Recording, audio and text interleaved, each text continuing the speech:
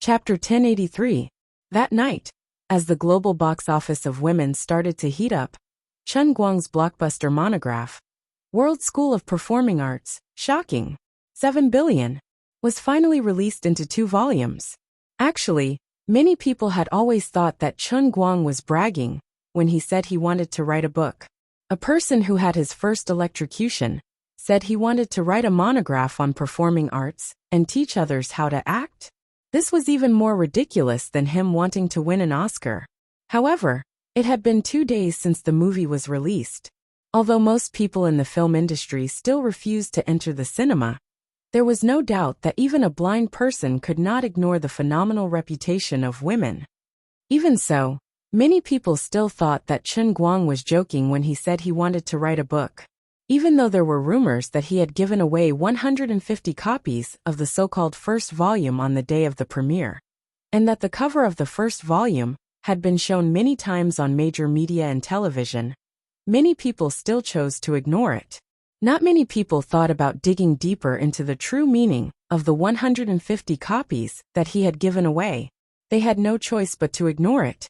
This guy's cover was too glaring, and they were afraid that they would be blinded. However, there were a few local reporters and media people in Los Angeles who got their hands on the first volume and were ready to write something about it. However, until today, they still did not do anything, and it was puzzling.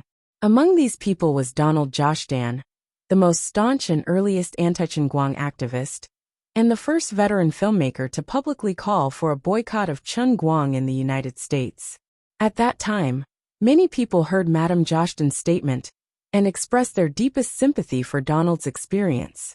It had been 2 days since the incident, and Donald, who usually appeared at the Huaxiao Theater every day, had unexpectedly disappeared. His friends in the industry called him to see if he had been subjected to Madame Joshdan's domestic violence. He appeared to be in a good state of mind over the phone, and he was very excited. However, he was unwilling to tell others what he was doing. Only then did the people in the film industry feel relieved. Otherwise, they would really be worried that Madame Joshdan had been bewitched by the Easterners and would harm Donald when she returned. Old Donald had already met with misfortune. Due to various reasons, the volume that Chen Guang sent out in advance did not cause too much of a stir. In a sense, it had something to do with the huge face on the cover of the volume. But now, the first and second volumes of his book had finally appeared in front of everyone as an official publication. The filmmaker could not help but feel very conflicted. To buy or not to buy, that was the question. If he bought it, although the price was not expensive, it would still mean that he had submitted to Chen Guang, and he would lose face. In addition, although it would not increase the box office of his movie or the sales of his so-called monograph, it would also be a betrayal of his integrity as a filmmaker.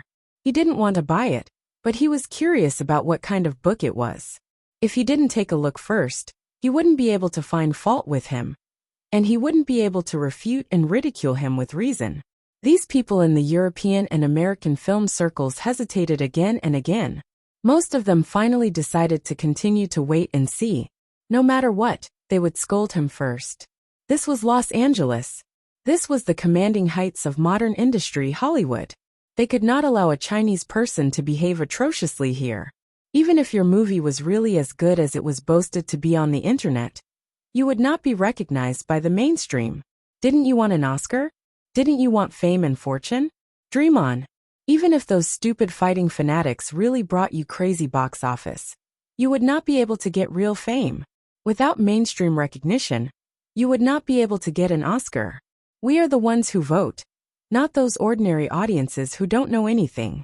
With these thoughts in mind, the target of the boycott in the European and American film circles was further expanded, extending from Chen Guang's movie to his book.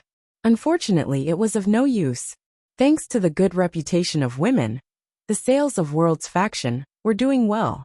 That night, in major first-tier cities, especially in bookstores and newsstands near the city cinemas, when the posters of the new book had just been put up and the goods had just been distributed, consumers flocked to buy it. In addition, the big gift package that was tied to the movie ticket, together with the ticket and the book, was only $29.9 US, which was 25% cheaper than buying the book alone. It caused a frenzy of buying. Basically, the number of tickets sold in major cinemas was the same. The first batch of 200,000 copies was sold out that very night. Additional orders for the movie version flew to Tang Xiaokai's publishing and distribution company. This scene was like a new volume of Harry Potter on the shelves. At 1 o'clock in the morning, the North American box office on the third day of release was released. It was a jaw-dropping $40 million. Not only did it reach the top, but it also set a new record for a single day's box office in recent years. In fact, as early as the second day, the box office brought by the fan effect caused by the premiere guests had basically been exhausted. There was only one fundamental reason why the movie could still perform so well on the third day: the quality of the movie itself. Just as Chen Guang said to others in the beginning, when the standard of the movie was strong enough to crush all negative comments and boycotts, to surpass the barriers of subtitles and skin color, and to crush the cultural barriers between Huaxia and Europe and America, all the stumbling blocks in front of the movie would be useless and nothing to fear.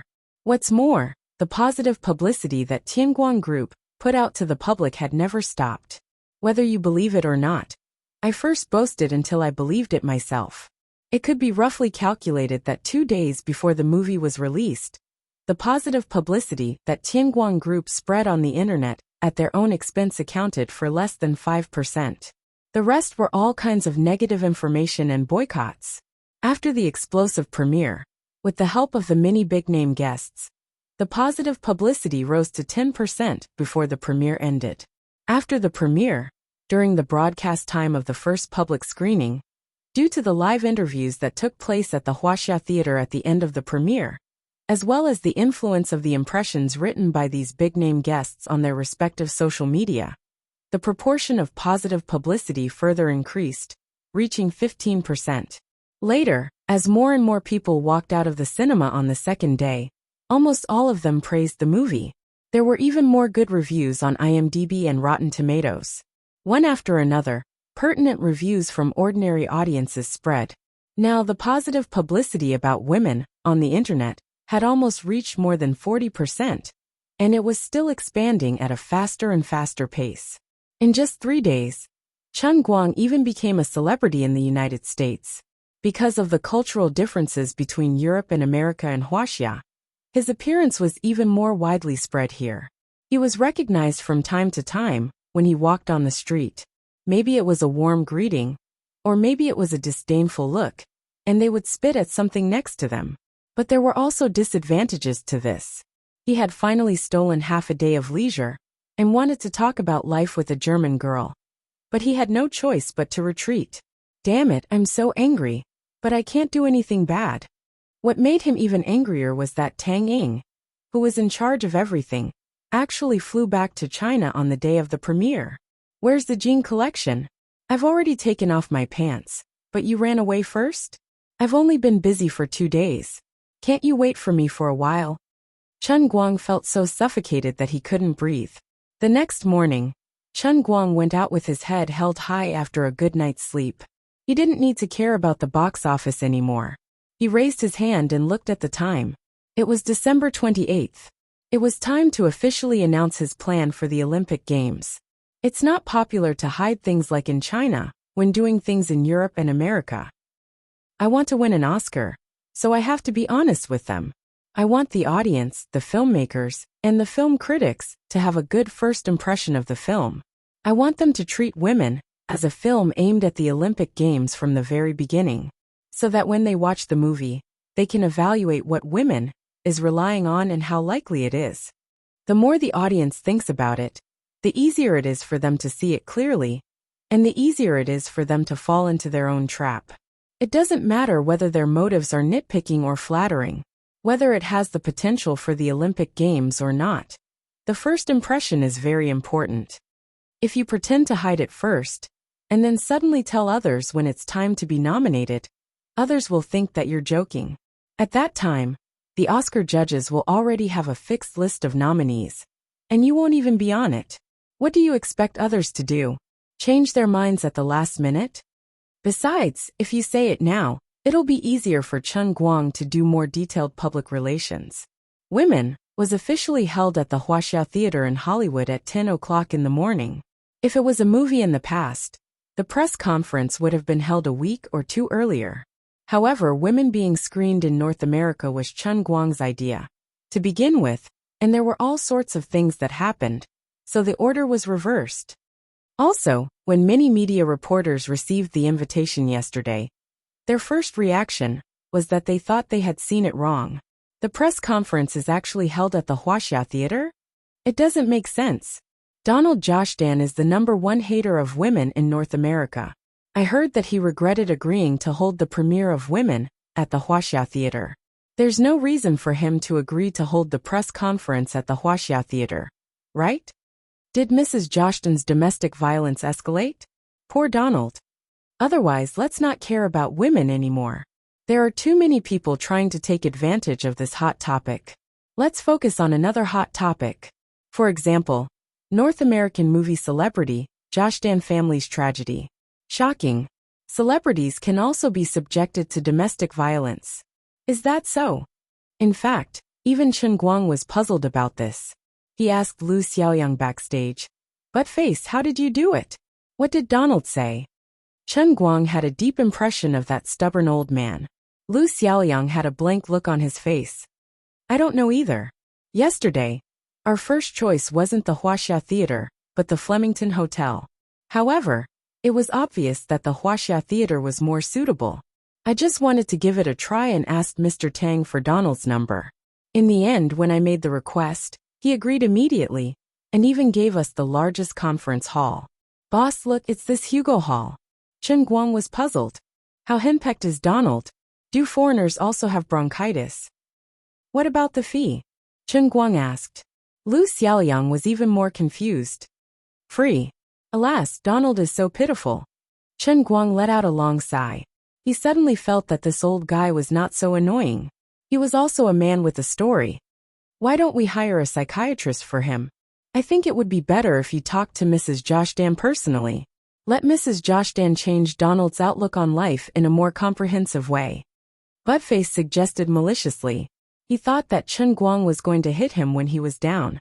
Chen Guang nodded. That's fine. Help me find out where the community service station that Mrs. Joshdan frequents is. I'll go there after the press conference. Lu Xiaoyang took a deep breath and mourned for Donald for 3 seconds. His execution was just right, and he was able to do it right away. The boss is really cruel. He is worse than a beast. I can't afford to offend him. Buttface, why are you looking at me like that? Boss, I think you have become more handsome after your hair grew back. I'm almost fascinated by you. Get lost. Boss, it's time for you to go on stage. Chapter 1084. As Chen Guang walked from the backstage of Hugo Hall to the front of the stage, the camera flashes went off nonstop. Beams of light shone directly into Chen Guang's eyes. Old Master Guang used his internal energy to protect his eyes. As he walked, he only smiled and opened his eyes, looking especially elegant. He had to make sure that every photo taken of him was a handsome man with no blind spots. He didn't want to be photographed flirting and be ridiculed online. After the reporters were done taking photos, Chen Guang pressed his hands together and gestured to the huge pile of microphones in front of him, asking everyone to be quiet. There were some familiar faces that Chen Guang had seen at the premiere, or in the aisle of the Huaxia Theater after the premiere. However, Chen Guang wasn't in the mood to be interviewed by these people back then, because he knew that nothing good would come out of their mouths. Everyone, let's skip the pleasantries. We'll start asking questions from the first person, in the first row from the left. You can ask me all your questions about women, including why I decided to release it in the US, and the guests at the premiere. I will answer all your questions except for my personal life. As soon as Chen Guang finished speaking, the guy in the first row from the left stood up. Hello, Mr. Chen. I'm Damon from the Washington Post. There have always been rumors that you're here for the Oscar. May I ask if that's true? We would like to hear a more specific answer from you. Chen Guang grinned. Good question. Thank you, Mr. Damon, for asking this question. That's right, I'll answer everyone clearly now. I, Chen Guang, am indeed here for the Oscar for Best Actor. There was a brief uproar among the reporters. Everyone had different expressions on their faces. Some thought it was natural, while others were in disbelief. Immediately the second person asked, Mr. Chen, I'm Talent from the New York Times. May I ask, Mr. Chen, what do you think makes you worthy of the Oscar for Best Actor? This was obviously a nitpicky guy. Chen Guang's expression didn't change. You must be like the reporters I've met before. You've never been to a movie theater, so you don't know what I'm talking about. So how do you want me to answer you now? Next. This pitiful reporter from the New York Times initially thought that he would be respected since he's from a reputable media company, so his words were a little arrogant. However, he never expected that Chen Guang would be even more arrogant, putting him on the spot. The third reporter stood up. Mr. Chen, I'm Merlin from the Manhattan Weekly. I watched Women in the movie theater last night. I think that your acting skills are indeed epical. But whether a movie can win the Oscar or not doesn't depend on your performance alone. It has to do with the movie as well. Of the movie. In Women in the movie, other than your acting skills, Mr. Chen, there are many things that needs of the movie. So I'd like to know where your confidence comes from. Are you being overconfident? Chen Guang nodded. This guy's words were much more pleasant to hear. First he acknowledged me, then he questioned me. This was a friend who understood the ways of the world. Mr. Merlin, I don't deny that the problem you mentioned does exist. But before I left Huaxia, I said something to my employees. After all, the Oscar is for the filmmakers, not the politicians. Let's not talk about the seemingly neutral political tendency in the plot of Women. It's just a movie that tells a story. Let's refocus on the fundamental art of the movie. Let's put aside the weak points of Women and focus on my personal acting skills. My confidence comes from my acting skills. There is no other reason. After finishing his words, Chen Guang continued to look at the audience with a smile. His face was filled with calmness, but in fact, it was extremely pretentious. How could he say such a thing? This wasn't a private occasion. It was an official press conference with hundreds of reporters. Did your family know that you were so arrogant? Weren't you afraid of being beaten? Countless flashes appeared again. Countless reporters thought to themselves, we must record the most shameless man in the world. Maybe he will drown in his own saliva tomorrow. The fourth questioner followed up Merlin's question and continued. Mr. Chen, I've also watched Women. I admit that your acting skills are very good. But I don't think they are good enough for you to be on the podium of the Oscar. Chen Guang answered again. That's because you've denied me from the beginning. You've been prejudiced by the first impression. I suggest you watch the movie again. Focus all your points of view on the scenes where I'm involved in. I can tell you responsibly that you will have a new feeling. In addition, please look at the book in my hand. This is the first and second volume of World School of Performing Arts, which just went on sale yesterday.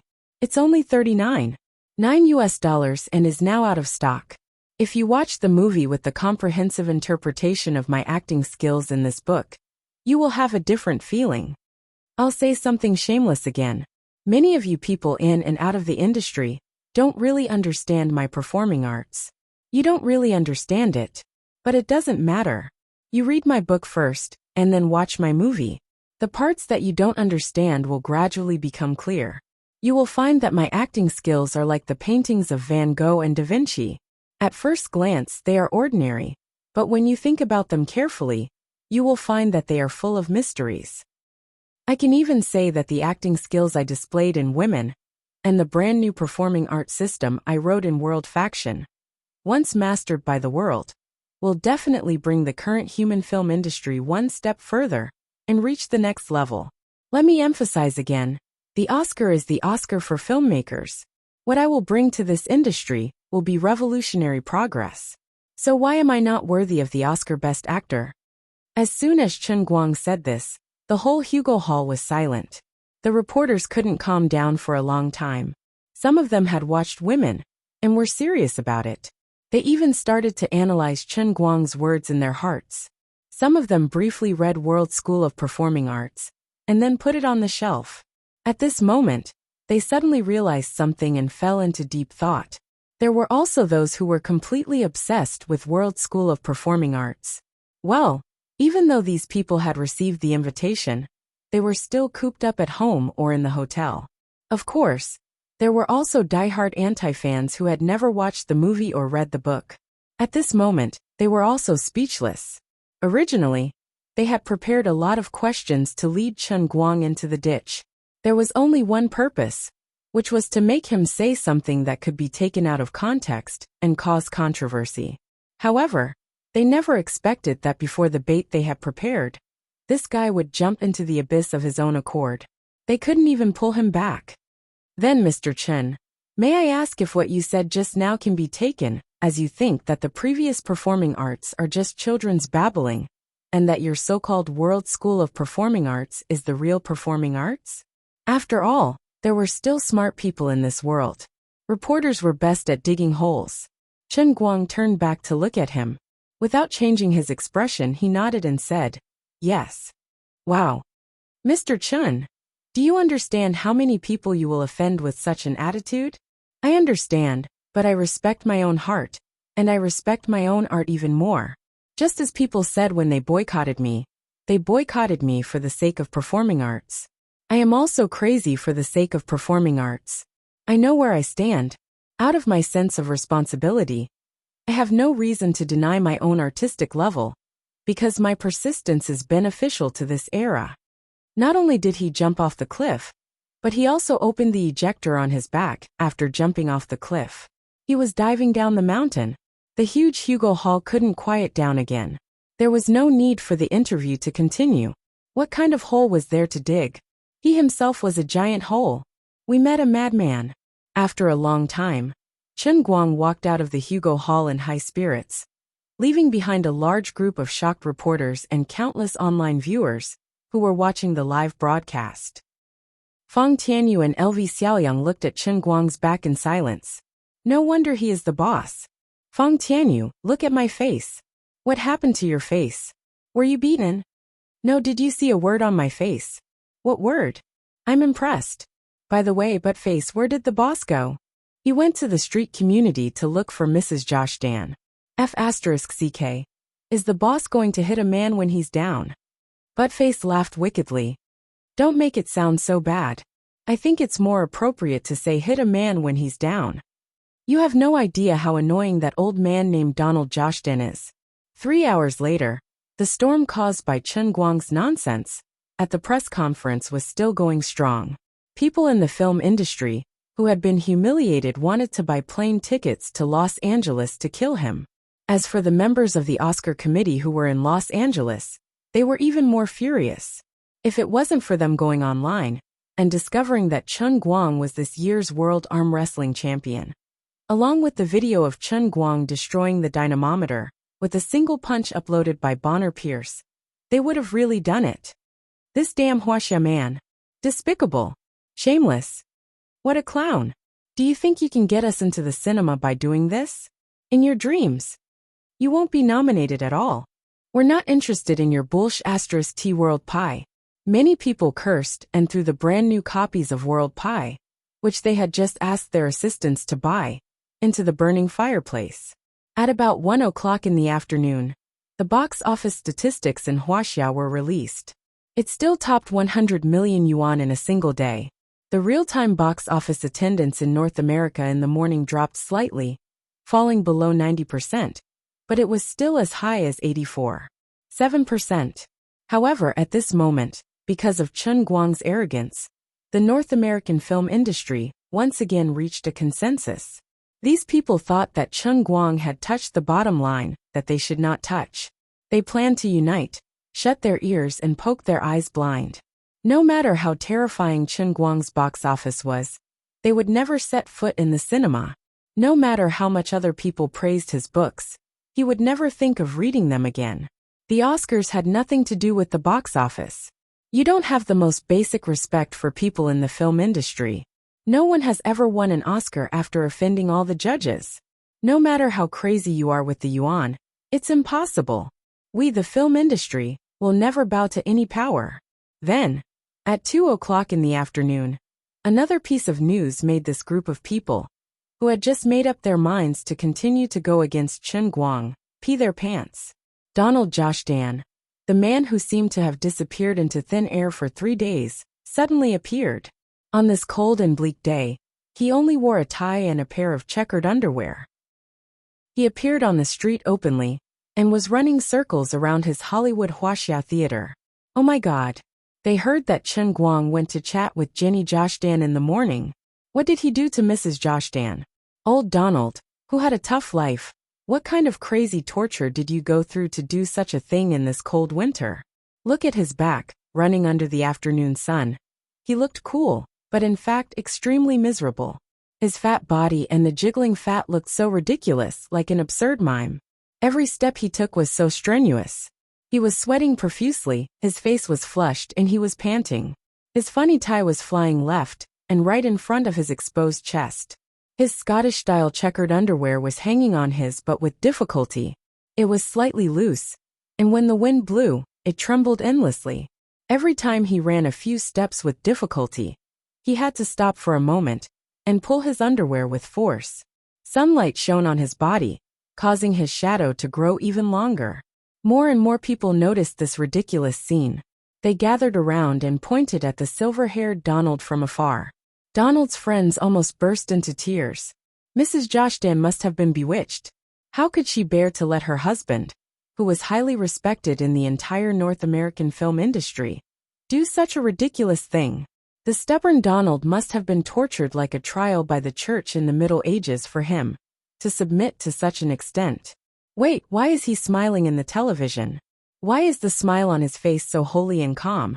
As if he had heard the call of the Lord. Has Donald gone mad? Oh my God! The Oscar committee members, who were highly respected and stubborn, could not help but feel sorry for Donald when they saw his tragic state. They couldn't help but feel terrified. If they continued to resist stubbornly like this, would they end up like Donald? Who gave this Huaxia man the courage to be so crazy? Aren't you afraid of the revenge of the Joshdan family and the Edward family? You're humiliating the two great families' faces. Lu Xiaoyang and Fang Tianyu looked at each other as they watched the live report from the LA TV station. What a bastard boss. Heartless. What a crazy boss. He doesn't know how to respect the old and love the young. He tramples on our traditional Huaxia virtues. But face, I just recorded it. You are doomed. F***CK. Except for Tang Xiaokai, not many people knew that this was actually Donald's own choice. Chapter 1085. Jenny Joshdan also knew the truth of the matter, but at the moment, she was also having a headache. What did I do? I didn't do anything. It was Donald who suddenly went crazy. What does it have to do with me? Jenny, are you crazy? How could you treat your husband like this? My dear father, I'm not crazy, but I'm going crazy. How could he do this to himself? I'll let you hear what he said just now. I recorded it. Donald's roar came from the phone. He wasn't angry but excited. Nobody can stop me. This is something I must do, or else I'll regret it for the rest of my life. I dared to say that to the greatest performing artist in the history of the film industry. I won't be able to forgive myself if I don't fulfill my promise. You don't know how much I regret it. Father, did you hear that? He went crazy on his own. I couldn't stop him. I almost wanted to call the police. But now, everyone thinks that you forced him to run naked. It's okay. They'll find out the truth after a while. I don't have to explain myself. But you'll be known as a domestic abuser. Dear father, your daughter has been known to be a domestic abuser for years. All right, as long as you can handle it well. The Edward family's reputation is very important. On the other hand, Donald was only halfway through his naked run when he was surrounded by people. He couldn't continue. Donald had to call the Huaxia Theater's security to push the crowd away, so that he could continue. His clothes were so awkward, but in the cold wind, his face was strangely flushed with excitement. Not the slightest bit of coldness could be seen. Boss, why don't we go back? I'm afraid you'll catch a cold. No, you don't understand how I feel now. When a person has a strong heart, the cold can't invade his body at all. But boss, there are too many people here. Isn't this a little too? It's okay. When I decided to come here to fulfill my promise, I was already mentally prepared. To welcome the arrival of a new era in the performing arts. What's the point of my sacrifice? Boss, are you sure you didn't do this because of Madam's carrot and stick? What does this have to do with Jenny? You don't know how much he loves me. The security guards of the Huaxia Theater fell silent. What kind of horrifying domestic violence could make Mr. Josh Dan say such things so calmly? Donald no longer cared about what the others were saying. He continued to run forward as he welcomed the sunlight. He looked like a teenager indulging himself in the sunset. I had to run faster. I had just finished reading the first volume, and I had just gotten the second volume. I was really looking forward to how big of a surprise the second volume would give me. Donald did not care about how others viewed him. His mind was filled with Chen Guang's World School of Performing Arts. In fact, if it weren't for the fact that he was the one running the laps, it wouldn't have been a big deal in America. In the NBA and NFL, streaking was common. There were men and women, beautiful and ugly. This time, it was because the person running the laps was Donald Josh Dan, a big shot in the North American film industry. He was a celebrity, so the impact was huge. It was just like how the domestic violence rumors in the Josh Dan family could be written into a book. Ordinary people were always interested in celebrity scandals. This was true everywhere. Tang Xiaokai did not fulfill his promise. Although he found out about it immediately, he did not contact the reporter from the New York Times. But talent from the New York Times came uninvited. This man had embarrassed himself at Chen Guang's press conference that morning. As a result, his reputation in the media world had declined. He was troubled about how to make a comeback, so he did not leave Los Angeles. Instead, he stayed directly opposite the Huaxia Theater in Hollywood. Now that the opportunity had appeared, his wait was worth it. The despicable and shameless Chen Guang had done unspeakable things to Mrs. Josh Dan. And then Mrs. Josh Dan had done even more unspeakable things to the respected Mr. Josh Dan. She had forced Mr. Josh Dan to run naked. This must be the biggest scandal in the entire film industry in the 21st century. I must let everyone see how shameless Chen Guang is. Talent blended in with the crowd happily. He gripped his camera and voice recorder tightly and squeezed his way forward with his tall and strong body. There were already reporters being stopped by the security guards of the Huaxia Theater. That was because Donald had said not to let anyone disturb him. Talent rushed to the front. Beside him was a colleague who had just returned in defeat. Talent thought to himself that he was a popular reporter from the New York Times. Usually, people would have to spend money to invite him if they wanted to organize something. He had been humiliated by Chen Guang today, because Chen Guang was a country bumpkin from Huaxia. He did not know his identity or the status of the New York Times. But now it was impossible for Donald not to know. Therefore, Talent shouted at the top of his lungs, "Mr. Josh Dan, I'm Talent, a senior reporter from the New York Times. Can I interview you? I only need to take up a short 30 seconds. Talent's voice was full of energy. Even though there was a commotion in the crowd, his voice still penetrated through the countless noises and entered Donald's ears. Donald's running footsteps suddenly stopped. Talent was overjoyed. He thought to himself that the name of the New York Times was indeed useful. He was going to be rich. He would definitely be able to dig out some good news. Then, Donald's originally fair white face turned even paler. He turned his head to look at Talent. F***CK. That Tang Zhonghua kid is so petty. Is he really going to put me on the cover? Someone come. Take him away. Put this guy from the New York Times on the Huaxia Theater's unwelcome list. Oh yeah, check his camera and phone. If they already have my photo in them, don't return them to him." After Donald finished speaking, he turned around and ran forward even faster, as if there were a few wolves chasing after him. Talent's body became light, and his tall figure rose into the air. He was lifted up by two Huaxia Theater security guards who were even stronger and taller than him. "I'm sorry, Mr. Talent. You have to come with us." Talent was dumbfounded. What did I do? Why are you doing this to me? "We don't know either, but this is the boss's order.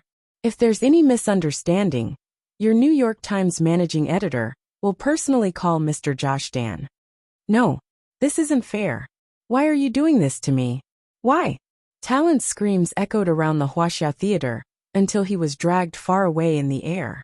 Donnet didn't sympathize with talent at all. Even he had lingering fears. *T. Luckily I reacted quickly. Otherwise, I would really be on the cover of Time magazine. After about half an hour, Donnet finally completed his feat of running naked that shocked Los Angeles. Then, he mysteriously disappeared from everyone's sight once again. This time, he hid even more thoroughly. He didn't even pick up his friend's phone calls. It was only when the police received a call from his friend that they directly knocked on his door to confirm his safety. Only then did his friends feel slightly more at ease. Even so, Donnet's friends in the Motion Picture Association still felt uneasy. They expressed deep sympathy for his experience and secretly prayed for him, hoping that he could walk out of the trauma as soon as possible and secretly move to another house. Everyone knew that since Chen Guang's goal was to win the Oscar for Best Actor, he would come looking for him sooner or later. Although the final selection, nomination, and voting were randomly selected in the membership system, it was still impossible to determine who would have the right to vote when the time came. However, who knew if Chen Guang, the nouveau riche of China, would cast his net wide and catch the fish, and would rather kill the wrong person than let him go? They didn't want to admit that they were afraid. It was just a rare vacation. To a certain extent, Donnet's silent protest, of hiding his head, and not giving any explanation, was also his silent protest against Jenny's years of domestic violence. Anyway, Jenny would have to bear the blame for a while. She would probably be gentler to me in the future, right? However, it wasn't just Jenny who was having a headache. The real culprit behind Donnet's streaking incident, Chen Guang, was even more dumbfounded. Under Fong Tianyu's lead, he knocked on the doors of several senior members and standing committee members of the Motion Picture Association, but the results were almost the same.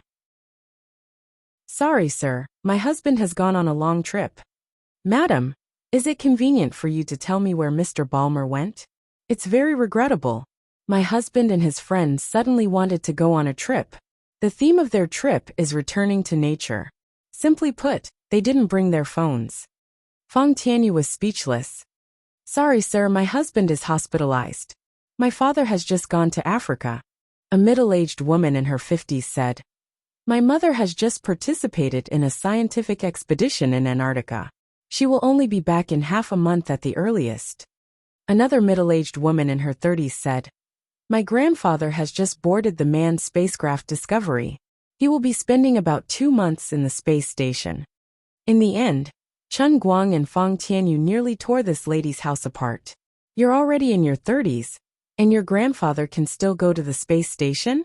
Why don't you just go to space? Damn it, this group of people is purposely avoiding me. Their excuses are getting more and more ridiculous." Chen Guang complained angrily. Fong Tianyu comforted him.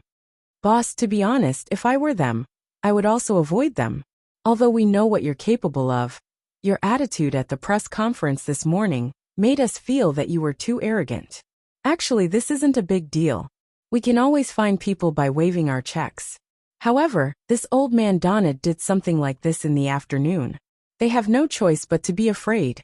Boss, is it convenient for you to tell us how you communicated with Madame Joshdan? How could she do such a thing to Donnet?" Chen Guang turned to look at Fong Tianyu. After a brief moment of confusion, he came to a realization. "*CK. I was wondering. What's wrong, boss? I only had a simple chat with them in Madame Joshdan's neighborhood, and gave them a few of my sharpening pencils. Oh no, I mean miniature sculptures. Before I left, I only told Madame Joshdan that even though Donald's personality is terrible, it's a good thing to learn from his mistakes, so I told her not to make things difficult for him anymore." Fong Tianyu's face was full of disbelief.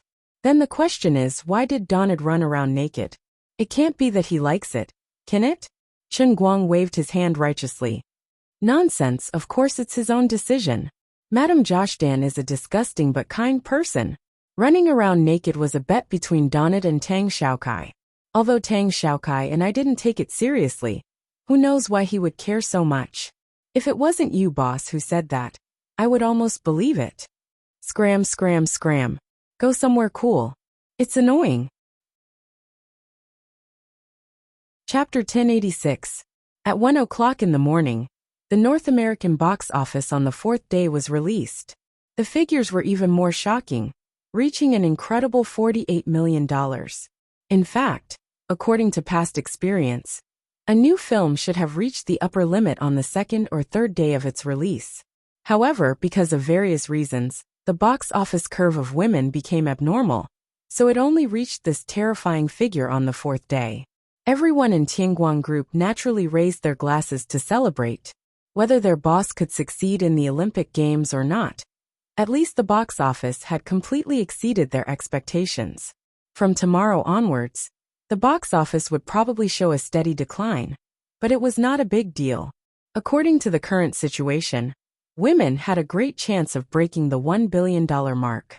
It would be the first Chinese film in history to break the $1 billion mark in North America. What was even more crazy was that this was a Chinese film without English dubbing, only English subtitles. Women had raised the North American box office of a Chinese film by at least 8 times from the $128 million of the second place, Crouching Tiger, Hidden Dragon. As a domestic film, the entire production team and the leading actors were all Chinese. Women completely overturned the title of Chinese films as the poison in the box office in Europe and the United States. This achievement was unprecedented, considering the fact that the domestic box office had broken 100 million in one day. The final domestic box office should be able to reach more than 2 billion. Although it could not be compared with the once invincible phenomenon of the New Year blockbuster The Mermaid, it was very likely to take the second or third place in history. Most importantly, unlike Monsters of X, which had rushed to 2.4 billion in the box office, so far, the domestic box office of Women had almost never been fake. As the biggest investor of the film, Tianguang Group certainly deserved a crazy celebration. If it were not for the boss's strong obsession with the Oscars, everything would have been perfect in the company in the middle of the night with a stiff face and dead fish eyes. Everyone knew that the boss did not care about money, only about the Oscars. But now the matter was stuck, and the boss was annoyed. As employees, they had to accompany the boss in annoyance. In terms of publicity, everyone had tried their best. In the selection process of the Oscars, the power of the US dollar was also not to be underestimated. As long as there was an entry point, the boss could give the order, and everyone would be more confident. Of course, they could also use Washington's name to curry favor. However, Fang Tianyu and Lu Xiaoliang had already mobilized the entire Tianguang Corporation's 100-man team in the United States and tried everything they could. Apart from finding 2 or 3 small fries, the big shots in the American Film Association, who had a say in it, had all become tortoises who had withdrawn their heads into their turtle shells. Even if they had the money, they wouldn't know where to start. It was already 3 o'clock in the morning, but the boss still locked himself in his office and did not leave. The employees in the company went back to their hotels to rest, but Lu Xiaoliang and Fang Tianyu couldn't leave. Buttface plucked up his courage and knocked on the door. Chen Guang was sitting in the leather chair, looking at the computer with a serious expression. His hands were on his waist, and no one knew what he was thinking. His brows were tightly knitted, and his face was so dark that it could drip water. Buttface stepped forward. "Boss, don't worry too much. We still have a long way to go. There are still nearly 2 months before the list of nominees is submitted. There will always be light at the end of the tunnel. As long as the movie continues to be popular, even if the box office really can't affect the Oscars, you will still have a good reputation. It's impossible for the jury to turn a blind eye. It's a stain on the reputation of the Oscars." Chen Guang let out a long sigh but did not say anything. "Sigh, boss." Lu Xiaoliang was very nervous. He had known his boss for such a long time, but he had never seen him so depressed. Could it be that the blow to him was really that heavy? Things are not looking good. Didn't Tianguang Group rely on the boss's fearlessness to get to where it was today? If the boss loses his ambition first, how can we, the employees, follow him to succeed? Chen Guang sighed again and finally said, "Damn it! The national football team had lost to Iran. There was no hope for them to advance this time. Even Silver Wolf can't save us."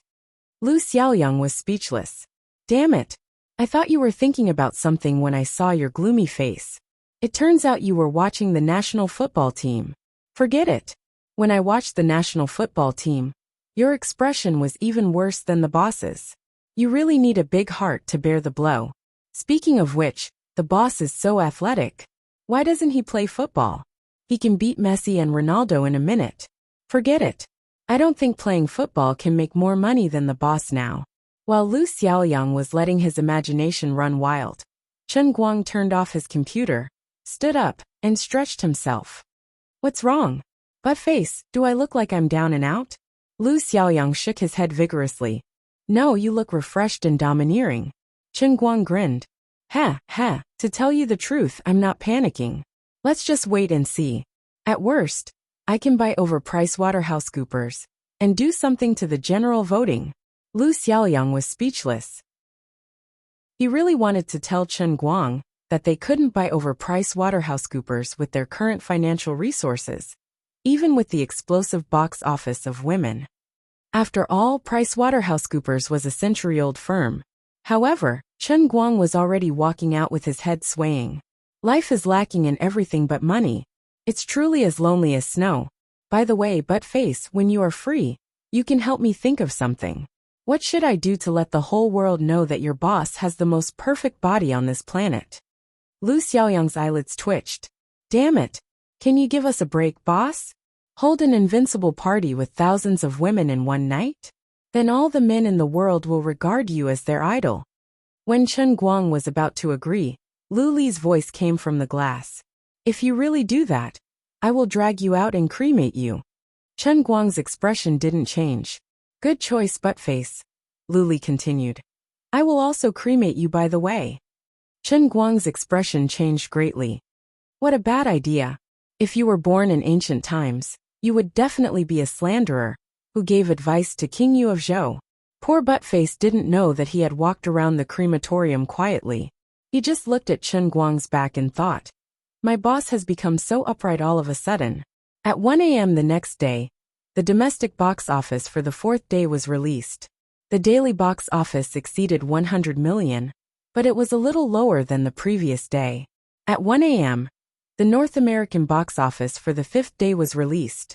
It was a little lower than the previous day, but it still reached $44 million. At 1 a.m. the next day, the domestic box office for the fifth day fell below $100 million to $98 million. In the past few days, Chen Guang had tried many ways to contact some big shots in the European and American film circles who could play a role in the Oscar selection process, but he had found nothing.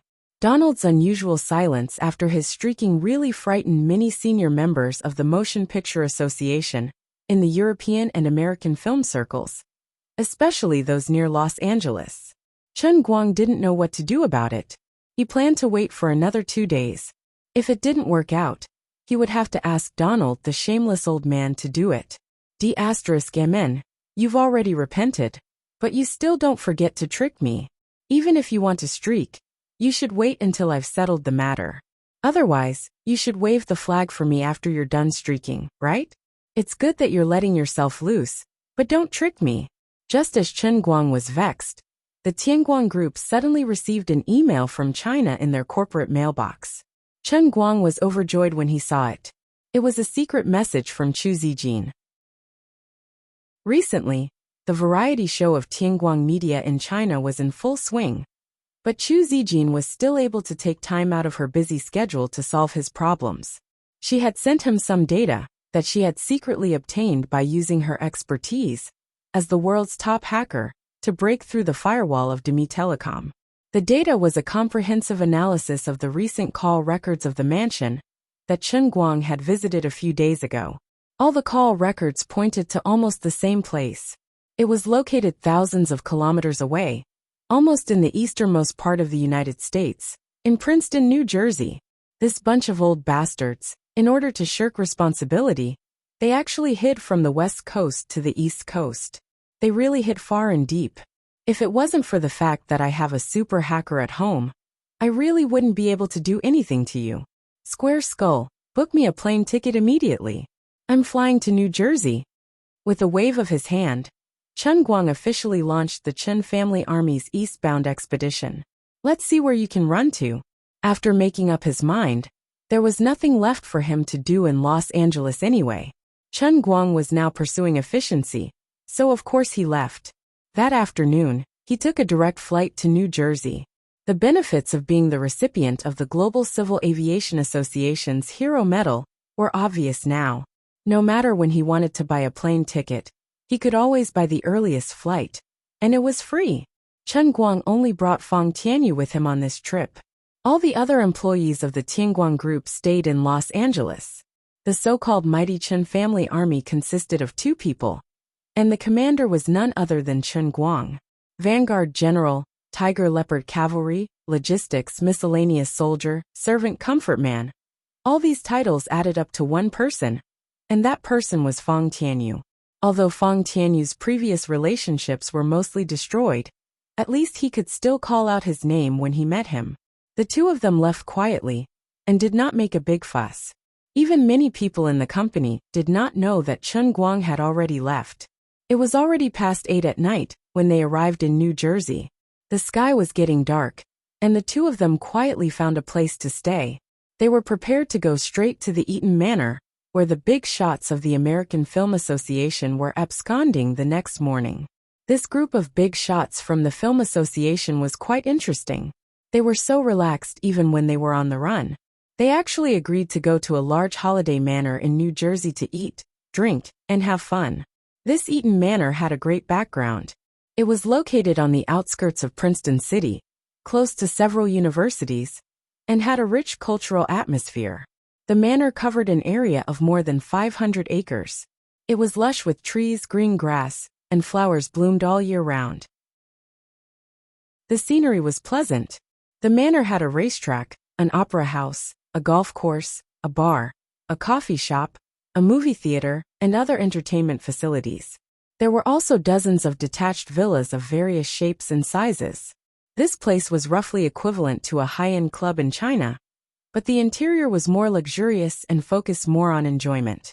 It was filled with a strong smell of capitalism and corruption. Usually, the guests were celebrities from all walks of life in Europe and the United States, as well as celebrities from all walks of life. Even Zuckerberg, who had supported Chen Guang in the past, and people like Mouthy Cannon Connor often brought their families here for holidays. The people from the Film Association could be considered to be very influential. They even asked for a 7-story villa with more than 100 rooms for an impromptu gathering. Despicable. So corrupt that it makes my hair stand on end. Fang Tianyu sat in front of a chair and took out his Sophie tablet to search for the situation of the Eaton Manor on the internet. He could not help but complain crazily the moment he saw the bird's-eye view. Chen Guang quietly took Fang Tianyu's tablet from the side and did not comment. He thought to himself, I've been set up by Donald too badly. I'm being unjustly made a scapegoat. What's more infuriating is that I can't even scold Donald. I'll make this bastard compensate me when I'm almost done with my business. I'll use your handprint wall. I'll have to perform a full set of the 18 dragons subduing palms to vent my anger. Forget it, these are all minor matters. I'll set off to stop them tomorrow morning. Fang Tianyu, is the car ready? We'll drive there tomorrow. Got it, boss. Don't worry about me. Boss, come and see. There's a photo of a big shot in the film industry, taking a plane with 3 supermodels. It's been posted online. He must be at the Eaton Manor too. This is too shameful. 3 fresh flowers stuck in cow dung. Chen Guang silently looked at his only follower, Fang Tianyu, and sighed to himself. He thought to himself, other people take supermodels, but I take a Fang Tianyu. Comparisons are odious. So here's the problem. Should I sneak in or not? Chapter 1087. After hesitating for a long time, Chen Guang couldn't bear it anymore. He didn't feel bad for Fang Ji, he felt bad for himself. That night, the 2 went to bed early. Neither of them was in the mood to look at the North American box office. Of course, it was in a different room. The next day, the 2 woke up at 6 in the morning. Chen Guang immediately drove from Newark to Princeton. At around 7:30 in the morning, it was the time for Princeton's morning news. Chen Guang and Fang Tianyu stood side by side at the gate of Eaton Manor. The top-notch Lincoln, that was worth hundreds of thousands of dollars couldn't exempt Chen Guang and Fang Tianyu from the security check at Eaton Manor. Fortunately, the two had already used Tang Xiaokai's personal connections to get an invitation to Eaton Manor yesterday. The car also belonged to the Eaton Manor's lifetime membership. The two only rolled down the window and showed their faces. They then flashed the invitation and were immediately let in. Why don't we climb over the wall? Wouldn't we be able to catch them off guard? Fang Tianyu, who was sitting in the car, was puzzled. Chen Guang turned his head and looked at the guy sitting in the passenger seat. He was wrapped up like a dumpling in the winter after Christmas. Because your behavior is too suspicious. If we get recognized after climbing over the wall, I can't afford to lose face. Fang Tianyu was speechless for a while. After a while, he said worriedly, "They won't run away after hearing us, right?" Chen Guang shook his head and said, "Not likely. We might be shameless, but they are. After all, they're all famous people. It's already ridiculous for them to hide from me from Los Angeles to Princeton. I'm not a monster, and I don't eat people. There's no reason for them to be so afraid of me. Otherwise, how would they be able to face others?" Fang Tianyu nodded and said, "Makes sense. Hey, it's that old castle-like building over there." "Yeah, I see it." 5 minutes later, the two of them looked at each other in dismay as they stared at the empty castle-style villa that was in a mess. Chen Guang had never imagined that this group of so-called upper-class people would be as timid as a mouse. 5 minutes ago, when their car arrived at the foot of the villa, they were temporarily stopped outside by the bodyguards at the gate. It was not until Chen Guang crushed the big iron gate railing of the courtyard of the villa and snatched away the gun from the hand of a reckless guy who tried to take out a gun in a lightning speed and learned from the trick of the fire cloud evil god that he fired at his own temple and then used 2 fingers of his other hand to clamp the bullet. Only then did he completely control the situation. Ignoring Fang Tianyu's admiring gaze, Chen Guang threw a domineering sentence at the bodyguards.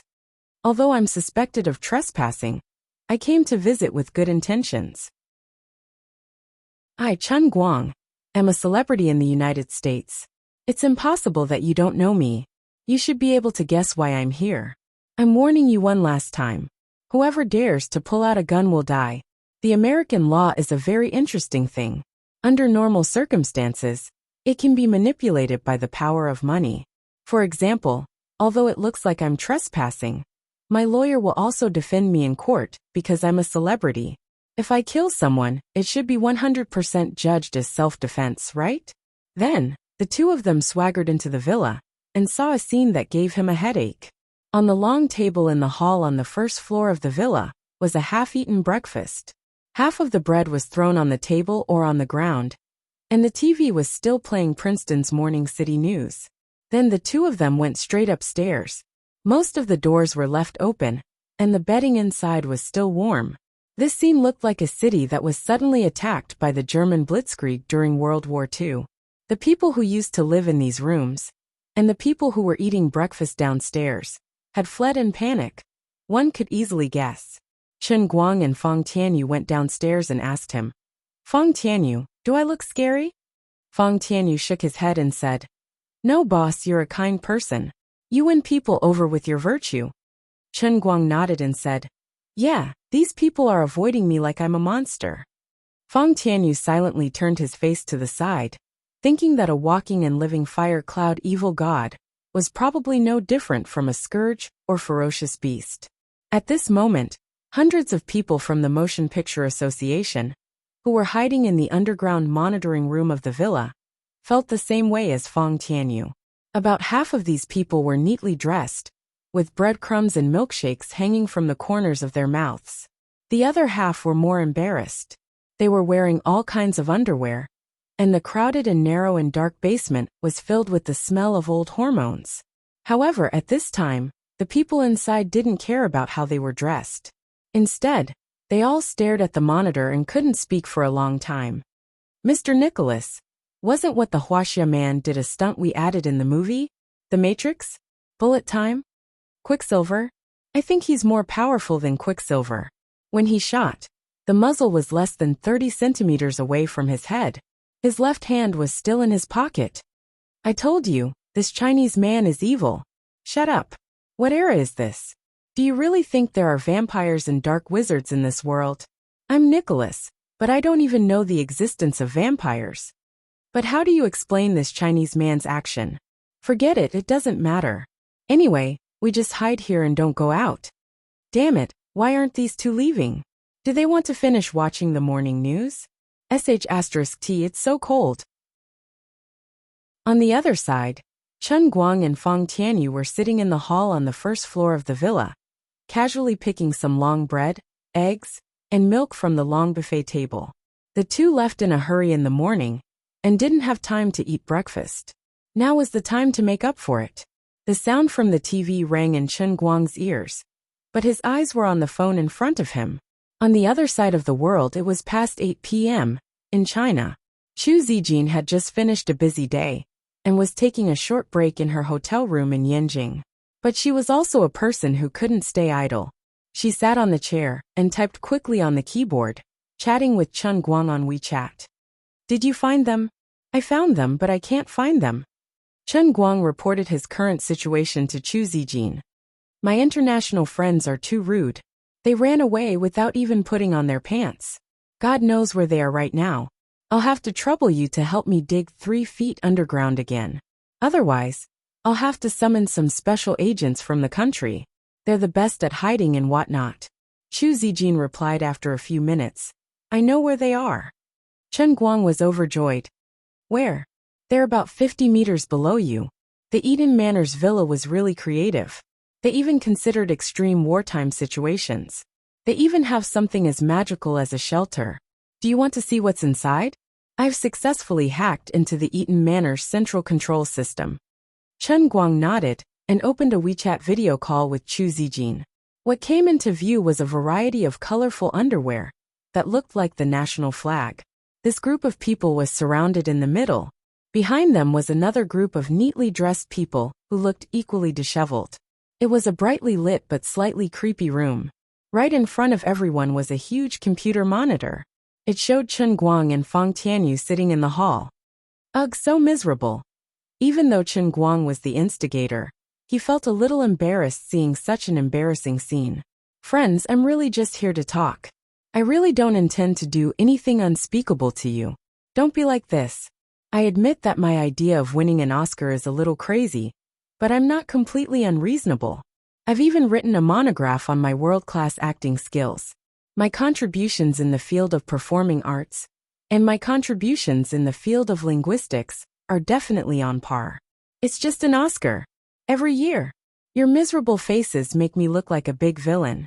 That's not appropriate. Fang Tianyu leaned over. Boss, what's this? A gay film? Chen Guang looked back at him. No, it's the people from the Motion Picture Association. They're dressed like this and hiding underground. *CK. How much hatred do they have? What should we do now? Drag them out and reason with them? Chen Guang shook his head at first, but then nodded. He couldn't make up his mind. It wasn't easy to trap everyone here. He was a little reluctant to let go of this opportunity. But after all, they were all so-called celebrities, especially some of them who were almost 70 or 80 years old. But they were still shivering in the cold in the shelter wearing such skimpy clothes. Uncle couldn't bear to do this, and neither could Auntie. Am I really that bad? Right at this moment, a voice resounded from the television behind Chen Guang. Here's an important piece of news. Princeton Laboratory announced that the culprit of the lab sample theft case voluntarily surrendered 3 days ago and has been handed over to the Princeton police. Because the case involves a Chinese person, Princeton has contacted the Chinese embassy. After many negotiations, the Ministry of Foreign Affairs and the Ministry of Science and Technology have agreed to formally file a lawsuit today. They will sue the Chinese Zhuo Jingxi for theft, espionage, stealing trade secrets, and many other crimes. If convicted, the Chinese Zhuo Jingxi will face a minimum of 5 years in prison. The trial will officially start at the Princeton District Court at 10 o'clock in the morning. Welcome to Princeton Morning City News. This is the end of this broadcast. 2 seconds later, Chen Guang shot up from his seat and yelled, *CK. Fang Tianyu's attention was still on Chen Guang's phone. He didn't hear the broadcast behind him. "What's wrong, boss?" Chen Guang immediately ran out. "This old man must be the son of destiny. Let's not talk about anything else. And let's not care about this matter for now. Let's go." Fang Tianyu jogged behind him. He was confused. "What's going on? Where are we going?" Chen Guang looked back at him. There was a hint of madness in his calm expression. "We're robbing the execution ground." "What?" Fang Tianyu was stunned. He then said in confusion, "What's going on? What the hell is robbing the execution ground? Like in the TV series? This is going to cause a war." Chen Guang said fiercely, "I'd rather betray the Americans than the Americans betray me. How dare they sentence me? So what if it's a war? Didn't you hear the news on the TV? Zhuo Jingxi is in Princeton right now. She's going to court soon. She might be sentenced to 20 years in prison." Fang Tianyu's mind was filled with 1,000 muffled thunders. He thought, this is too big. Chapter 1088. Zhuo Jingxi did not stay in the cold detention room. Instead, she was placed under house arrest in a 5-star hotel in the center of Princeton. There were a total of 6 groups of people guarding the door. They were the legal staff of the Princeton Laboratory, the staff of the American Ministry of Foreign Affairs, and the Ministry of Science and Technology, and the staff of the Princeton District Court and local law enforcement agencies. The last group consisted of a total of 4 Asian people, 1 woman and 3 men. The woman looked to be in her 40s. She had fair skin, phoenix eyes, and willowy eyebrows. She wore a simple gray trench coat. This middle-aged woman was very beautiful. But the strange thing was that there was a murderous aura in her eyes that could not be ignored. The other 3 men all had clean, square faces. Their skin was tanned from the sun, and they looked very strong. Their bodies were filled with the aura of a soldier. Apart from the 4 Huaxia people themselves, no one else knew who they were. When they arrested Zhuo Jingxi the day before yesterday, the Princeton local law enforcement agents tried to get the 4 Chinese people to leave. They said that people who had nothing to do with the case should not be there. The 2 sides almost had a conflict because of this. However, the strange thing was that when the atmosphere was tense, the 3 Chinese men did not attack the Princeton agents. Instead, they desperately surrounded the middle-aged woman. However, the 3 men did not seem to want to protect her at all. They seemed to want to stop her from doing something. When the conflict broke out, the woman's expression did not change at all. She looked at the others as if they were dead. The 2 sides did not really fight, because the Princeton officials suddenly received a call from the Pentagon. On the phone, a senior CIA official told them to exercise restraint and repeatedly stressed that this was not a simple intellectual property dispute. They could not let the suspects in the theft case be mistreated or mistreated. All trial procedures must strictly follow the rules and regulations. Otherwise, the consequences would be unimaginable. The Princeton personnel tried to find out the origins of the 4 Chinese people and the suspects. They wanted to know if they were Chinese personnel working for foreign affairs. They did not get an answer. They were only warned repeatedly not to try to provoke the other party. Even Zhuo Jingxi, who secretly flew back to New Jersey with Chen Guang on her back, did not know who the 4 people were. She clearly felt that she had left very discreetly and cautiously, and did not tell anyone about it. But inexplicably, from the moment she boarded the plane, these 4 people had been sitting next to her. At the time, she didn't notice, but after she got off the plane, the 4 of them followed her closely. The 3 men even took the initiative to help her carry her bag, and the woman came over to chat with her, exchanging some women's skin care and maintenance tips. Zhuo Jingxi immediately became vigilant. Those who were unaccountably solicitous were hiding evil intentions. At that time, her attitude was very cold, and she immediately kept a distance from these people. However, it was useless. The other party was unmoved. Wherever he went, they followed him. The only difference was that they didn't use superglue to stick them together. If it weren't for the fact that she was here to turn herself in, Zhuo Jingxi almost wanted to call 911. But later, especially after she was controlled by Prince's laboratory, Zhuo Jingxi understood that they were here to protect her. She could roughly guess that Chen Guang's status was not what it used to be, and her relationship with Chen Guang was not ordinary. Perhaps without his deliberate instructions, her personal safety must have been the focus of some people, especially after she went abroad. Sitting in the room, Zhuo Jingxi sighed again. She wanted to help him, but she didn't expect that not only would she not be able to help him, but she also caused him trouble. Prince's laboratory was too tough, and there was no room for negotiation. If I had known this would happen, I wouldn't have returned to America. I was too naive. Zhuo Jingxi looked at the television blankly, which was playing news related to her. She didn't know what the country thought of her matter. Perhaps it was just a flash in the eyes of ordinary people, and it wouldn't cause too much of a stir. But obviously, since the special security had caught up, this matter must have caused a stir at a higher level. She sighed again. It's all my fault. I wanted to do this too much. Although Chen Guang said he didn't care, he had already done so much preparatory work at the Tangshan factory. He even ruined the factory's reputation. How could he not care? Zhuo Jingxi knew Chen Guang very well. Although he was leaving, he still couldn't give up. That was why she sneaked back to the United States. But now she realized that she thought things were too simple.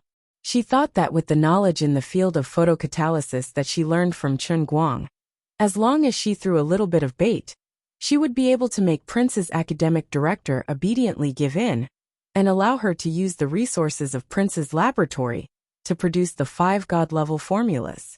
They would also no longer hold her responsible for stealing the samples. She never expected that as soon as she arrived in Princeton, she would be firmly controlled by the law enforcement agency that suddenly appeared out of nowhere. Prince had no intention of communicating with her at all. They just wanted to send her to court and make an example out of her.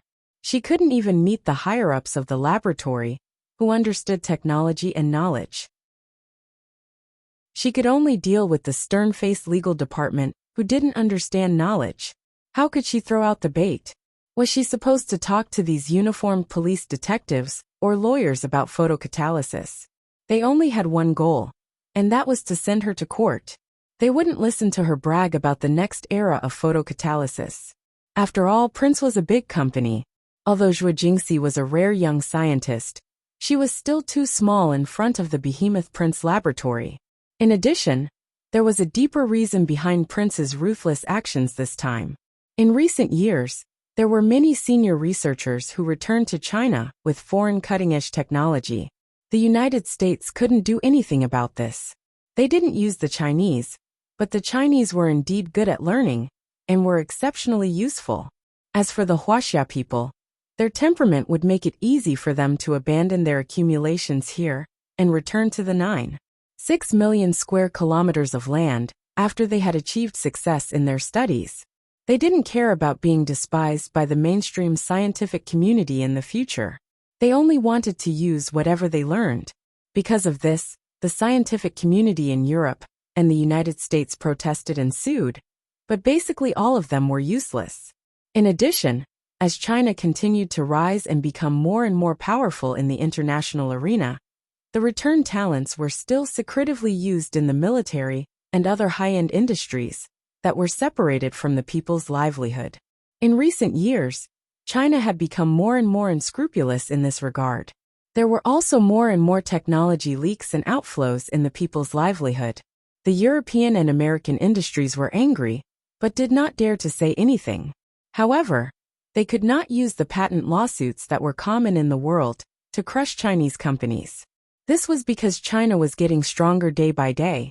It was very strong in military, politics, economy, and other aspects. There was almost no bottom line for the protection of technology talents. They couldn't deal with it by force, kidnapping, or even assassinating people like they did to other third-world countries. They could only go to court. Patent lawsuits were difficult, and transnational patent lawsuits were even more difficult. Patent lawsuits from Europe and the United States to China were the most difficult. What Zhuo Jingxi did this time was actually not uncommon. It was just that her behavior was worse. Not only did she go back, but she also brought back samples. Originally, Prince couldn't do anything to her, but he didn't expect her to walk right into the trap. Because of this, as the leader of the European and American research institutions, Prince did not hesitate to use Zhuo Jingxi as a model. His purpose was to deter other Chinese researchers who were eager to make trouble, to prevent similar situations from happening one after another. The morning news ended. Zhuo Jingxi looked back at the clock on the wall. It was already 8:30 in the morning. She squeezed the notebook in her hand, hesitating if she should write down a formula in the notebook and throw it out in court. But she quickly shook her head and gave up on this idea. Prince's higher-ups wouldn't appear in court. Even if she wrote down the formula, no one would be able to understand it. She couldn't prove her innocence, because she wasn't innocent to begin with. Besides, even if Prince's technical backbone was present, they wouldn't be able to understand the formula without a long explanation. Zhuo Jingxi wasn't worried about the formula leaking. Even if someone had the chemical formula in their hands and didn't know the synthesis method, it was impossible to synthesize the product by luck. Others would only treat it as their own sophistry and imagination, thinking that it was nonsense. No matter how talented a human was, there was a limit. An individual couldn't possibly be above a large scientific research institution like Prince. At 9 o'clock in the morning, there was a gentle knock on the door. Zhuo Jingxi sighed and stood up. It was time to go to court. Forget it. It's my responsibility, and I have to admit it. If I go to jail, so be it. Right now, Chen Guang should still be busy with his Oscars in Los Angeles, right? When he's done and hears that I'm in jail in America, he'll definitely be furious, right? Thinking about it carefully, as a teacher, she really wasn't as mature as her student. She was too naive. Zhuo Jingxi wasn't particularly afraid. She knew that Chen Guang definitely wouldn't ignore her. All of her crimes seemed appalling, but at the end of the day, there was only one word that could solve it: compensation. The research and development cost of the samples taken away was more than $10 million. With Chen Guang's current financial resources, this wasn't a big problem. Zhuo Jingxi knew that he would definitely take care of this matter. Whether or not he paid in the end, he would definitely have a way. It was just that the more Chen Guang did, the more stupid and childish she seemed. This made her feel extremely embarrassed. In addition, she couldn't help but admire Chen Guang's foresight. If it weren't for the 4 special Chinese escorts outside the door, she probably wouldn't be comfortably under house arrest in the hotel. Instead, she would be lying on a cold iron bed in a detention center. My sister, please. The staff of the Princeton District Court looked at Zhuo Jingxi with a smile as she opened the door. Then, he raised his hand to stop the hand of another agent next to him that was trying to reach out with the handcuffs, signaling him to put it away. Zhuo Jingxi nodded and walked out first. The remaining 10 or 20 staff members were about to surround her, but the 4 Chinese people, 3 men and 1 woman, quietly stood behind Zhuo Jingxi and didn't let the rest of the people get close. The lawyer from the Princeton Laboratories legal department saw this and was a little unhappy. However, the court staff next to him comforted him. My sister doesn't show any signs of escaping.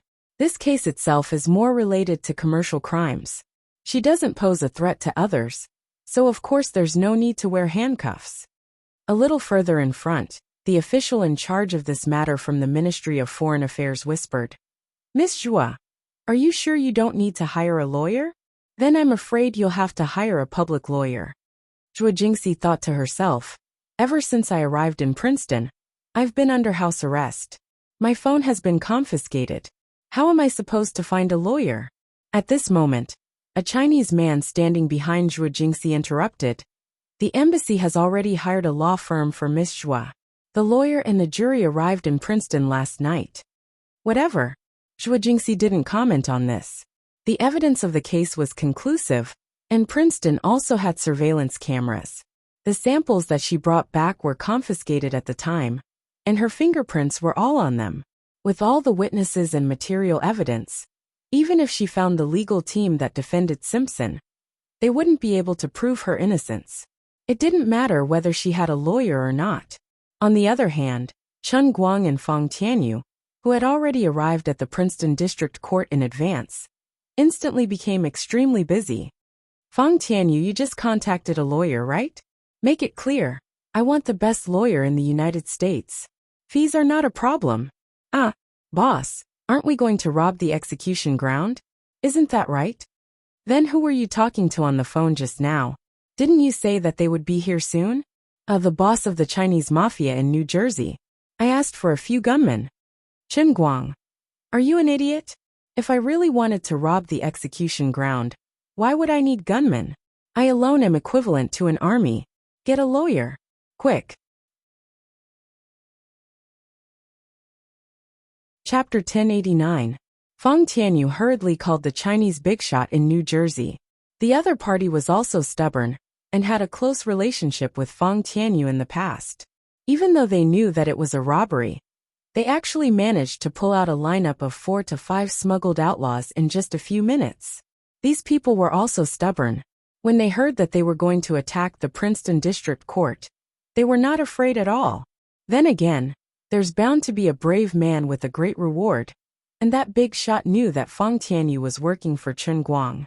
The boss also knew that Chen Guang was a rich man, and he knew that Chen Guang did not lack money. When he found a gunman, he also thought that if there was a high reward, there would be a brave man. Everyone knew that Boss Chen did not lack money, and there was no way they would lose out if they worked for him. As long as they could get things done and solve Boss Chen's problem, the world was big, and there was nowhere they couldn't go. Not to mention that they were illegal immigrants. But after losing so many of his capable subordinates, he didn't dare to earn Chen Guang's money. In the end, he felt a little reluctant in his heart. Fortunately, Fang Tianyu immediately called again. He did not want a gunman but a lawyer. The boss was overjoyed.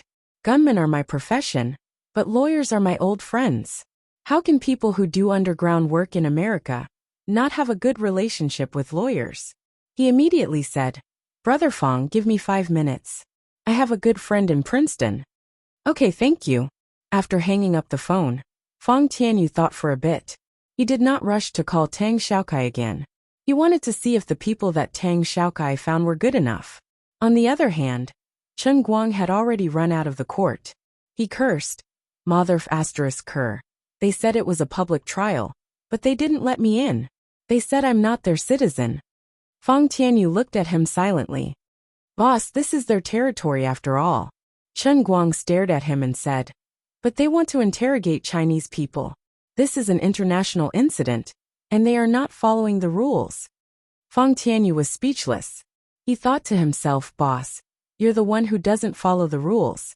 In fact, if it weren't for the fact that he knew that he was in the wrong, Chen Guang really wanted to rush in during the trial to get her out.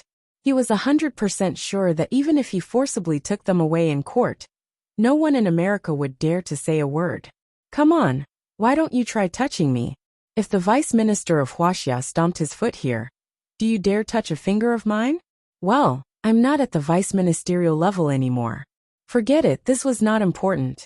Although the old man was no longer in power, his influence was still there. The most important thing was that the USA would not dare to use extreme measures against him. They did not have the ability to do so. It was just like when America's own minister came to China. Not only did he not expose his identity, but once he brought out his name, police cars lined the streets to welcome him. If you push me too far, I can show you the power of a martial sage.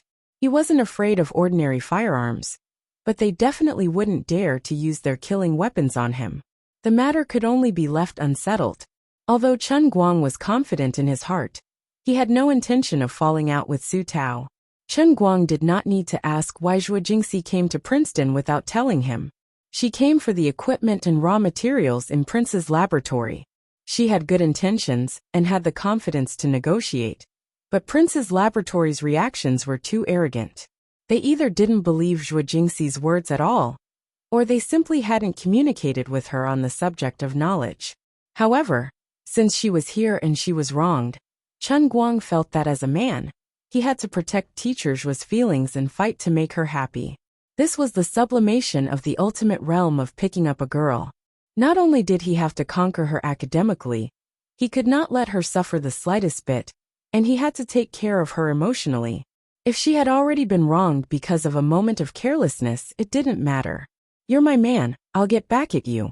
What my woman does, even if it's wrong, must be right. Even if the whole world thinks she's wrong, I must make her right. In any case, She really needed the 5 God-level photocatalyst formulas. Prince had the ready-made stuff anyway. Since teacher Zhua had flown over from so far away, she had to really get this done. It would give her a sense of accomplishment and make her feel that this trip was not in vain. Therefore, when Chen Guang was chased away by the court, he did not lose his temper. He asked Fang Tianyu to find a lawyer. The two waited for a few more minutes before the Chinese mafia boss called back. He gave Fang Tianyu a phone number and said that he was already on his way here. You found a lawyer? Isn't he awesome? Fang Tianyu nodded fiercely. Super awesome. The partner of Baker Law Firm, the super awesome kind. Chen Guang was skeptical. Which team is better than Simpson's team? Boss, your request is too much. That's a dream team. Any one of them is a big shot among big shots. Although boss, you have the financial resources to build a dream team. Time is a little tight. Where are you going to find so many powerful people in such a short amount of time? But Baker Law Firm really can't be underestimated. They are now the largest law firm in the world. If you give them 3 more days, they can really create a dream team, as strong as the Simpson case. Of course, there's another condition. We have to make sure that our budget is sufficient. These people are so expensive that it's like they're robbing us. Chen Guang asked, can they earn as much as me? Fang Tianyu shook his head fiercely. No. Since it's the largest law firm in the world, their connections must be good.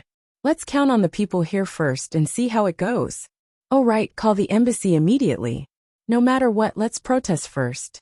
We have to go to court to participate in the trial. What's the point of waiting outside? This was the good thing about having subordinates. Letting Chen Guang handle this matter himself would take him a few minutes, just to find the embassy's phone number. About half an hour later, the two of them sat in the middle of the Princeton District Court's hall, under the strong protest of the Chinese embassy. It was exactly 9:30 a.m., half an hour before Zhuo Jingxi's trial. Chen Guang was not panicking. While he had asked Fang Tianyu to contact the embassy, he had also contacted the Guangdong General Administration. The negotiations with Prince's laboratory might have fallen through, but there was still the possibility of making a big news. No matter how powerful he was still alone. He did not have 3 heads and 6 arms. It was always better to bring a few special people along just in case. When he made the call, he was completely at ease. He could not help but feel comforted by Xian Qin's reliable work. Teacher Zhua actually had an expert by his side, even without his orders. It was the leader of the Flower sect, which was relatively strong among the 27 sections. She was known as Auntie Mei. She was an expert at the peak of skin strength, Mei Shangshu. Although Zhuo Jingxi said that she had been under house arrest for more than 2 days, she had actually been served well, and had not suffered any grievances. It was all thanks to Auntie Mei, a senior in the pugilistic world, who had lowered herself to protect her. He heard that Auntie Mei had volunteered. He did not know if she had too much free time in the country, and wanted to go abroad for a stroll or something. Of course, Chen Guang felt that it was more likely that his charisma was too strong, which made Auntie Mei have the urge to worship him. In short, it was a false alarm, and everything was fine. In addition, Fang Tianyu also confirmed another thing with the embassy. The embassy had also prepared a team of lawyers for Zhuo Jingxi. Although it seemed that there was no hope of a comeback, they had prepared all the information in the past 2 days. The two sides contacted each other. Lawyer Pizarro from the Baker Law Firm had not yet arrived, but he had already become the boss of this temporary team of lawyers. The people found by the embassy had no objections. The Baker Law Firm and Pizarro were both well known. They were eager to have a chance to contact Pizarro through this case. At 9:45, Pizarro did not come to the courtroom. Instead, he directly contacted the team of lawyers found by the embassy, who were contacting the defendant Zhuo Jingxi. As expected of a top lawyer with a reputation, it took him less than 10 minutes to understand the information prepared by the defense team and come to a particularly painful conclusion in his heart. To win this case was as difficult as winning an Oscar for his employer, Chen Guang. In short, there was no chance at all. Pizarro was a little shaken. If he had known this would happen, he would not have taken this case. Although there was no agreement, if he went back on his word, It would be equivalent to offending both the Chinese mafia boss and Chen Guang. Thinking about the fate of the poor old Donald Josh Dan, whose social status was not lower than his, the lawyer did not have the courage to quit. He did not want to see the explosive news of him running around naked on the internet tomorrow. Forget it. I'll just bite the bullet and do it, Pizarro thought. At 9:55, the courtroom was already filled with all kinds of people. There were reporters, ordinary people, and even some students and professors from nearby universities came to watch the show. Some well-informed people recognized Chen Guang and could not help but be confused. Wasn't this Chinese man busy with his movie in Los Angeles? What was he doing here? Needless to say, Women was a really good movie. Mr. Chen, can I have your autograph? I'm a loyal fan of yours. Your movie is amazing, an old professor said. Chen Guang signed it for him on account of his age. Mr. Chen, can I take a photo with you? Last night, I went to watch your movie with my classmates. We all think you have a good chance of winning an Oscar. It was a brown-haired girl with big wavy hair. She was probably of Mexican descent. Chen Guang also took a photo with her because of her good looks, big breasts and good voice. Chen Guang, can I beat you up? F***ck off. This idiot was obviously a fan of William Jones. Hello, Mr. Chen. I'm a reporter from New Jersey Weekly. May I ask why you are here? You were in Los Angeles yesterday, and you're in Princeton today. Is it a coincidence? You're both Chinese, do you know each other? No comment. I'm a reporter from Pan American Technology newspaper. Go away. I'm not doing interviews today. Chen Guang was annoyed and was about to lose his temper. However, the judge came in early and saved him. The judge banged his hammer heavily, signaling the people to be quiet. This was a court, and they had to maintain silence. At 10 a.m. sharp, Zhuo Jingxi entered the courtroom from the side door accompanied by many people.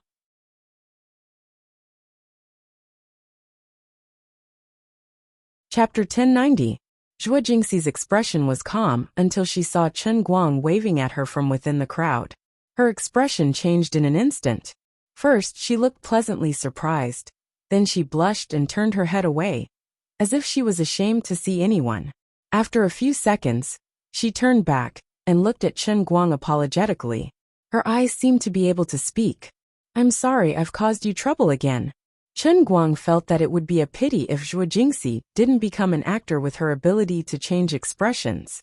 It was obvious that Pizarro had been busy talking and hadn't told Zhuo Jingxi that he was actually hired by Chen Guang. Zhuo Jingxi saw that Pizarro was leading the team and thought that he was the head lawyer hired by the embassy.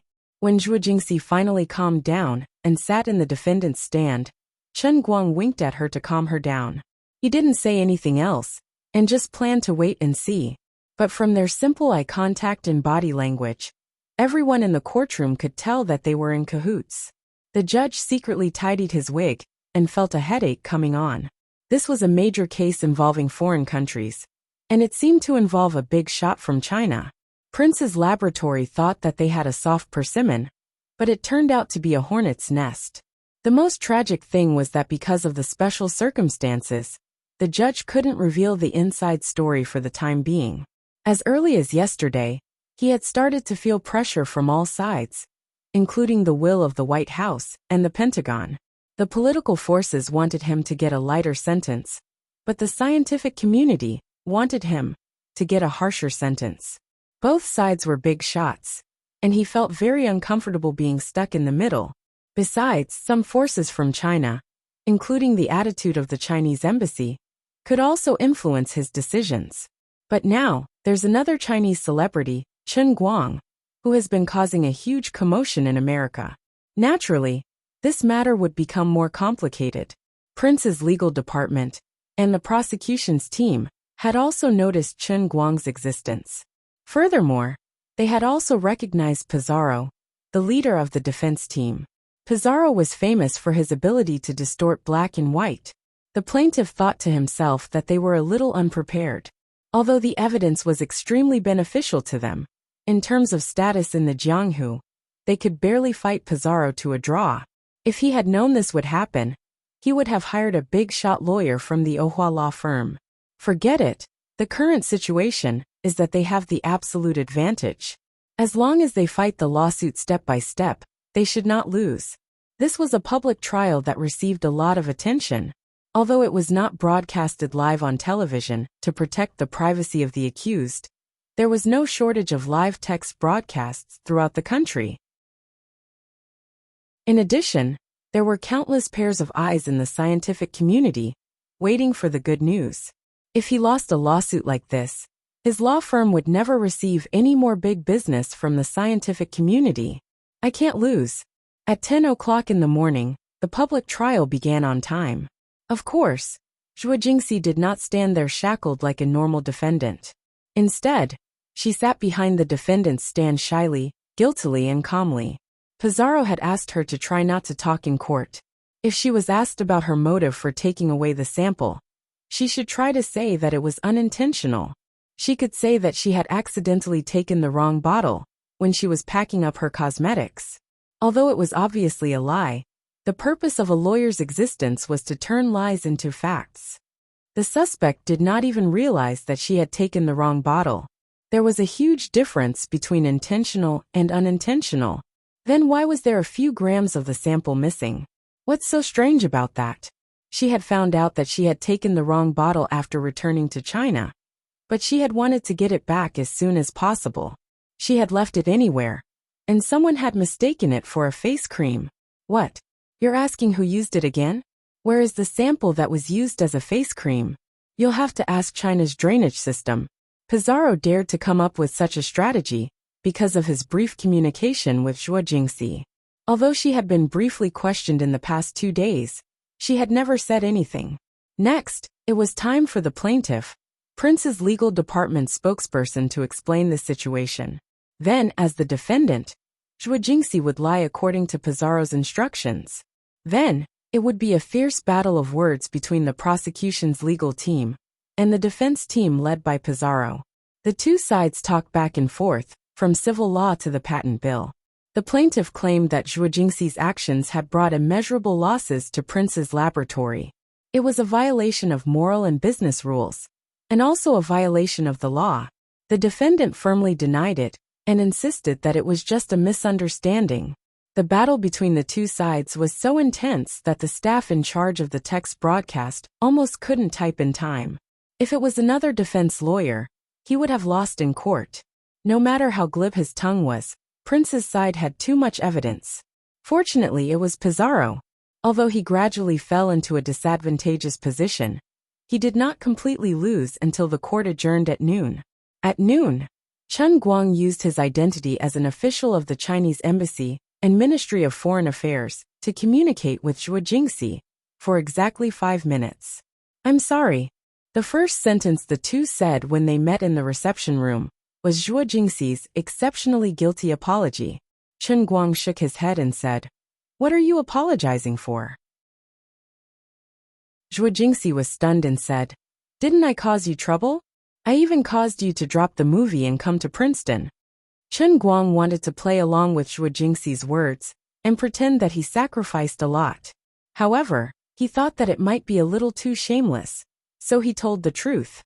"You might not believe me, but I arrived at Princeton yesterday afternoon. However, it was because of something else.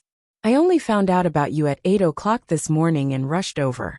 Zhuo Jingxi was stunned and said, "What?" Chen Guang said, "But the process isn't important, as long as the result is acceptable. But you really don't have to apologize to me because you didn't cause me any trouble." Zhuo Jingxi was puzzled and said, "That's not trouble?" Chen Guang smiled and said, "At least it's not big trouble.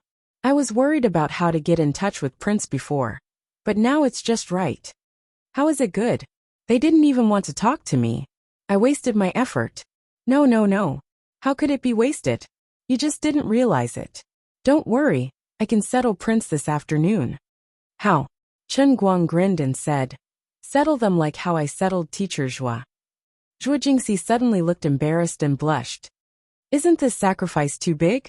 This time it was Chen Guang who was puzzled and said, "What's so big about this sacrifice? As long as I can move them, I can earn it back." What? You want to earn it back from them?"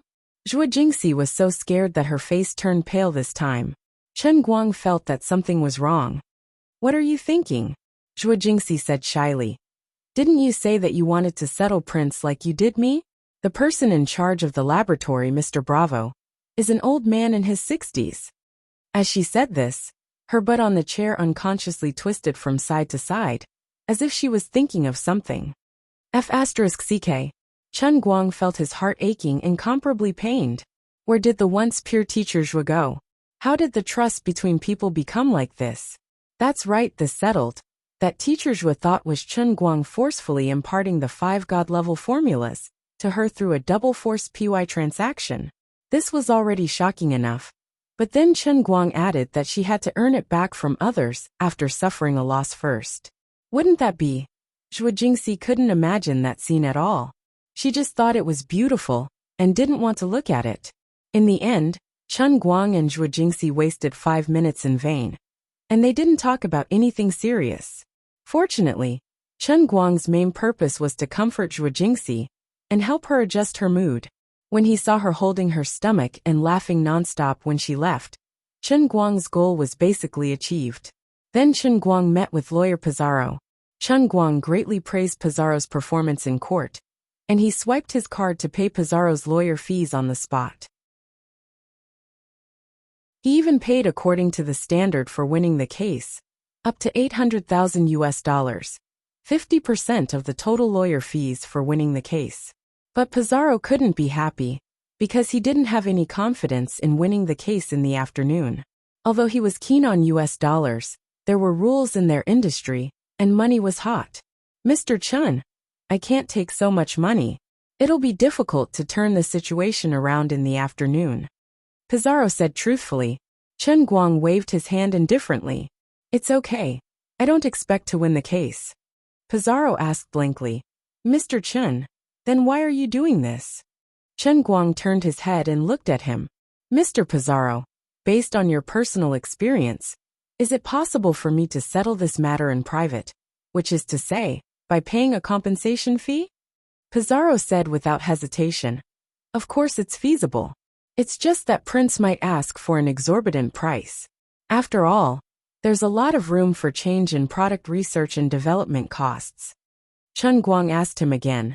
Then, can you take the initiative to say this number in court in order to seduce Prince? After all, if we go into private negotiations, the whole process will take a lot of time and effort, and the battle line will be very long.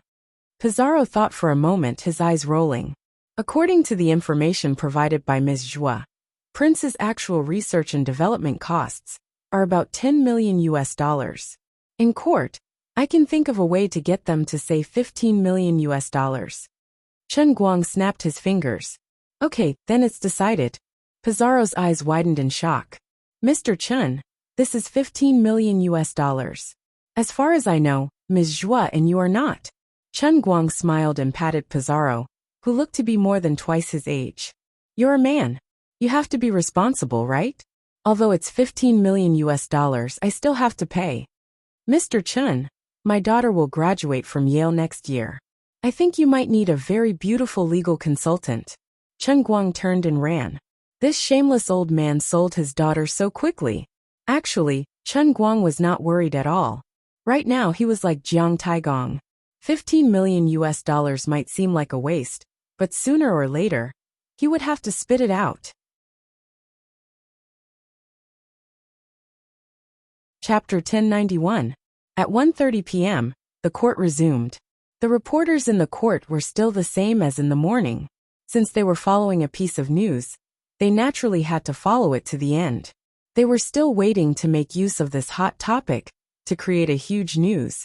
Now that the popular Chen Guang was involved, it was even more explosive news. Some well-informed reporters had already found out that Pizarro was not hired by the Chinese embassy. Instead, he was hired by Chen Guang with a large sum of money.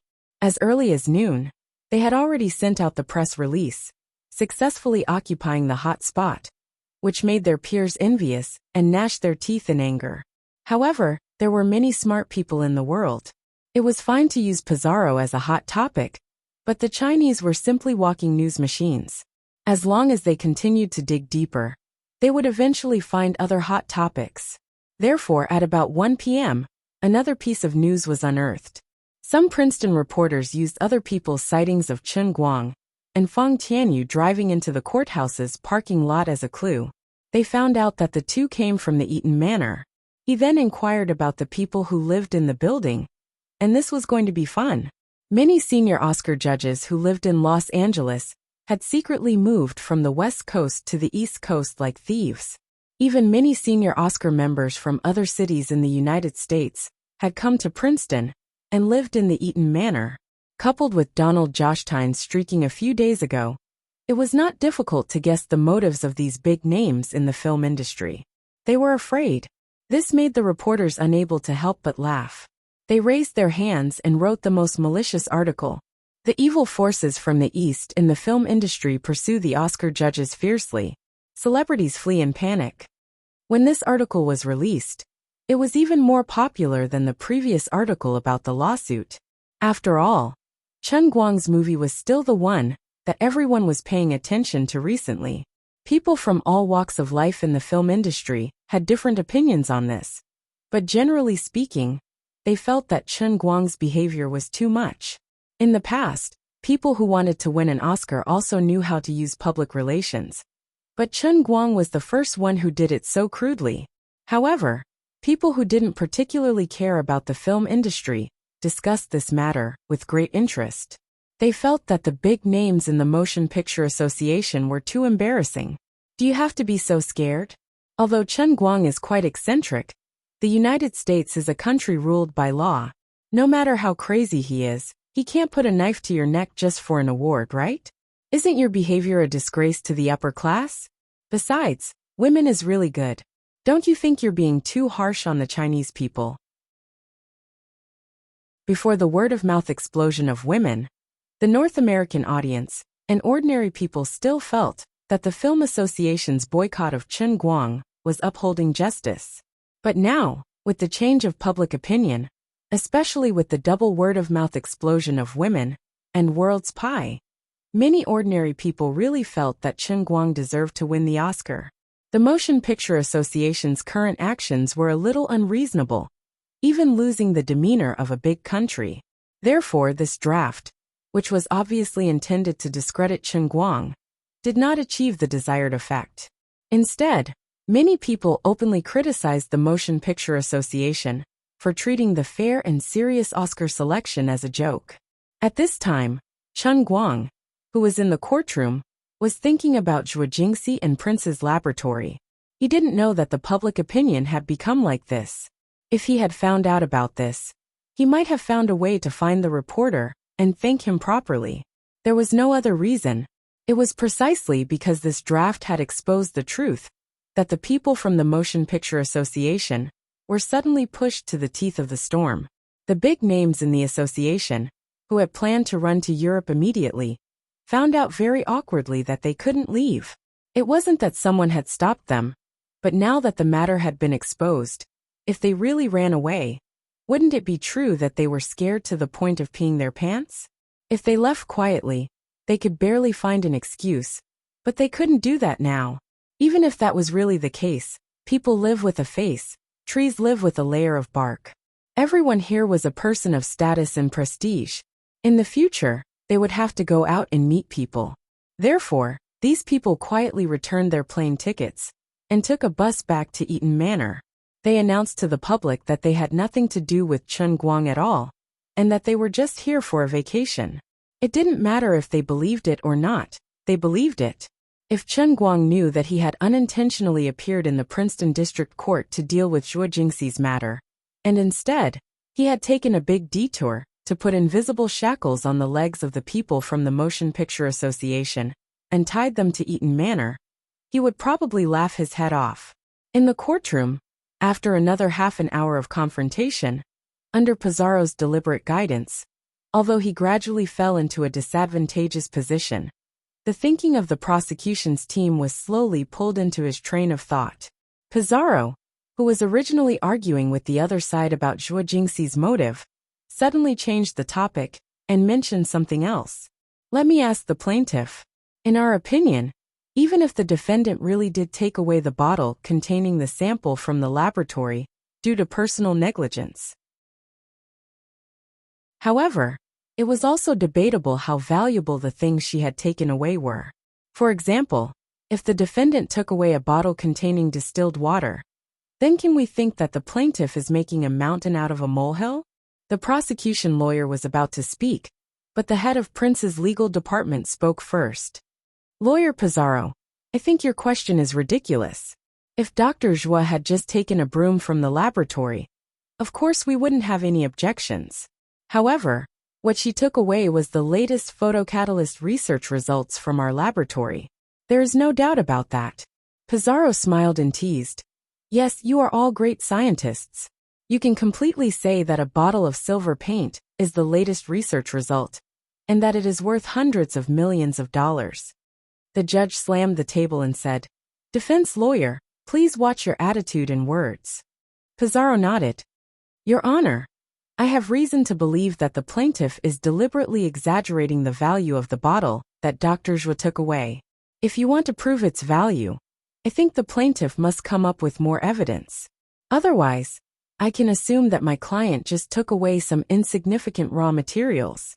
The head of Prince's legal department was so angry that he was about to fly into a rage.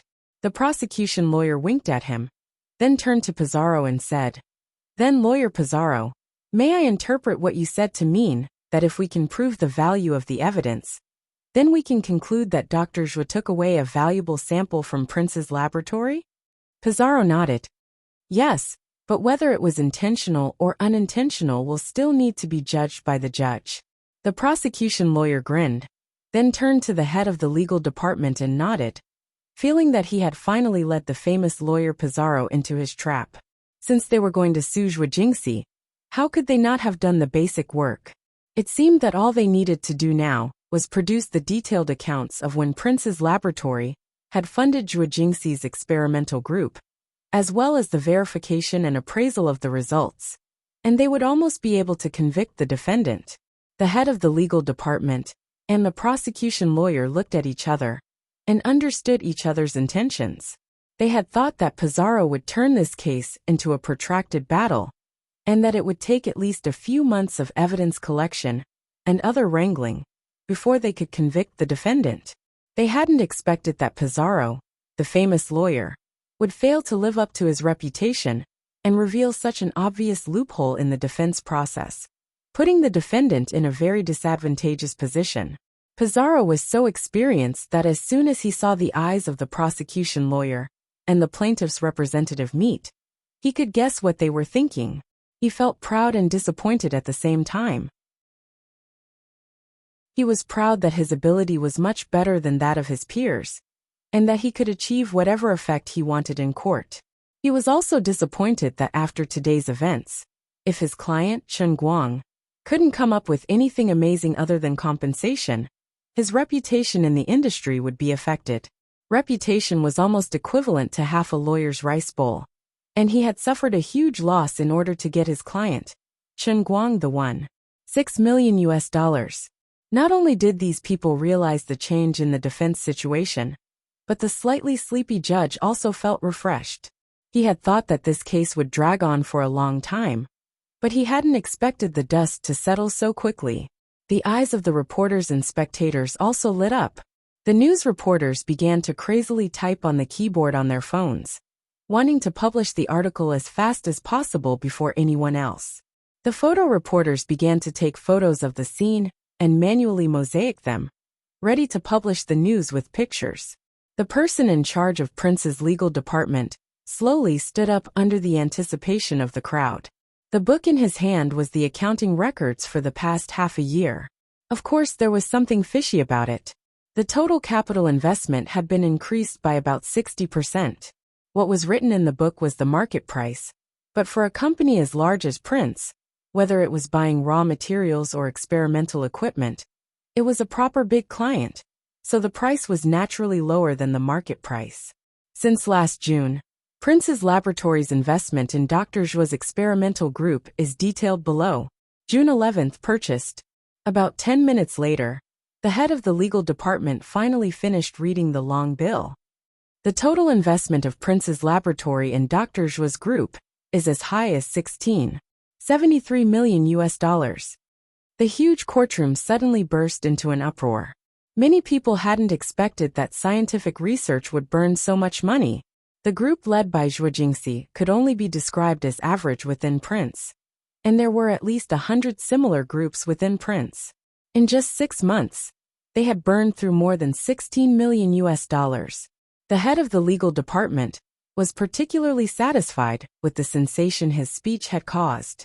He even glanced in Zhuo Jingxi and Chen Guang's direction with a slightly provocative expression, as if to say, "So what if you have a celebrity to protect you? Everyone, it's not over yet.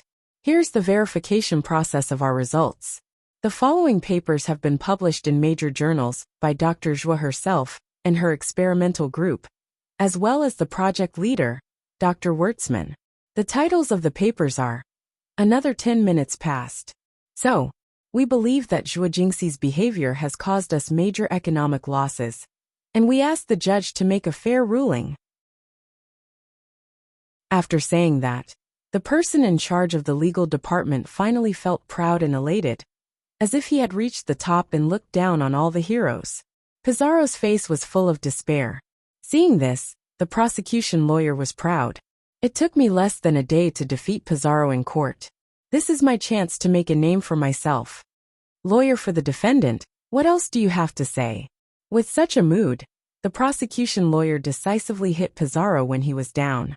Pizarro looked like he was struggling again.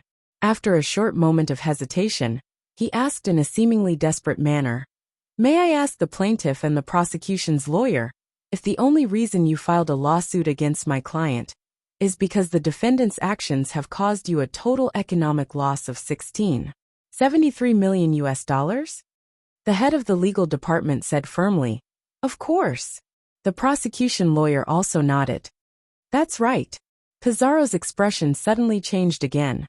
He stopped talking and turned to look in Chen Guang's direction. The figure was higher than expected, but to Chen Guang, who had recently caused a sensation in the North American box office, it did not seem to make any difference.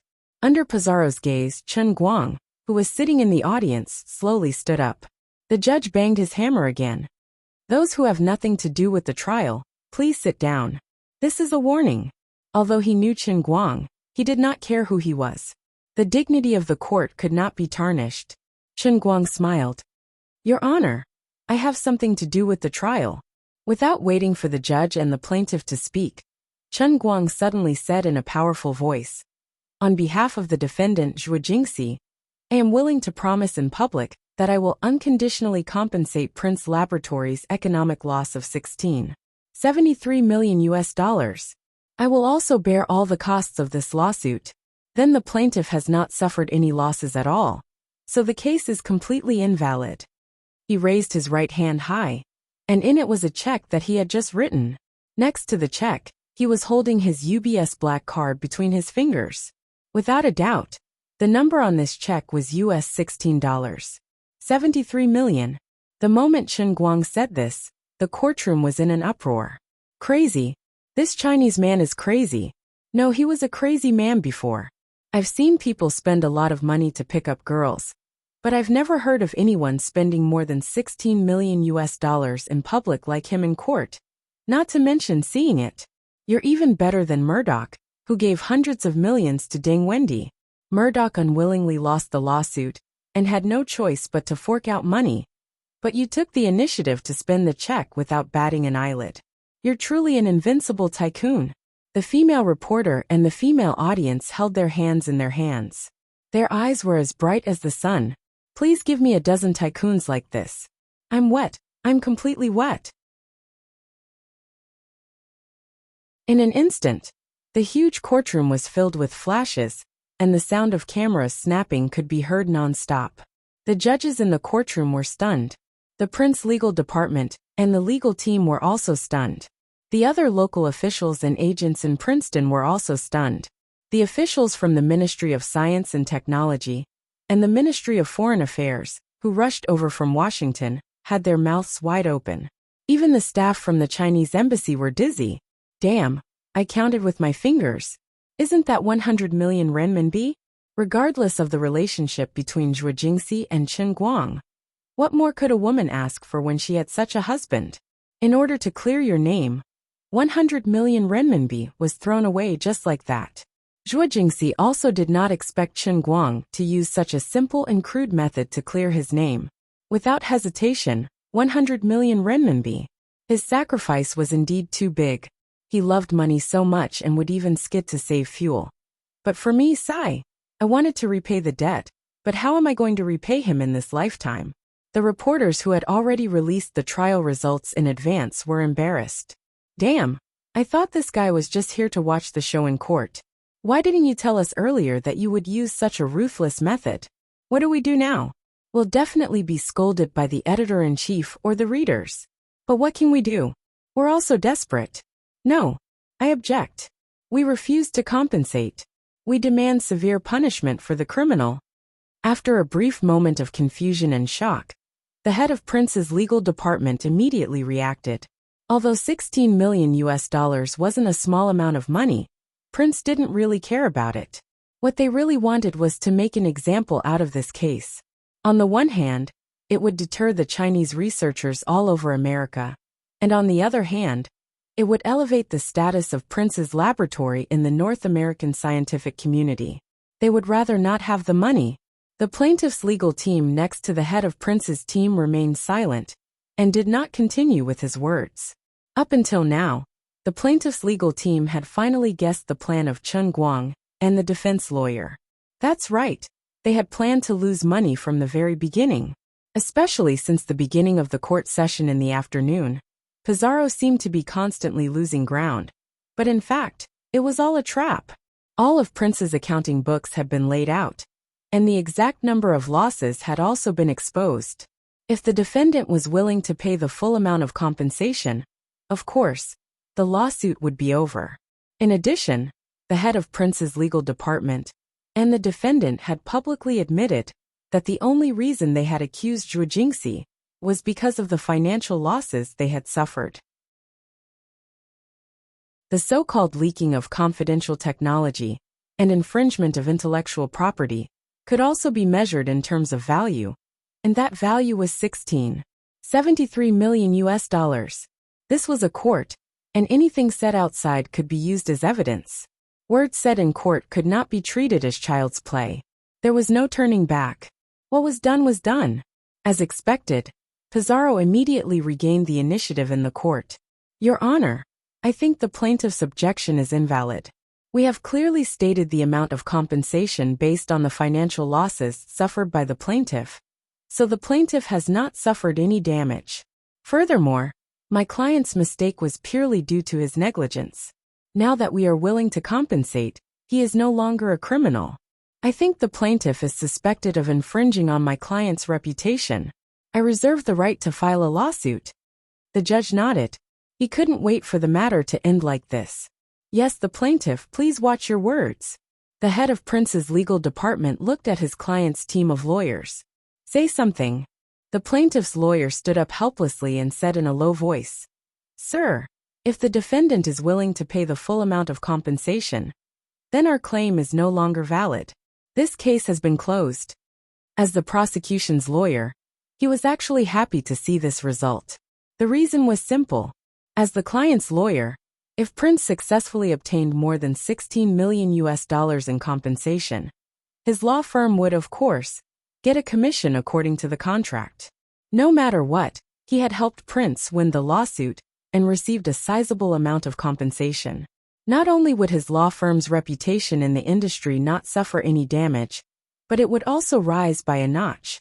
About 15 minutes later, this lawsuit, which people thought would last at least a few months, came to a dramatic end when Chen Guang completed the check transfer procedure in court. The face of the Prince's legal department was ashen. It was worse than eating a fly. The mission he had received was to send Zhuo Jingxi to prison, but now she was acquitted. Who would want more than $10 million? Prince spent as much as $1 billion on research and development every year. A group of people walked out of the gate of the district court, under the flashing lights of countless reporters and onlookers. The head of Prince's legal department glared fiercely in Zhuo Jingxi's direction.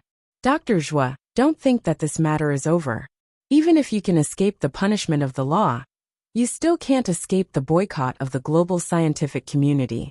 Your unethical behavior will make you despised by the entire scientific community. You know how shameful your behavior is. Zhuo Jingxi felt a little guilty. When she took the things from the laboratory, she only thought of Chen Guang, and she had no intention of returning to the United States. Now that she was being criticized in public, she felt humiliated, but she couldn't refute it. Chen Guang looked back at him. Watch your words. I don't mind beating you up, and then we go back to court. I can compensate you for your medical expenses. The face of the head of Prince's legal department changed drastically. Even Pizarro, who was originally next to Chen Guang, quietly moved to the side. Recently, Chen Guang's reputation in North America had been too resounding. Apart from being a movie actor, his other identities were already known to everyone.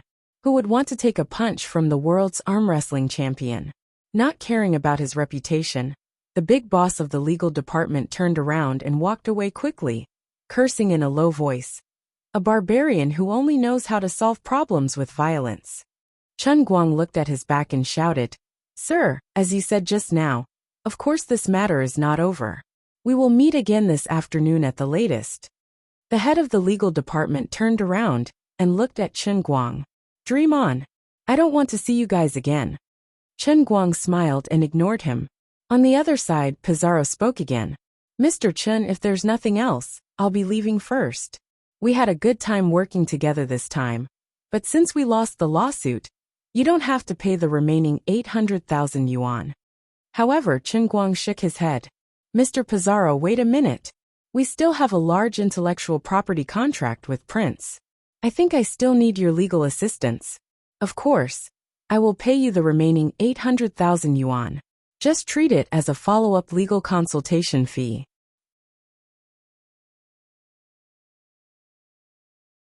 Chapter 1092. Pizarro was taken aback. Mr. Chen, what do you mean? Turning to look at Zhuo Jingxi, Chen Guang smiled and continued. If Prince still wants to continue being a photocatalyst, they will have to return the $16 73 million that they took from me to me. Furthermore, I'm afraid that they will have to bleed a lot. Pizarro was confused. Mr. Chen, where does your confidence come from? Chen Guang looked back at Zhuo Jingxi, indicating that it was time for her to appear. Zhuo Jingxi was a little embarrassed. She knew that Chen Guang wanted to push her to the front, but since she was already in Princeton, it was indeed her duty to communicate with outsiders about the photocatalyst industry.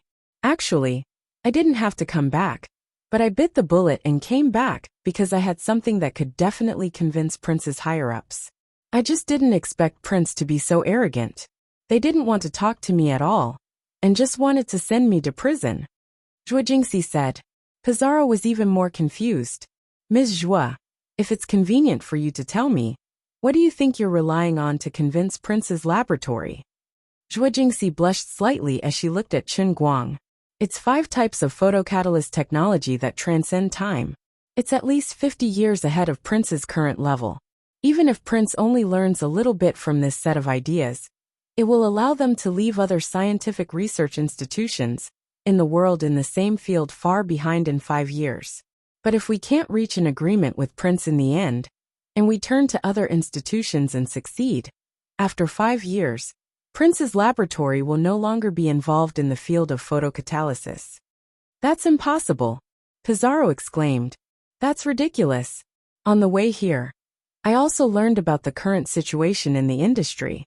Prince is fully deserving of being one of the leaders. There's no way you can get technology that's 50 years ahead of them. It's unrealistic. Zhuo Jingxi looked at Chen Guang again, her eyes full of infatuation. She thought to herself that Pizarro's reaction was exactly the same as when she first heard about this from Chen Guang. According to common sense, yes. But Mr. Pizarro, don't you think it's ridiculous for Chen Guang to win an Oscar in his first movie? Pizarro didn't quite understand why Zhuo Jingxi would suddenly bring up Chen Guang's attempt at an Oscar. He only nodded and said, It's indeed ridiculous. But now, isn't his chance of success very high? It is indeed very big. Then Mr. Pizarro, the 5 new photocatalyst formulas are actually Chen Guang's achievements. Since he is involved in this incident, does it mean that the seemingly impossible and incomprehensible thing is actually very logical? Pizarro was stunned for about 30 seconds before he nodded helplessly. You're right, Ms. Zhua. At this time, it was Chen Guang's turn to speak. So, let's rest for half an hour first, then go directly to Prince's laboratory and ask to see the person in charge. I want this matter to be completely settled by today. Pizarro nodded helplessly. Well, if Mr. Chen has the confidence and determination, let's continue. Chen Guang nodded. Of course. Anyway, I'm sorry to trouble you this time, Mr. Pizarro. If it ends like this, your reputation in the industry will indeed be affected. But if we can reach an agreement with Prince and completely dominate the negotiations, not only will it solve some of my current urgent problems, but it will also make people understand the real reason why we made concessions in court. Pizarro had no choice but to believe it this time. Yes, I hope we can succeed. In fact, he wanted to see what Chen Guang and Zhuo Jingxi's so-called scientific research results looked like. But he considered that if they were really that good, even if they wrote it down, he might not be able to understand it. So, he didn't mention it again. At this time, the media inevitably reported about this lawsuit again, causing a sensation. This was originally just an academic dispute in the field of science, but Chen Guang's involvement single-handedly turned the lawsuit into an entertaining farce in court. It suddenly dyed the serious court hearing with a different color. It was a serious lawsuit, but also a dramatic entertainment event. There was even a Chinese tycoon spending a lot of money for a woman, which was naturally eye-catching. Other than that, coupled with the relationship between Chen Guang and Pizarro, the farce between Chen Guang and the senior member of the Motion Picture Association, hiding in Eaton Manor, and the big blunder made by the media before the trial ended, Chen Guang's reputation in the United States skyrocketed in one day.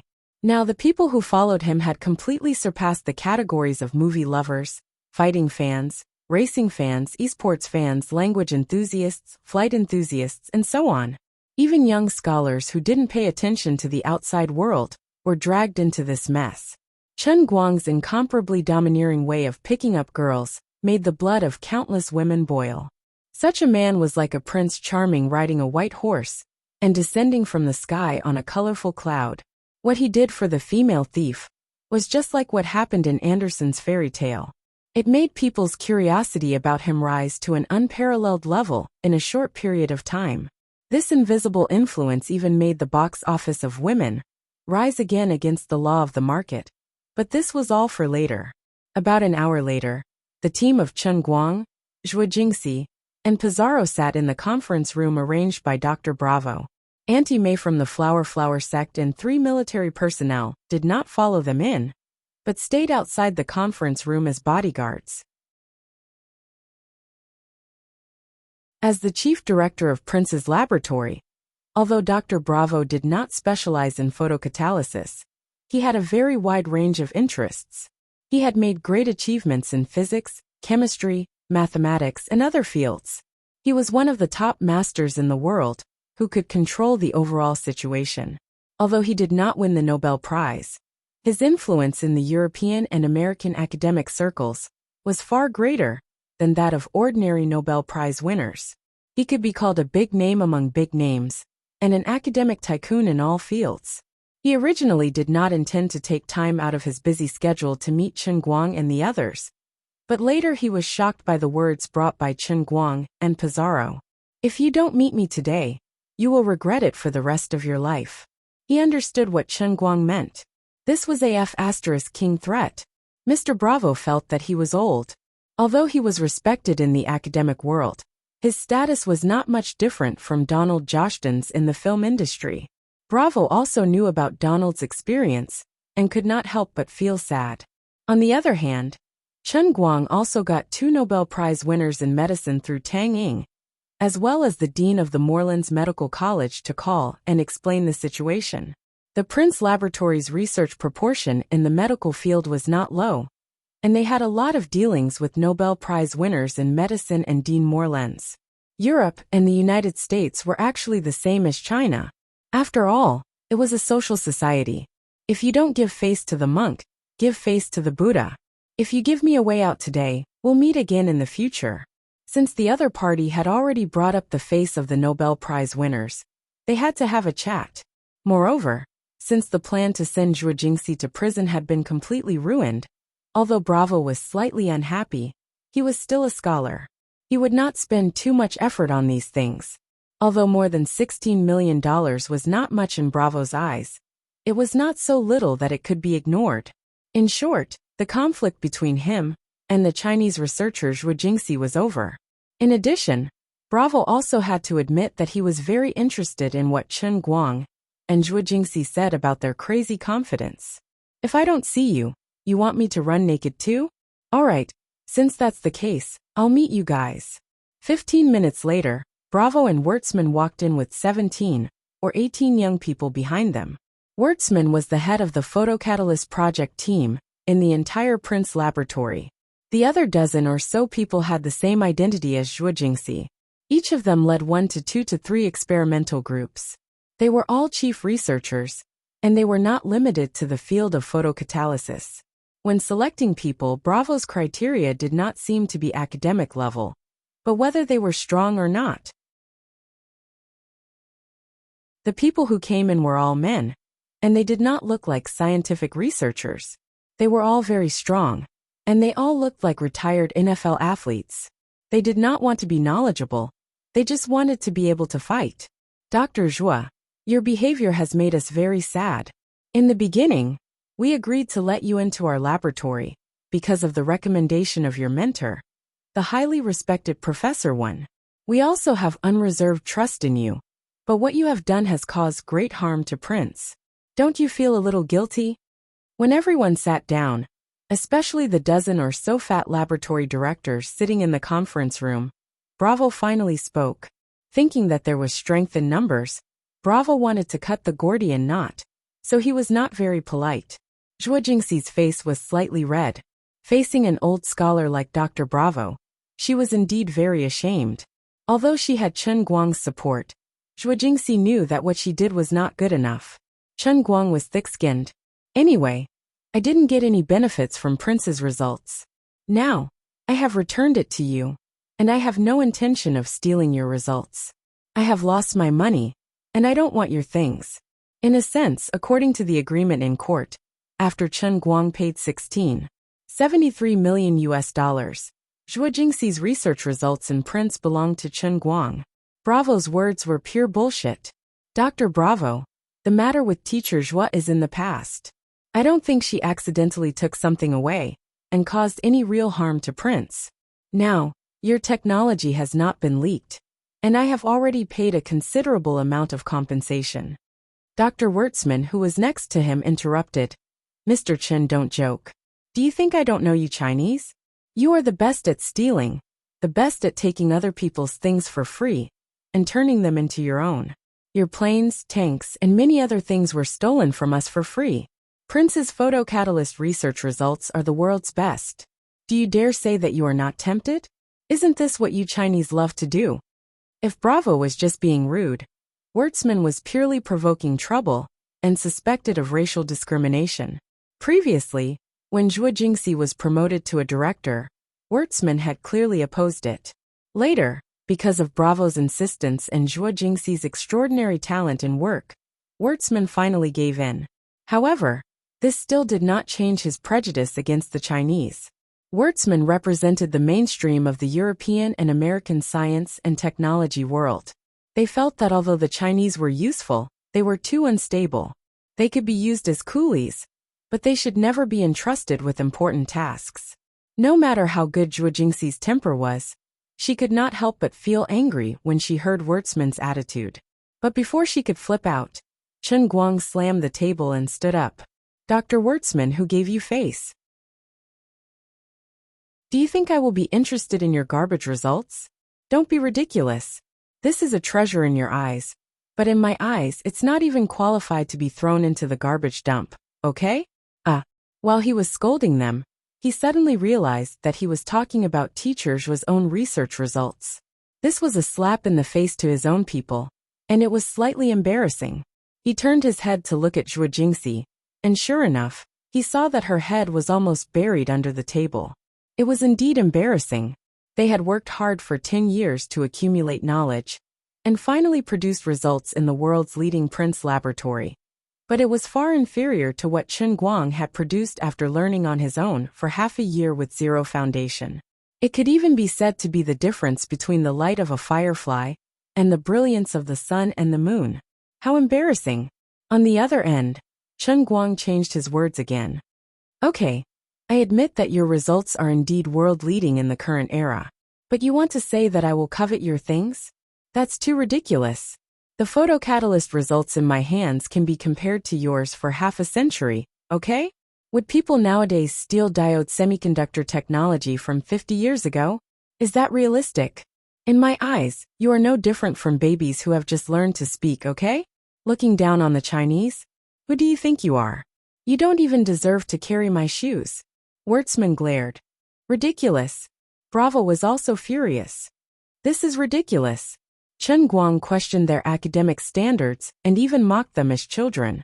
Such crazy nonsense made them even angrier than stealing their experimental results. Next to them, Pizarro's mouth twitched. This was the first time he had worked with Chen Guang. Although he had long known that Chen Guang's attempt to get his hands on the Oscars had angered the North American film industry, Pizarro had thought that the people in the film industry had overreacted. But now that he had personally experienced the way Chen Guang communicated with people, Pizarro felt that it was a miracle that Chen Guang had survived until now without being beaten to death. No wonder the people from the Film Association avoided him like a demon.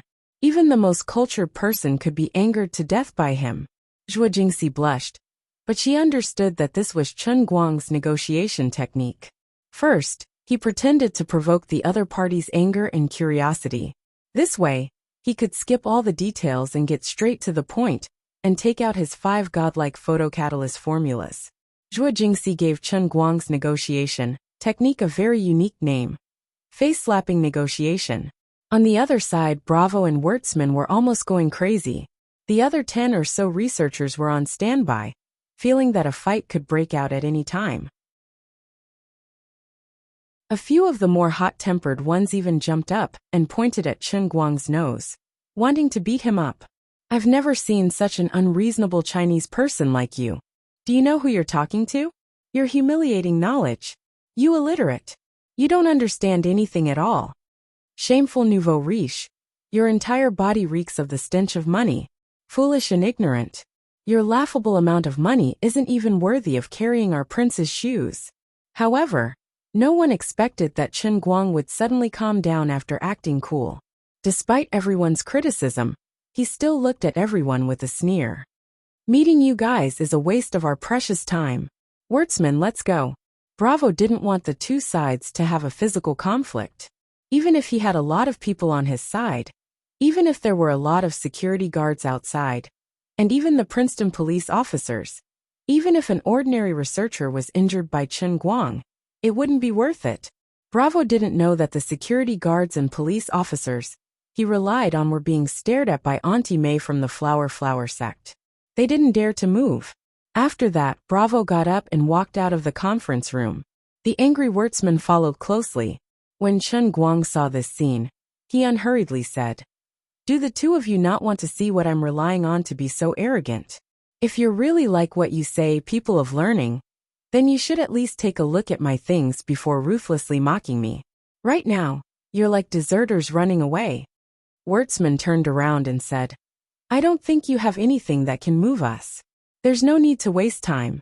Chen Guang grinned and said, "What are you afraid of?" "I have nothing to be afraid of," Chen Guang said. "Then sit back down. I'll show you what a real photocatalyst is. It doesn't matter if you leave now. I'll just publish it in the newspaper tomorrow.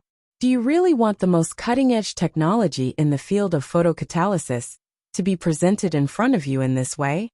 Bravo and Wertzman looked at each other and finally chose to sit back down. "We don't believe you at all, but we don't mind seeing what tricks you have up your sleeves." Chen Guang turned to look at Zhuo Jingxi and said, Teacher Zhuo, please choose a formula and write the molecular formula on the blackboard over there. Zhuo Jingxi nodded and immediately stood up and went straight to the blackboard under everyone's gaze. She couldn't help but feel a little excited. Although this was not her own result, it was a great honor to be able to make Chen Guang's results come out of nowhere. Just as Zhuo Jingxi had thought before, if Chen Guang took out the 5 God-level formulas in front of her, it was the official opening of a new page in the field of photocatalysis. Now, writing this formula in front of the 2 people in charge of Prince's laboratory was equivalent to opening the door to a new era. Each of these 5 God-level formulas could be called a Nobel Prize-level achievement. As for Chen Guang's own contribution, it was as great as Newton's and Einstein's. Tremble, mortals, you will completely surrender to his greatness. You will crawl under him and tremble. Even if you are Bravo or Wurtzman, it will be useless, just like me. Cough, cough, cough. It's not the same. It's still a little different. Zhuo Jingxi's hand that was writing on the blackboard trembled slightly. She remembered some of the scenes when she really integrated the 5 God-level formulas, and her hand slipped out of embarrassment. She and Chen Guang were not worried about the results being leaked.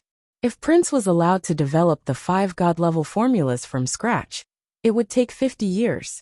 Even if they were given the molecular formula now, it would take at least 20 years for them to deduce the synthesis method and process from the results to finally come up with a mature technology. Even if they did not cooperate with Prince and relied solely on Chen Guang's and her own strength, her products would have long monopolized the world by then.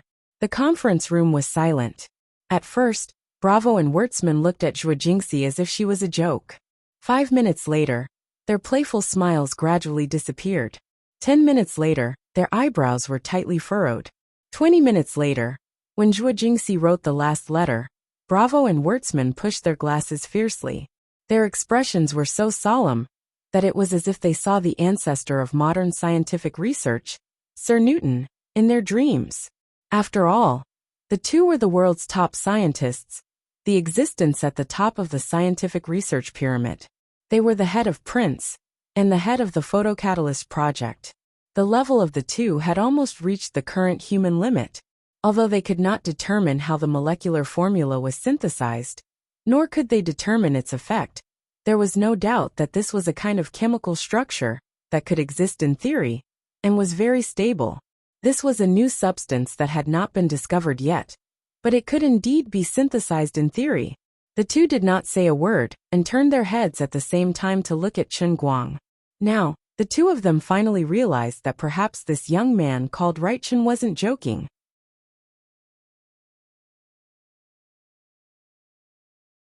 Chapter 1093. Zhuo Jingxi took a deep breath and looked back at Bravo and Wurtzman. These 2 academic giants, who she had once looked up to, were now showing such childlike expressions. She could not help but feel proud. What the hell did you write? Do you think you can fool people with a random molecular formula? That's right, it's natural for a thief to fake it. Bravo and Wurtzman could see the stability of the molecular structure.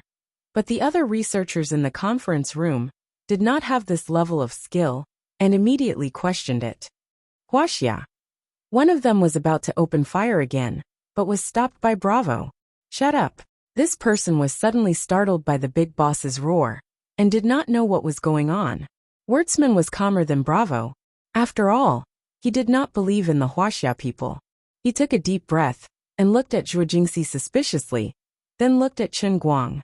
I admit that your chemical formula is very special, but how can you tell me that this is photocatalysis and the future of photocatalysis? Your chemical formula is so huge that it is completely different from what we understand of photocatalysis at this stage. Zhuo Jingxi first looked at Chen Guang, and Chen Guang nodded at her. Teacher Zhuo, explain the specific catalytic reaction process of our formula to this group of frogs at the bottom of the well. Also, be sure to emphasize the reaction conditions and physical and chemical characteristics. Normal temperature, sunlight exposure, ultra-low loss rate, ultra-low synthesis cost, ultra-stable physical and chemical properties. With Zhuo Jingxi's previous knowledge, It was impossible for her to explain the details to others. She herself was specious, but through Chen Guang's force py trade, her understanding of the 5 major formulas was now no less than Chen Guang's. Okay. After Zhuo Jingxi nodded, she turned her head and looked around, her face filled with pride. Everyone, what I'm going to say next may be a bit profound, but I'll try to explain it in simple terms. I can't guarantee that others will understand, but Mr. Wertzman and Mr. Bravo will definitely understand. If Zhuo Jingxi had said such big talk before, the Prince members in the conference room would have mocked her.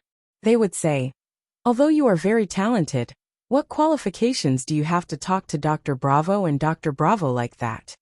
But now, even though they felt extremely uncomfortable, in the end, no one dared to say anything. After a full 3 hours, the conference room in the central building of the Prince Park was dead silent. All the members of Prince were deep in thought. Bravo and Wertzman in particular took out a pen and paper and started scribbling away. Both of them had called their assistants to follow behind them with their laptops, ready to provide support at any time. In these 3 hours, Zhuo Jingxi explained to them the complete reaction process of this God-level formula for catalyzing broken organic macromolecular chains from the electronic and bond energy levels. Zhuo Jingxi's explanation went from the specific details of the catalytic reaction to the principle of the conversion of energy from the spectral absorption of sunlight by the catalyst. It was still the same idea that Chen Guang had told her, deducing the process from the result. Even if the entire reaction process did not really happen, it was theoretically flawless. What Zhuo Jingxi said, in particular, made Wertzman suddenly understand many concepts that he had only thought about in the past. He could only exclaim in disbelief that this was the truth of the world. After a long time, Bravo and Wertzman whispered to each other for a long time, and finally looked at Zhuo Jingxi in disbelief. Bravo was still more simple-minded. Dr. Zhuo, if the formula you wrote really exists and can really be manufactured, then I admit that your research results have surpassed us by a lot, because the reaction conditions and the physical and chemical characteristics of the finished product are indeed far ahead of our current results. Wertzman was unconvinced. He opened his mouth, but in the end he did not say anything. Zhuo Jingxi looked at the expressions of the two and knew that they were convinced. Chen Guang said, "So now, do you still think we will covet your things?" Wertzman said, "But right now your things only exist in theory. Who knows if they can really be synthesized? Although the final product is stable, what about the intermediate products? What if the stability conditions of the intermediate products are very harsh, and the existence time is as short as a few milliseconds? What if it is impossible to synthesize with the current scientific research conditions? Also, although your theoretical verification process seems to be flawless, there is still a long way to go before a new product can be verified. Even if it can really be manufactured, without actual verification, it is impossible to determine whether it is completely consistent with the theory. So this thing you came up with is meaningless." Zhuo Jingxi was not angry. She said indifferently, "With the conditions of the photocatalyst laboratory of Gokyo University, it is indeed impossible to synthesize this new photocatalyst compound. But with the current conditions of the Prince laboratory, we only need to add a small amount of experimental equipment and raw materials to successfully transform it into a real product. In addition, we now have a total of 5 similar formulas, all of which can be synthesized. There is no doubt about this." She paused for a second and said, "This is the real reason I returned to Princeton. Dr. Wertzman, if you still have doubts about this, it doesn't matter. When I make the finished product, everything will come to light. Otherwise, why would I come back to court like an idiot?" Bravo's eyes lit up. He said, "You mean, you want to borrow Prince's experimental conditions to complete the transformation?" Zhuo Jingxi nodded and said, "Yes, I originally wanted to talk to you, but your arrogance and rudeness surprised me." Standing to the side, Chen Guang interjected, "That's what we've been hoping for, but I feel that we should re-evaluate the feasibility of this matter." Wertzman's eyes lit up.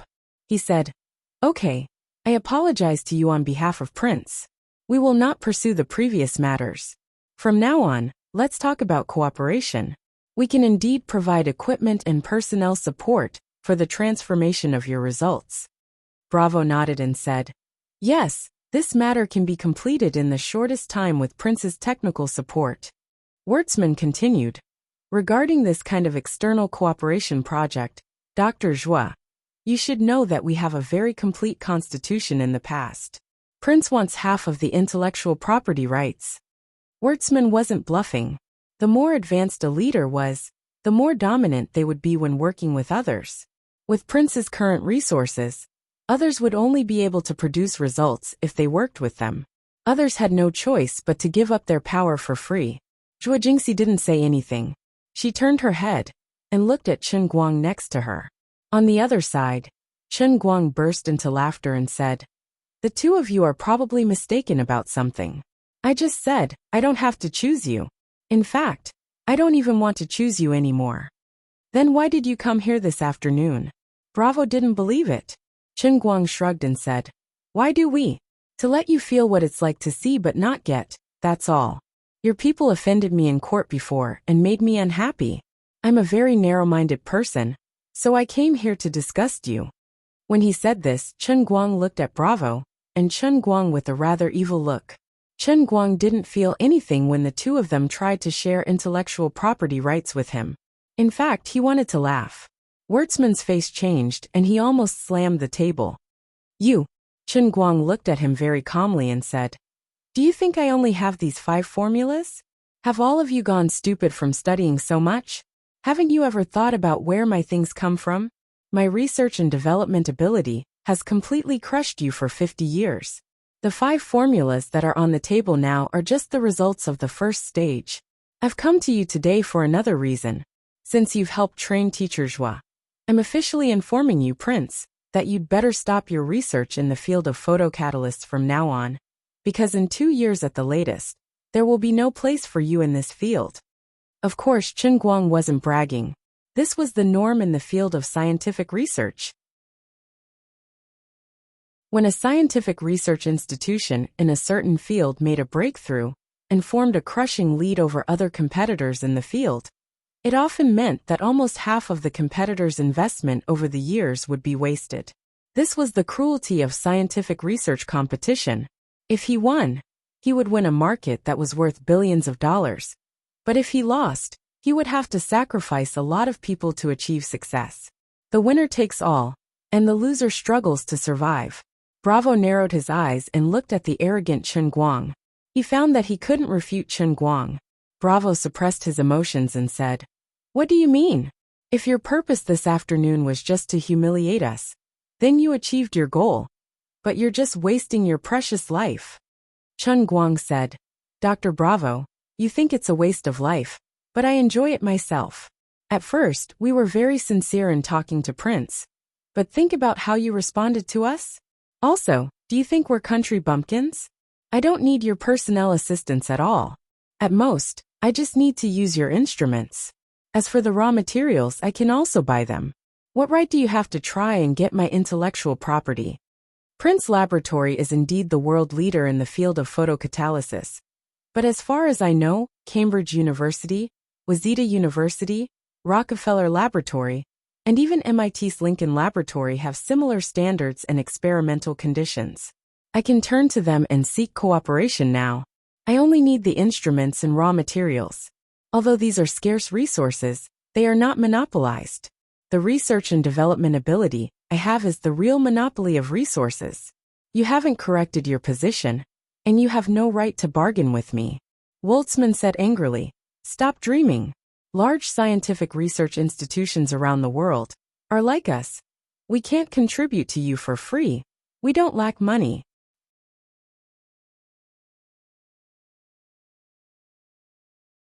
Chapter 1094. Chen Guang smiled. You don't lack money, but you lack technology and ability. What if I promised others that I would provide them with technical support and complete solutions when they encountered research and development problems in the field of photocatalysts through this cooperation? Dr. Wertzman, do you think they won't be tempted? The people in Prince's laboratory were silent. They understood the current situation, and so did the heads of other laboratories. Chen Guang continued. Other than that, I'm not in a hurry to complete the transformation of the results. I can spend a few years to slowly build my own laboratory. I don't need to cooperate with you at all. I will kill every last one of you. After a long silence, Bravo asked all the other researchers to leave the laboratory, leaving only himself and Wertzman.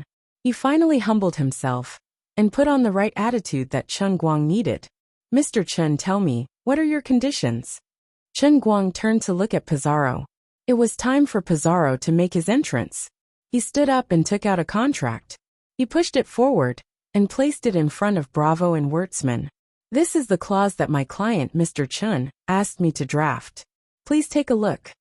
About 20 minutes later, Bravo and Wertzman finished reading some of the key parts of the contract. The two looked at each other. Although it was just as Chen Guang said, Prince was the weaker party.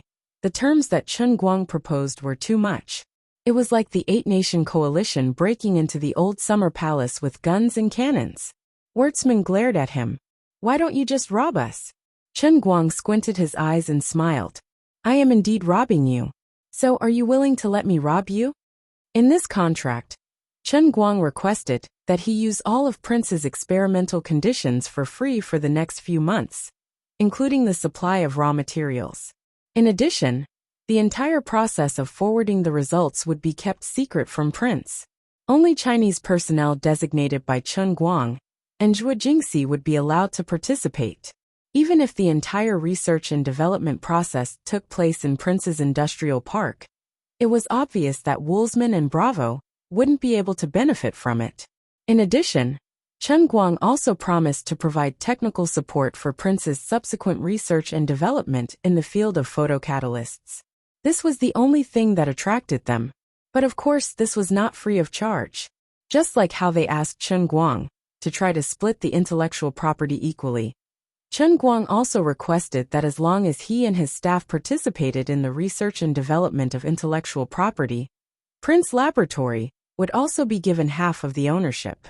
In addition, Chen Guang also asked Pizarro to list the signing fee for both parties at the end of the contract. Of course, it was Prince who paid him. It was exactly $33 million US. It was exactly the same amount of money that Chen Guang paid in the Princeton District Court in the morning.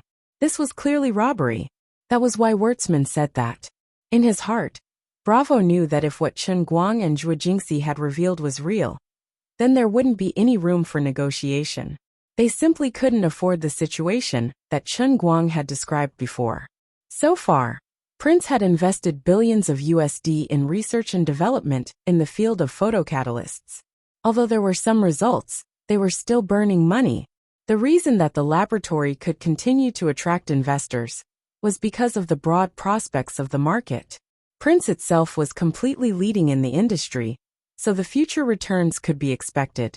But once Chen Guang and his technology produced a product that represented the next era, it would be a devastating blow to Prince's entire photocatalyst research and development. It would cause their billions of USD investment to go down the drain. This would cause a huge blow to the entire laboratory. Not only would it damage their reputation, but it would also cause investors to lose confidence. This kind of loss was unbearable. Even in his dreams, he wished that he was dreaming, but the molecular formula that was still written on the blackboard was still so obvious. He had checked his own calculations and found that he and Wertzman couldn't refute the complete theoretical system that Zhuo Jingxi had presented. As a top researcher in the world, his intuition told him that all of this was indeed true.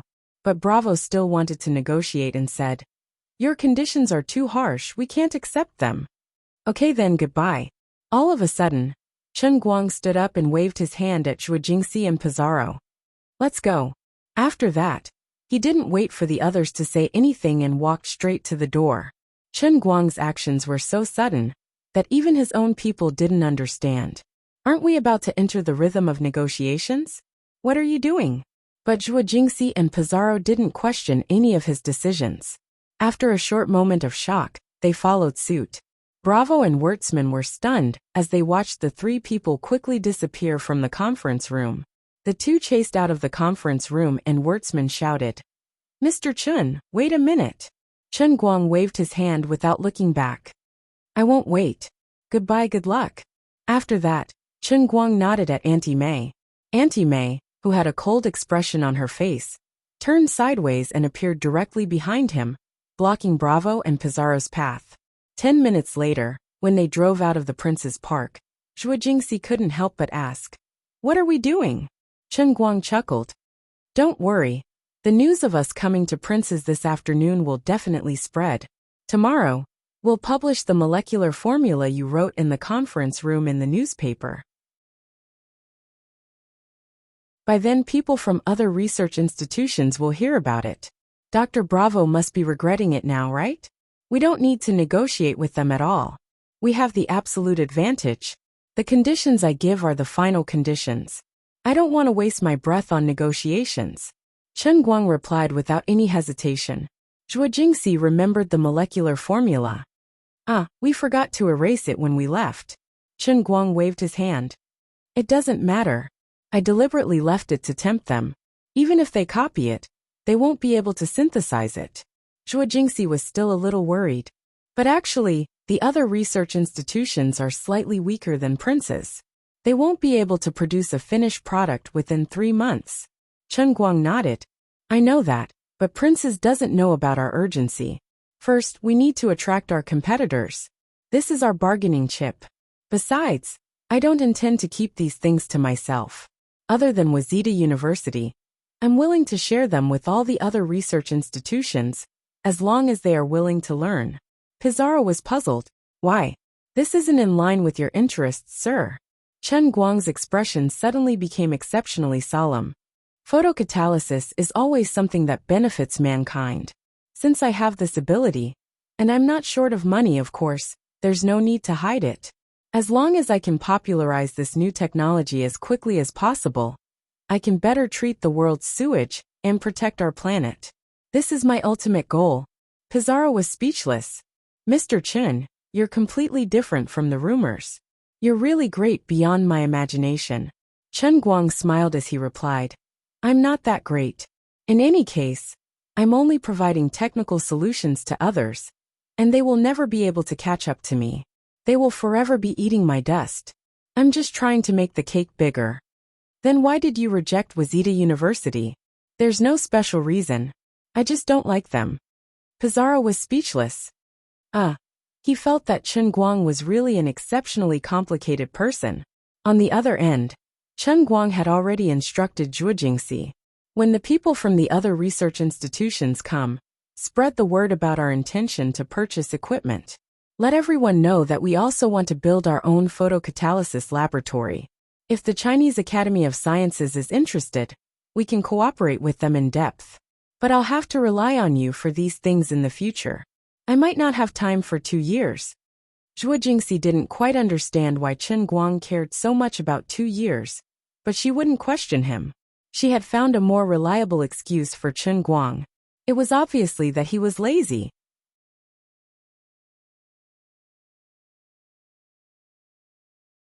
Chapter 1095. Chen Guang decisively took Zhuo Jingxi back to the hotel and continued to be a hands-off boss. He did not pay much attention to the box office.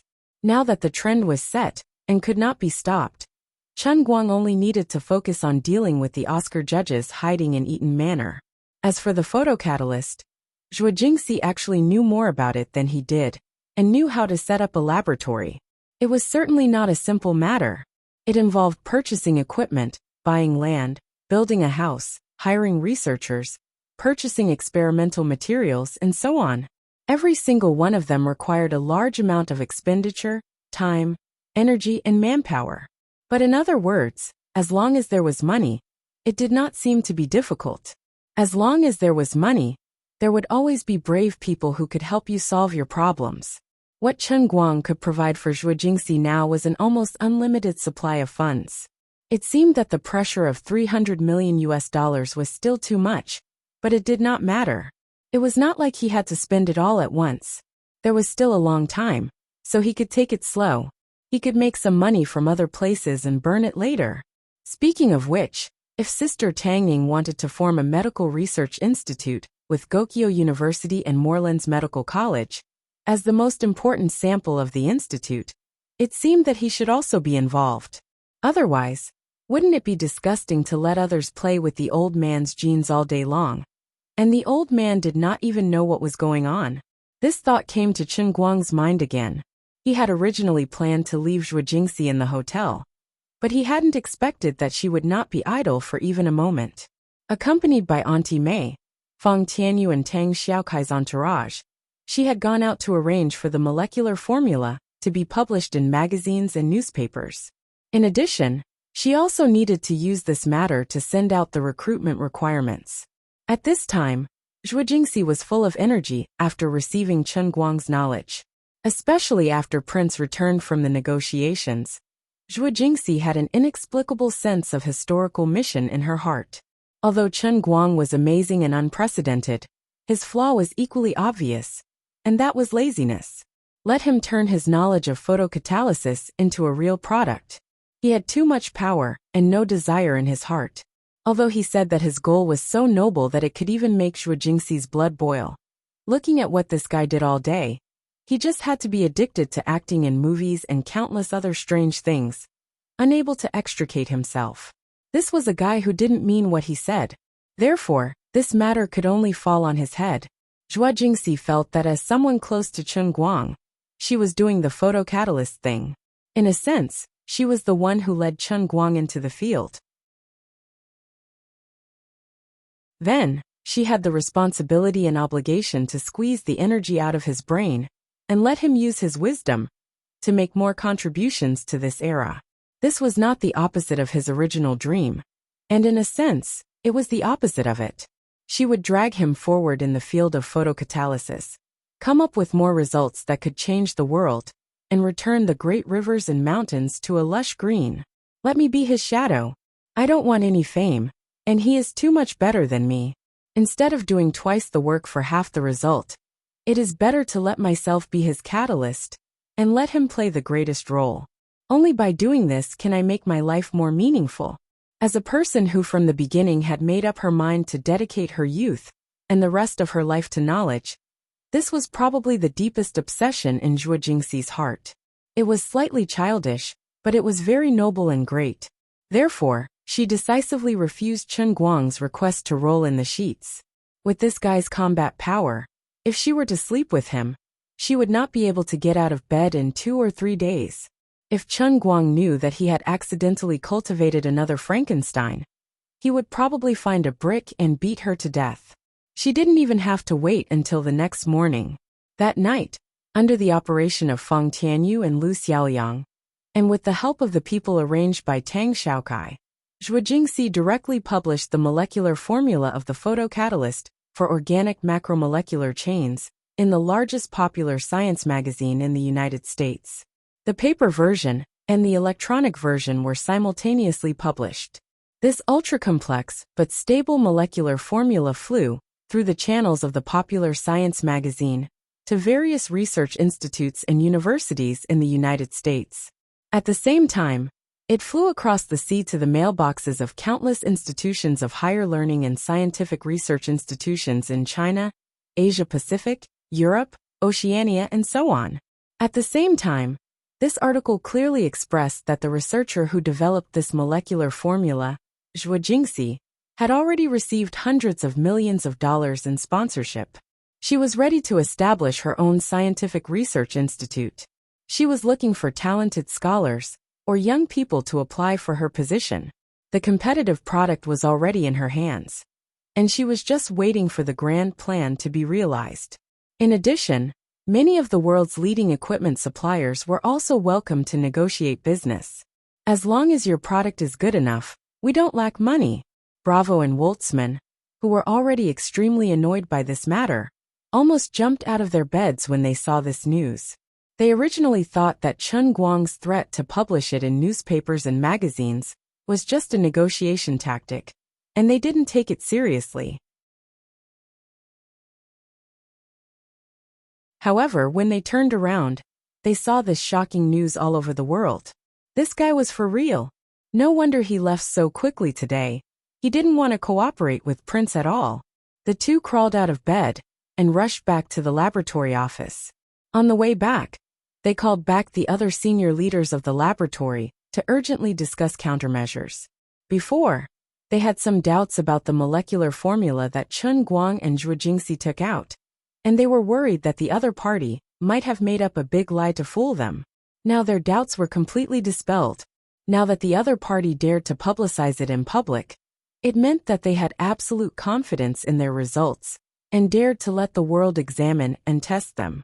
In addition, they also knew that even if others obtained the molecular formula, it would be impossible for them to synthesize it.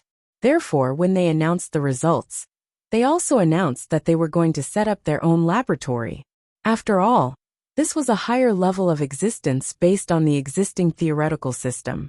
If other scientific research institutions really reached an agreement with them first, then the advantages that Prince had accumulated in the field of photocatalysts over the past 10 or 20 years would disappear in an instant. In addition, considering the crazy box office of women in North America, Bravo knew that Chen Guang was the main investor of this phenomenal movie. Therefore, the hundreds of millions of investment that they announced was already in place. Zhuo Jingxi sat in the hotel room, slightly tired. She looked at Chen Guang reproachfully. Why didn't you let me use your name? If you write me as the inventor, then wouldn't I really become a thief who deceived the world? Chen Guang smiled and hugged her in his arms. You can't say that. If I don't give it to you, then you take it away. Since I took the initiative to give it to you, you are as proficient in these 5 God-level formulas as I am. We are all family. How can it be called stealing? Zhuo Jingxi shook her head fiercely. It's not the same. This is knowledge, not money. Chen Guang still insisted. It's the same. Forget it, I won't explain it to you. In short, you just need to know that I made this arrangement because I had my own deeper considerations. This is the most beneficial and helpful to me. Zhuo Jingxi looked at him in confusion. Why? Chen Guang chuckled as he continued. Think about it. In the eyes of others, I'm already capable of so many things. Now, I'm even able to push forward the development of photocatalysis technology by 50 years. That's simply not giving others a way out. What if the perverted people really go crazy and get the Four Corners Continent's special forces to kidnap me? So now I have to push some of the benefits out, especially this kind of scientific research that involves a market of hundreds of billions of dollars. You can't take it alone. You have to quickly pull together a team to cover for yourself. Although we own the intellectual property, you have to share the credit for the research and development. There's an old saying in Huaxia. The tallest tree in the forest is the first to be destroyed by the wind. Zhuo Jingxi glared at him. You have the cheek to say that. You're just afraid that people don't know what you're capable of. You want to win an Oscar just by making a random movie. Chen Guang sighed. We can't help ourselves in this world. All right, the night is long, and I'm not in the mood to sleep.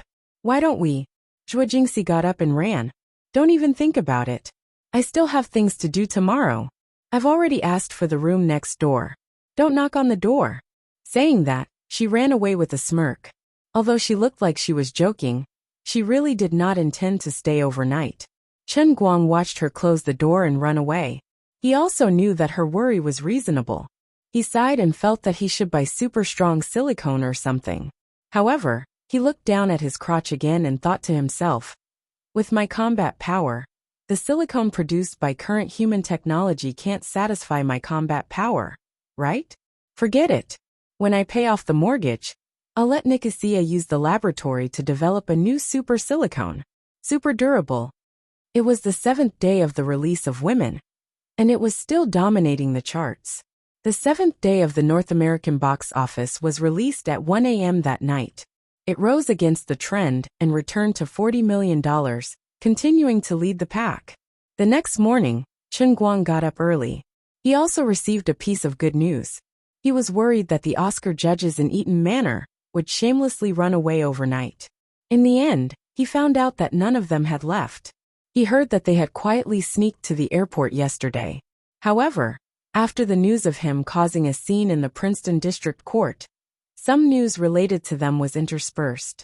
This group of unconscionable filmmakers did not have a good time. They could not afford to lose face like this.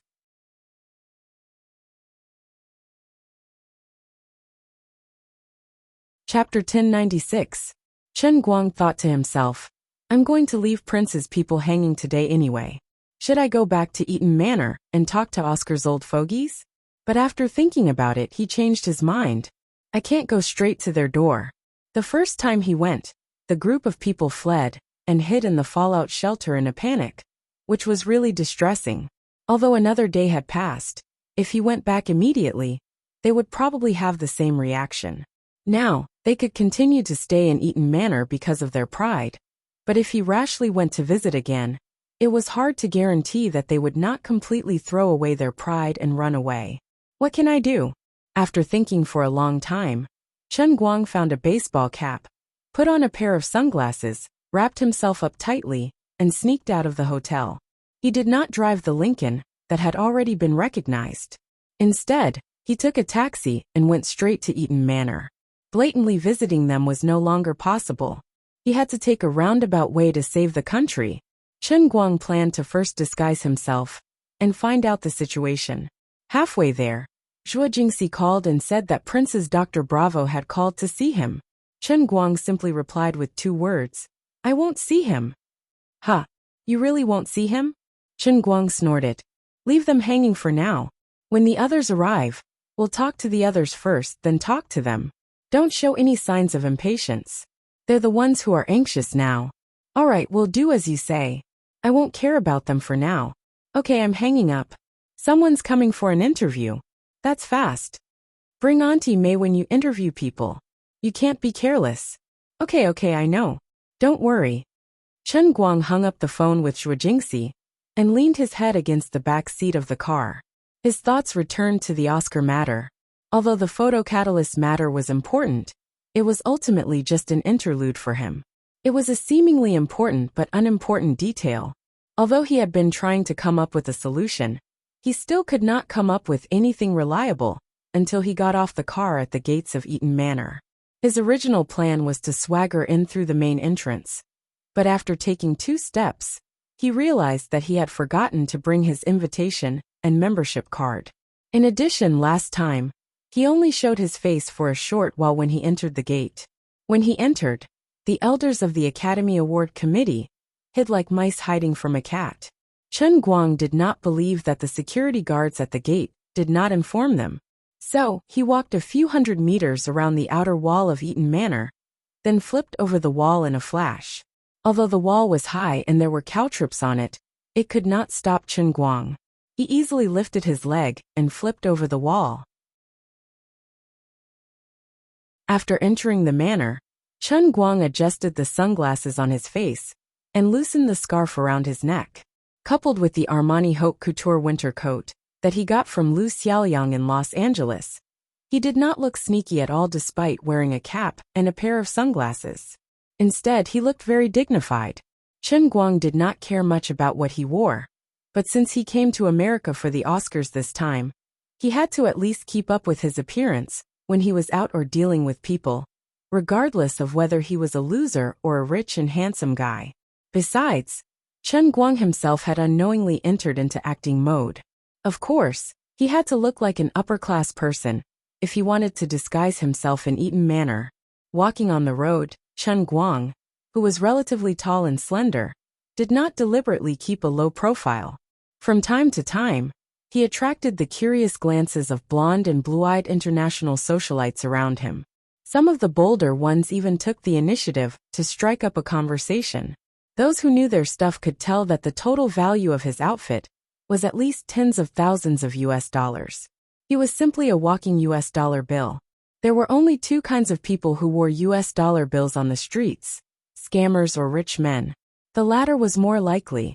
International socialites were also interested in rich men. Although they could not see his face, Chen Guang's figure was impeccable. Chen Guang was harassed to the point of suffering. Why am I not usually so popular? Today, I wanted to hide my identity and sneak around. But all of you came at me. What if someone recognized me and posted it on social media? The old man would have to run away without turning his head. After all, you are young ladies who have seen the world in this rich land. You should be more reserved. Chen Guang fled with great difficulty. He could not even get close to the castle villa. He finally hid in a coffee shop in the corner of Eaton Manor. He found a remote booth and sat down alone. Only then did he temporarily settle down. In the past, people said that the enthusiastic crowd in Yanjing Chaoyang district was the most powerful anti-spy method. Chen Guang did not believe it, but now he believed it. The Americans weren't any better either. He turned his head and looked out through the glass window. 300 or 400 meters away was the European-style castle villa. He wanted to go in and find out the situation. Although it was only a window away, it was like an eternal farewell. Forget it. I'm really afraid of this group of judges who are just trying to scare themselves. I reckon that teacher Zhu's matter will take a few more days in Princeton. Although I don't seem to be of much use, I still have to go back and sign the contract with Prince. I can't run around with him. Chen Guang decided to stay here and try his luck. He wanted to see if he could bump into one or two senior people who had a say in the Oscar committee. He casually ordered a cup of coffee and occupied a booth. He was bored to death as he drank his coffee. He took out his phone and looked around at the crowd in the coffee shop from time to time. After carefully looking around, he found something strange. In this coffee shop that was less than 200 square meters, there were 5 or 6 groups of people sitting in 2s and 3s. But among these 5 or 6 groups of people, there was no ordinary person. They were all famous people in various European and American circles. For example, the group of strong men sitting near the entrance were the popular stars of several North American ice hockey teams. They were big shots in the NHL. Sitting in the corner on the right were a few fashionable girls. Chen Guang barely recognized them, but his ears were sharp, and he heard the name of one of the girls. He looked it up on his phone and found out that it was a popular female star who had recently become popular in an HBO TV series. When he clicked into the girl's encyclopedia, the people who were sitting at the same table as her were linked in 2s and 3s. The legendary North American young female star group. Well, although there was a big gap between the North American TV and film circles, this could be considered a little bit related to the film circle. The other groups of people sitting there were also similar. Out of curiosity, Chen Guang went to look up the name of the coffee shop in the Eaton Manor. He was shocked when he found out. This inconspicuous Brosnan coffee shop was famous in North America. Many celebrities from all walks of life liked to meet here. It was similar to the Inua Club in Yanjing, but it was not as closed to the public. On second thought, there was a very strict membership invitation system to enter the gate of the Eaton Manor. Although the inside of the manor was not closed, it was strictly guarded from the outside. These people, who would cause screaming along the way, naturally enjoyed this seemingly open and free environment. But in fact, it was private and safe. In addition, the taste of the Nanshan coffee brewed in this shop was indeed very good, and the atmosphere was very good. The boss behind the shop, Brosnan, was also a world-renowned veteran jazz master.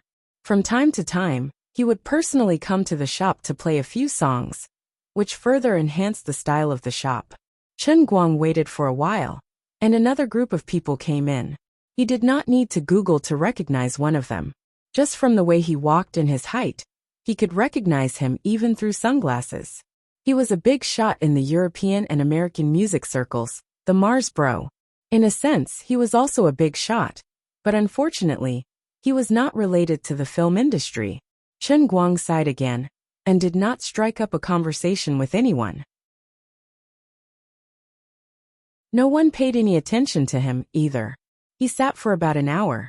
His phone was almost out of battery, and he had drunk 3 cups of coffee. He was about to get up and ask the waiter for a charger when he heard the bell at the door ring again. A tall, strong, white old man with a face full of white stubble appeared at the door. The customers in the coffee shop got up excitedly and nodded to him.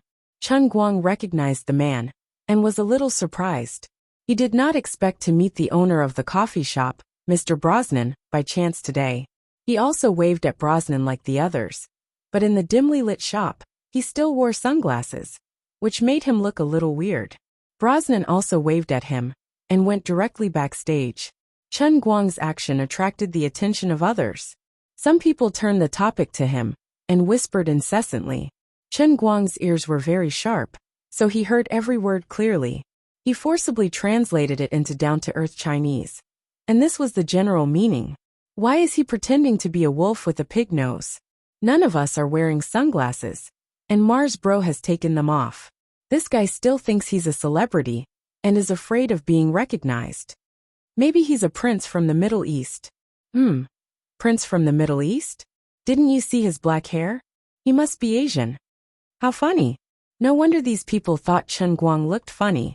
Everyone sitting here was famous, but he was the only one who wore sunglasses and refused to take them off. If he was not afraid of exposing his identity, Chen Guang really wanted to slap these people's tables. What do you know? At least I'm more famous than you in America now. However, he endured it in the end and waited for a while. It seemed that after Brosnan arrived, more and more people came in one after another, and went straight to the booths. It seemed that today was Brosnan's fixed performance day.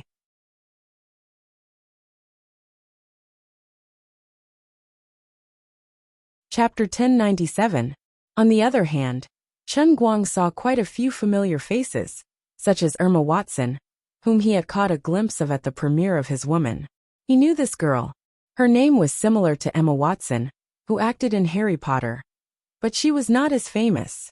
She seemed to be someone in the film industry, but the strange thing was that although she was not very famous among ordinary people, her status in the film industry was not low. She had appeared at the premiere of Sunshine as a guest of William Jones. She did not seem very active at the premiere from beginning to end. Whether it was when William Jones and the others laughed at Chen Guang, or when the superstars of the fighting world appeared, she was very calm. But the strange thing was, no matter how crazy and excited the others were, she always stood in the middle of the crowd. But at that time, Chen Guang did not care about her at all. He did not care about everyone around William Jones and Ben Affleck. But today, Chen Guang deliberately heard her name clearly and searched for her information on Google with the little battery left on his phone.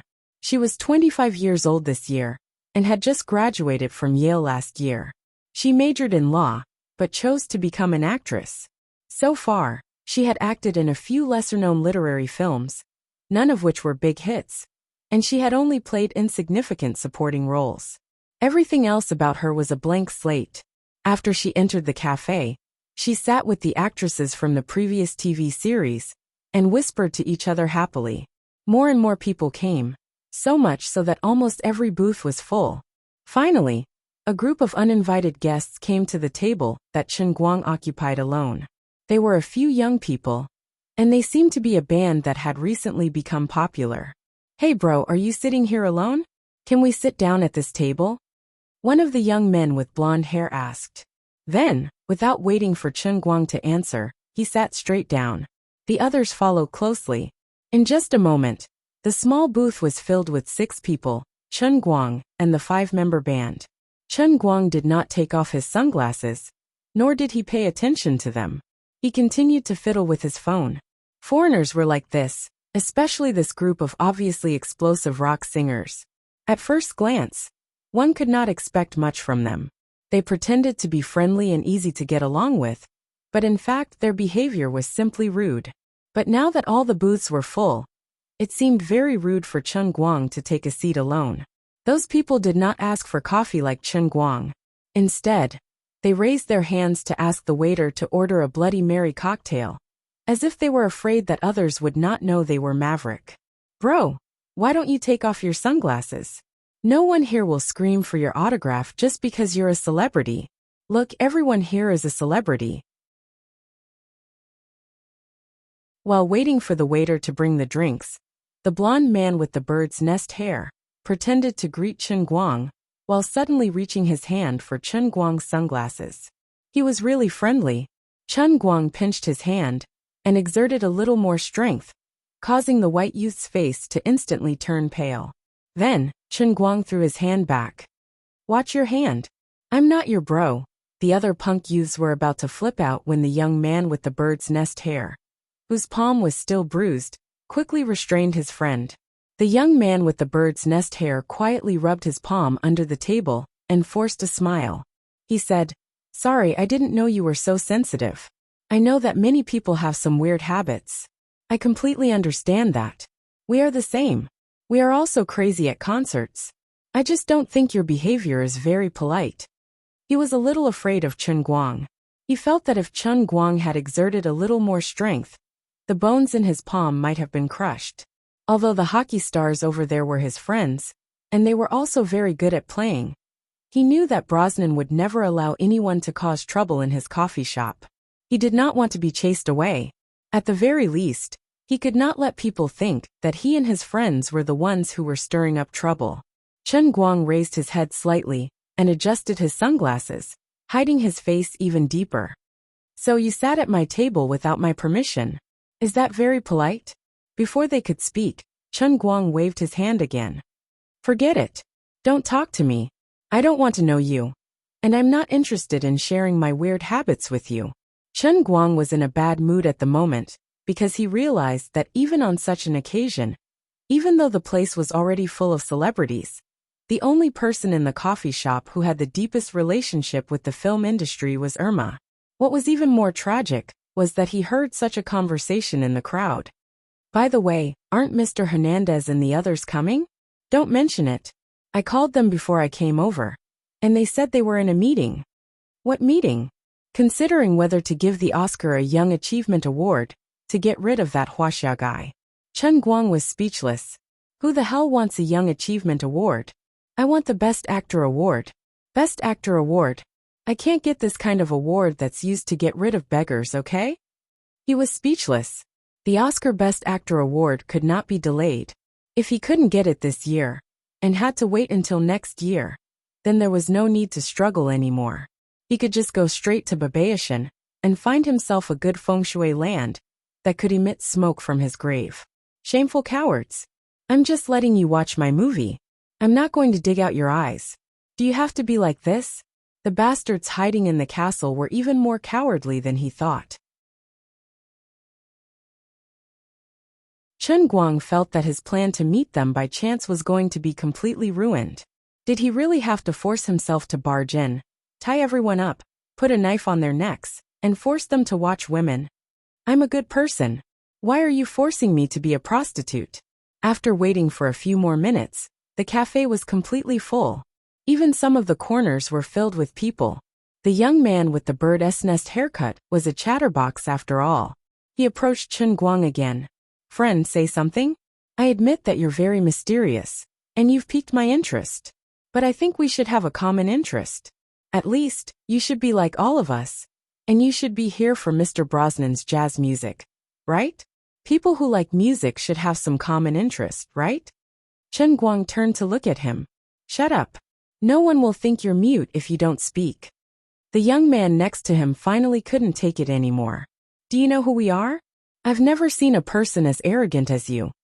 The corner of Chen Guang's mouth slightly curved behind his sunglasses. "Whether I'm arrogant or not has nothing to do with you. I don't even want to know who you are. You've been harassing me since you sat here. I'm telling you clearly that I'm not interested in jazz. Can you shut up now?" The young man wanted to say something, but Chen Guang picked up the steel wine glass in front of them with 2 fingers and gently exerted force. There it was. His daily act of crushing things. It worked. Under the dumbfounded eyes of these guys, Chen Guang used only 2 fingers to crush the steel glass, which was more than 3 millimeters thick, into a flat iron plate. "You'll pay for this glass. I'm warning you for the last time. If you bother me again, I'll crush your guitar hands next time." This time, they were all well behaved. Although their eyes were full of indignation and unwillingness, Chen Guang finally had some peace. "Boorish man. Violent man. Since you don't like jazz, why did you come here early to occupy the precious booth? Don't you know that today is Mr. Brosnan's annual theme performance day? Do you know how many people are stopped from coming in?" Chen Guang could imagine how these guys would complain about him in their hearts, but he didn't care at all. He was ready to leave after finishing the top-quality Nanshan in front of him. The old man had no interest in jazz at all. The old man's piano idol had reached its peak. Now he just wanted to get an Oscar. I'm trying to save my own life. Who has time to play with you guys? Just as he was about to get up and leave, Brosnan finally changed his clothes and came out from the backstage of the coffee shop. Standing on the stage, which was less than 10 square meters in size, he suddenly raised his hand and lifted the curtain covering the stage. A bright white piano appeared on the stage, and the audience suddenly burst into thunderous applause. Brosnan turned to the audience and made a standard aristocratic salute. Then he got up and said, "Thank you for coming to Brosnan's coffee shop. Today is the annual theme performance day. As you can see, this piano is a treasure that I just borrowed from my friend last week. Its name is Mississippi Pearl. It was created by Ace Fernandez and is as famous as Nightingale. So, today's theme is indeed related to the piano. It's called 1900. As soon as he finished speaking, there was another thunderous applause in the coffee shop. Pianist on the Sea was an epic-making movie, and it was much more famous in Europe and the United States than in China. The fictional character 1900 even, in a sense, conformed to the perfect image in the minds of many European and American literary fans. He was born on the sea, lived for the piano, and died with the sound of the piano in the storm. He didn't have his own name, nor did he have any music that was passed down to the world. But what he represented was the purest pursuit of art. Many people didn't expect that Brosnan's theme today would be to use the piano, Mississippi Pearl, to interpret the story of 1900. Chen Guang, who had just raised his but slightly sat down again. He couldn't deny that even though he knew it was a waste of time, he was still attracted by Brosnan's theme. There was no other reason. His strongest piano craftsmanship had been perfected by playing the role of 1900 on the virtual Virginian in the World of Cups. He didn't know why, but he couldn't control his strong impulse to act cool. Damn it, the most authentic 1900 in history is here. How dare you hold a theme concert of 1900 in front of me? Do I give you face? Brosnan didn't know that he had provoked the wrong person. He still said enthusiastically, "As we all know, the contest between 1900 and the jazz master in the Hall of the Virginian is a very important scene in the whole movie. Today, I will perform all the songs involved in this contest for you." After that, he said naughtily, "Of course, I know that many of you here can play the piano. So, every time I play a song, I will invite a friend to come on the stage, just like the contest between 1900 and the jazz master. What do you think?" Naturally, there was another burst of cheers in the coffee shop. Whether it was playing with Brosnan or touching the Mississippi Pearl, it was a rare honor for a musician. Only Chen Guang looked at the old man through a pair of sunglasses. "You're finished, you're really finished."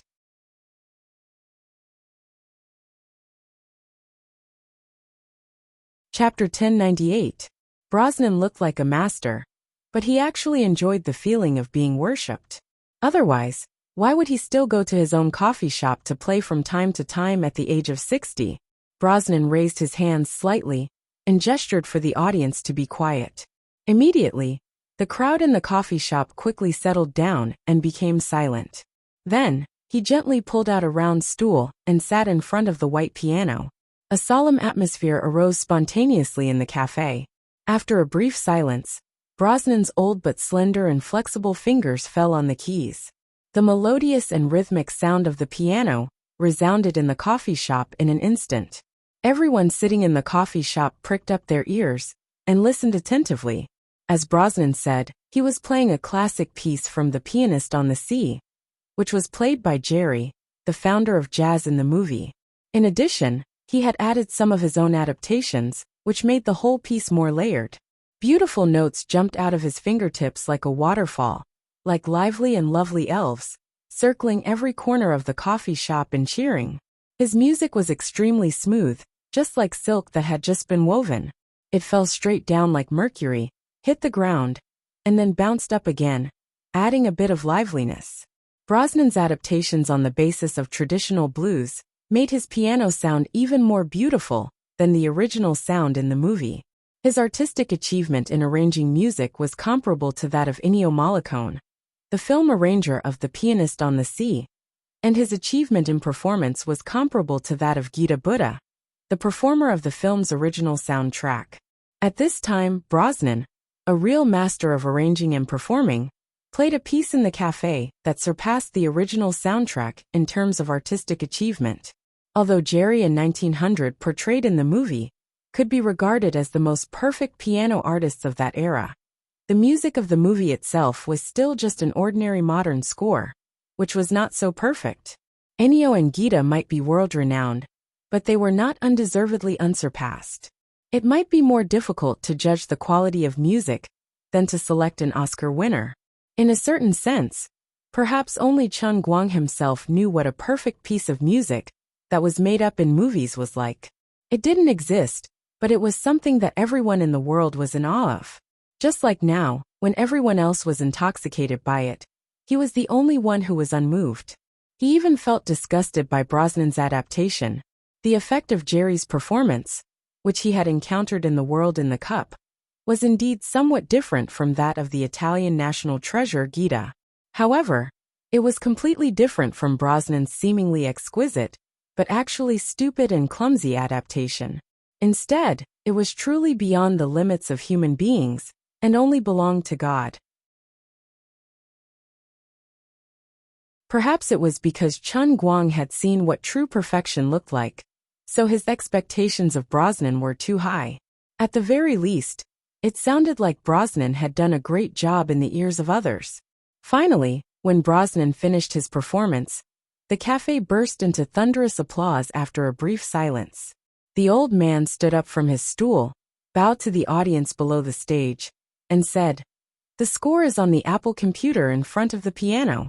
Are any of you interested in coming up and playing? Of course, it doesn't matter if you know the original version of the movie, but you can't play Come Back, Dad. I dare not compare myself to Mr. Jerry Morton, and you can't compare yourselves to 1900, right? We're just playing a simple theme." As soon as Brosnan's voice fell, many people in the cafe were eager to have a try. Professional pianists wanted to try Brosnan's adapted blues with Mississippi Pearls, and there were also people who had deliberately practiced movie soundtracks before who wanted to show off in front of everyone. But even so, no one stood up and went straight to the stage. This seemed to be a very casual private occasion, but because there were too many celebrities here, the value of this performance was raised a lot out of thin air. Of course, it was great to play well, but if you messed up, it would be a great shame. The keyboardist of the 5-member band sitting at the same table as Chun Guang was also one of the people who was tempted. He said to the young man with bird's nest hair next to him, "Although I'm not very skilled, I really want to give it a try." "Then be brave and go up there. There are many seniors here. I'll see the situation first. If no one goes up in 30 seconds, I'll give it a try." Brosnan seemed to have guessed this scene, and he was a little disappointed. He said, "Actually, my friend Malfoy Bentler was also going to come today. I was going to invite him to play this song directly." As soon as Brosnan's voice fell, people in the cafe began to whisper. Malfoy Bentler was also a celebrity among celebrities in Europe and the United States. In the past 10 or 20 years, he had produced soundtracks for more than 100 movies, and his artistic achievements were not inferior to Ennio Morricone's. In addition to being a musician, Mr. Bentler was also a standing member of the Academy Award Committee, and his opinion on the selection of the Academy Award for Best Music was very important. At this moment, he was in an old castle villa, less than half a kilometer away from the cafe. "Mr. Brosnan, then why didn't Mr. Bentler come?" someone in the crowd asked loudly. Chun Guang rolled his eyes silently. He had a hunch that he was going to be attacked every day.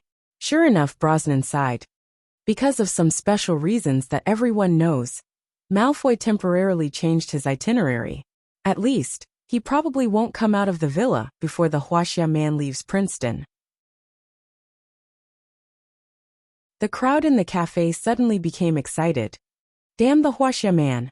We can't let him behave atrociously on American soil. Although his movie is really good, he can't treat Mr. Joshden like this. He's humiliating us.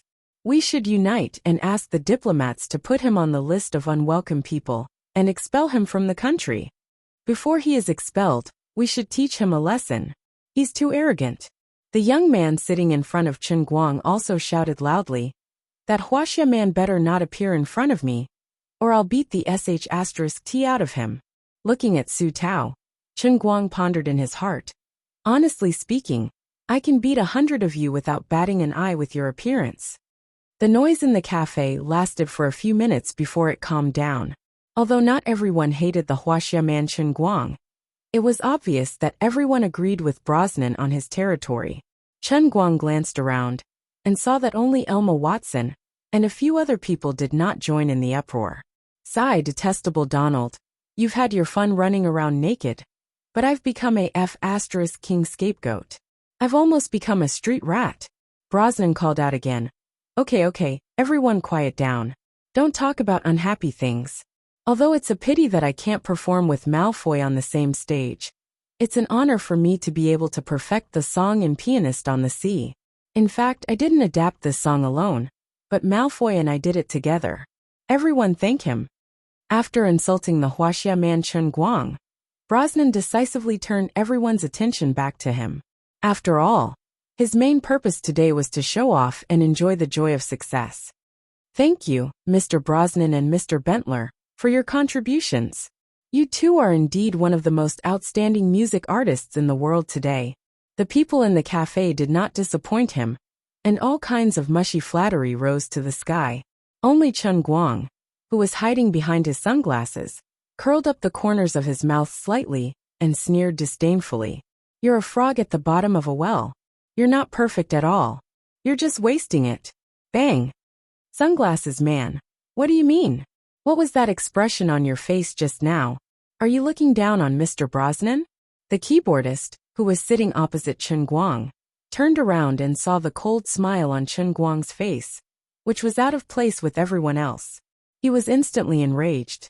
From the beginning, they didn't like Chen Guang, but they had been holding back their temper. Now, not only did Chen Guang not give them face, but he even looked down on Brosnan in public. This young man couldn't stand it. You can scold me, but you can't insult my idol. The keyboardist's voice was so loud that countless eyes in the cafe focused on him and Chen Guang. Originally, as the only man in sunglasses in the cafe, Chen Guang had been a maverick because he loved sunglasses more than Brother Mars. Now he had become the target of public criticism. The keyboardist looked at Chen Guang angrily, feeling both angry and proud. Annoying mysterious boy, aren't you very arrogant? Keep being arrogant. Let's see how you can be arrogant now. Don't think that I don't know what you're thinking. You don't understand music at all. That's why you're smiling like that. You were looking down on people just now. The other 4 people at the same table, as Chen Guang, also looked at Chen Guang with great interest, and didn't say a word. They wouldn't help Chen Guang explain. Their purpose was to see Chen Guang embarrass himself. They didn't believe that this guy would dare to be arrogant in front of so many people on such an occasion.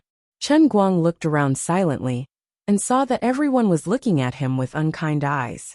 He then turned his head to the keyboardist in front of him and saw a little pride in the guy's angry eyes. Chen Guang thought to himself, this bastard must think that I'm pretending to be a grandson and that he can finally embarrass me. But I'm sorry, I'm worried that I don't have a title. So it's not convenient for me to go on stage and slap people in the face. You're giving me a pillow when I want to doze off. Thank you so much. Chen Guang stood up slowly. You're right, young man. I really don't like the arrogant words of this Brosnan.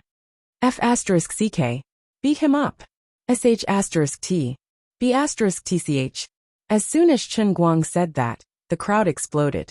A few hot-tempered people jumped up and were about to rush forward. On the other hand, the 5-member band at the same table as Chen Guang was very restrained. They were stunned. They had thought that the man in sunglasses was just eccentric, but now they knew that he was a psychopath. He didn't know fear at all, and didn't know the basic respect for others. At that moment, Chen Guang pulled out the chair behind him and walked forward. As he walked, he deliberately straightened his hands and groped in front of him, then pretended to trip over a leg of a table, and almost fell to the ground. The angry crowd quickly calmed down. Oh, so he's blind. Poor guy. No wonder he refused to take off his sunglasses. The lead singer of the five-member band, the young man with the bird's nest haircut, was very puzzled. Didn't he have good eyes and quick reflexes when I tried to grab his sunglasses? How could he be blind? No, could it be that he used his ears to judge my hand movements? Is he the blind man in Chinese movies? While the young man with the bird's nest haircut was puzzled, Chen Guang had already approached the stage. Then, he pulled over the stool in front of the Pearl of the Mississippi and sat down. He turned his head back and smiled under his sunglasses, revealing a mouthful of white teeth. Mr. Brosnan just said that anyone who is interested can come up and play the same song as him. I didn't intend to go up on stage, but I think your blind worship is too stupid and ridiculous. Now, I'll tell you why I think Brosnan is talking nonsense. I'll tell you what the real blues is. After Chen Guang finished speaking, he ignored all the voices in the noisy cafe. Under Brosnan's angry and confused gaze, he turned around and touched the keys with lightning speed. Lowly mortals, you will never understand that the perfection you see will always be the perfection of mortals. Real perfection only exists in the old man's world of cups, which is perfection created by the power of the real God. Listen up, all of you.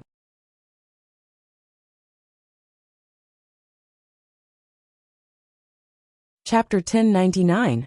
If Brosnan's music was like flowing mercury, then Chen Guang's music was like a natural spring rain. If Brosnan's music was like dancing elves, then Chen Guang's music was like an angel flying out of the gate of heaven. Brosnan's blues was a beautiful painting for the audience in the cafe, but what Chen Guang played, which was composed by the heavenly Holy Grail and performed by the NPCs in the world in the cup, opened a holy door to perfection for the audience. To humans, there would never be a truly perfect music, because humans were always striving for something better. In the human mind, perfection was something that everyone wanted to achieve, but it was impossible for them to achieve it. However, for Chen Guang and the heavenly Holy Grail, what he played might not be perfect in the endless realm of the gods, but from the perspective and level of humans, there was really nothing to nitpick about. The incomparably beautiful music shot out of Chen Guang's fingertips and lingered in the cafe. There was a saying that lingered for 3 days without ending. Although it was an imaginary saying, it actually referred to the fact that the music was so beautiful that people could not help but repeat it repeatedly in their minds. At this moment, the music that Chen Guang played had such an effect. It penetrated the eardrums and struck people's hearts, leaving a mark in the depths of their souls. Of course, although the music created by the heavenly Holy Grail was perfect, only Chen Guang was able to perform it. No matter how great a master he was, no matter how much he practiced during the performance, it would be impossible for him to be as perfect as Chen Guang. Even if there was a difference of less than 0.001 second in any of the seemingly minor notes, it would become a flaw in the entire performance process, and it would be infinitely magnified in the ears of those who understood music, thus affecting the performance of the entire piece. Just like Da Vinci's paintings, every masterpiece contained the inevitability of Da Vinci's artistic achievements, as well as the serendipity of his creative inspiration. Da Vinci had perfectly combined the two elements of inevitability and serendipity, resulting in an artistic chemical reaction that changed quantity to quality. Only then did he become a true masterpiece. On such a piece of work, even the slightest mistake that seemed insignificant, or even the size of a strand of hair, would become an unforgettable flaw. Asking others to perform Chen Guang's piece would always depend on the actual performance effects brought about by individual differences. Everyone's talent was different. The length of the fingers, dexterity, and the speed at which the brain analyzed the music score would all be different. Therefore, the rhythm in which they hit the keys would also be different. Even the personality of the pianist would affect the music they played. This was also the reason why many piano artists would have different styles when they played the same piece. However, performing the piece of the Heavenly Holy Grail did not require any personal style, only a complete and accurate reproduction of the original sound. Because the piece itself was too perfect, any individual's performance would be superfluous. As long as the piece was restored to its original state, it would be the highest artistic achievement. In the whole world, Chen Guang was the only one who could reproduce the original sound. In terms of musical creativity, Chen Guang was almost a zero, but in terms of piano performance, as a humanoid jukebox, no one would dare to say that they were the best in history. What artistic talent! What's the use of that? What I pursue is accuracy. In a blur, the expressions of the people in the cafe changed from anger and confusion to unknowingly intoxicated. The same was true for Brosnan, who was standing behind Chen Guang. Although he had said that anyone could go on stage and perform, he had already chosen someone in his heart. It was just that Chen Guang pretended to be blind and went on stage directly, catching him off guard. By the time he wanted to stop him, Chen Guang had already sat on the stool and started playing. Brosnan was very calm at first, but when he heard that Chen Guang's performance was different from his own and the film's original sound, he felt very disdainful at first, thinking that this blind man was too confident. Do you think anyone is qualified to adapt Ano's work? Do you know what you're doing? But before he could finish mocking Chen Guang in his heart, when Chen Guang's second note came out, he was instantly stunned, and then an unimaginable thought came to his mind. What's going on? It seems like his adaptation is better than mine and Malfoy's? How is that possible? This is music, this is art. How can I have such a feeling after listening to it for only a few seconds? An artistic achievement is not a 100-meter race. How can it be so easy to judge whether it's good or bad? I must have been hallucinating just now. Once again, Brosnan focused his mind and worked even harder to comprehend the movement that Chen Guang had performed. His own artistic achievement could be considered the highest in the cafe at that time. When he was fully immersed in it, he was completely intoxicated in it in an instant, standing still like a wax figure in Madame Tussauds wax museum. In a trance, he felt that he was vaguely wandering in the sea of music, unable to extricate himself. Each note played by Chen Guang was like a stunning brush stroke on a canvas, forming a picture in front of Brosnan, pulling him into it. These notes were like bricks, building one beautiful building after another around him, making him feel like he was in a quiet castle. And then he felt like he was in a Munich factory with roaring machines. And then he felt like he was standing in front of the Louvre and looking up. Vaguely, the picture changed again, and Brosnan's memory was pulled back to his childhood. Looking around, the eyes of the 61-year-old Brosnan were filled with the back of his 16-year-old self. He seemed to have returned to the campus full of fragrant camphor trees, walking side by side with Valina on a path sprinkled with dried yellow leaves. With every step he took, he could hear the rustling sound of the fallen leaves being stepped on. Valina was also using her Oreo-like voice to sketch out a beautiful future for the two of them. The soothing and melodious blues completely dragged the old man named Brosnan into a whirlpool of memories, sinking deeper and deeper, until even his soul was about to be swallowed. When the music gradually stopped, Brosnan came back to himself after a long time. When he touched his face, he found that it was wet with tears. Valina had been dead for almost 10 years, and the lilacs in front of her grave had been replaced 20 times. He looked around again, and saw that the hundreds of people in the large cafe were also in the same situation. Everyone's face was covered with tears. Even the strong men who played ice hockey also had tears in their eyes. Chen Guang, who was disguised as a blind man, stood up. A middle-aged black man next to him hurriedly stood up and pushed his chair to Chen Guang. "Sir, please sit down." Chen Guang did not stand on ceremony with him. He sat down calmly. If he had only shown an ordinary level of strength, Brosnan's fans in the cafe would not have been so impressed by him and respected him so much. However, what Chen Guang had brought out was a perfect adaptation from The World in Cups, which was the most perfect tune in the truest sense.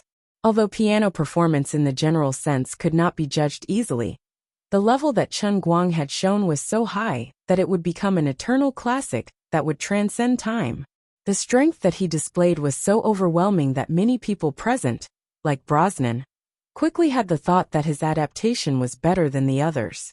However, others did not know that this was the result of the heavenly Holy Grail. They just thought that it was Chen Guang's adaptation and creation. People's admiration for him instantly rose to another level and realm. People slowly turned their eyes to Brosnan, and could not help but sympathize with this famous jazz master. This was supposed to be his stage.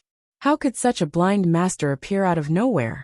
The 5-member punk band that had forced Chen Guang onto the stage was now extremely embarrassed. If this blind master had only walked onto the stage by himself, Mr. Brosnan would not have been too embarrassed. However, it was precisely because of the provocation of these people that Mr. Brosnan had said in public that he thought Mr. Brosnan was just talking nonsense.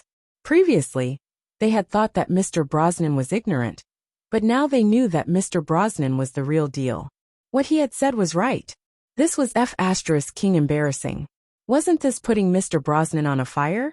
Mr. Brosnan seemed to be kind, but he was actually arrogant, which was known to almost everyone in the European and American music circles.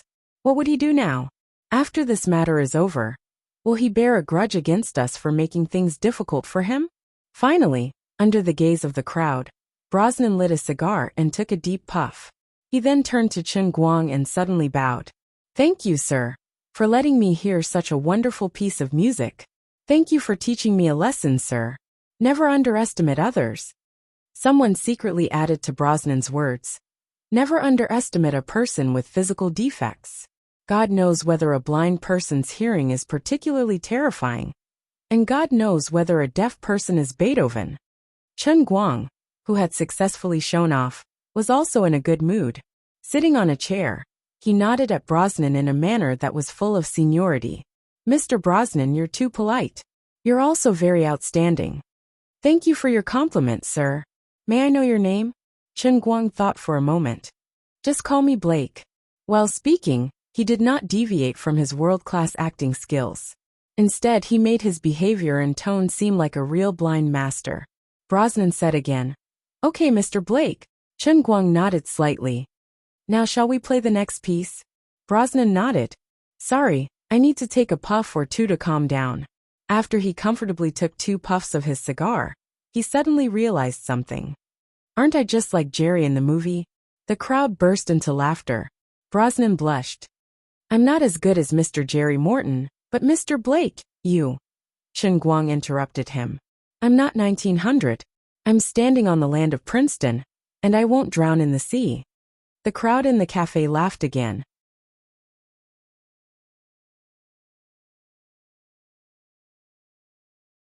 Chapter 1100.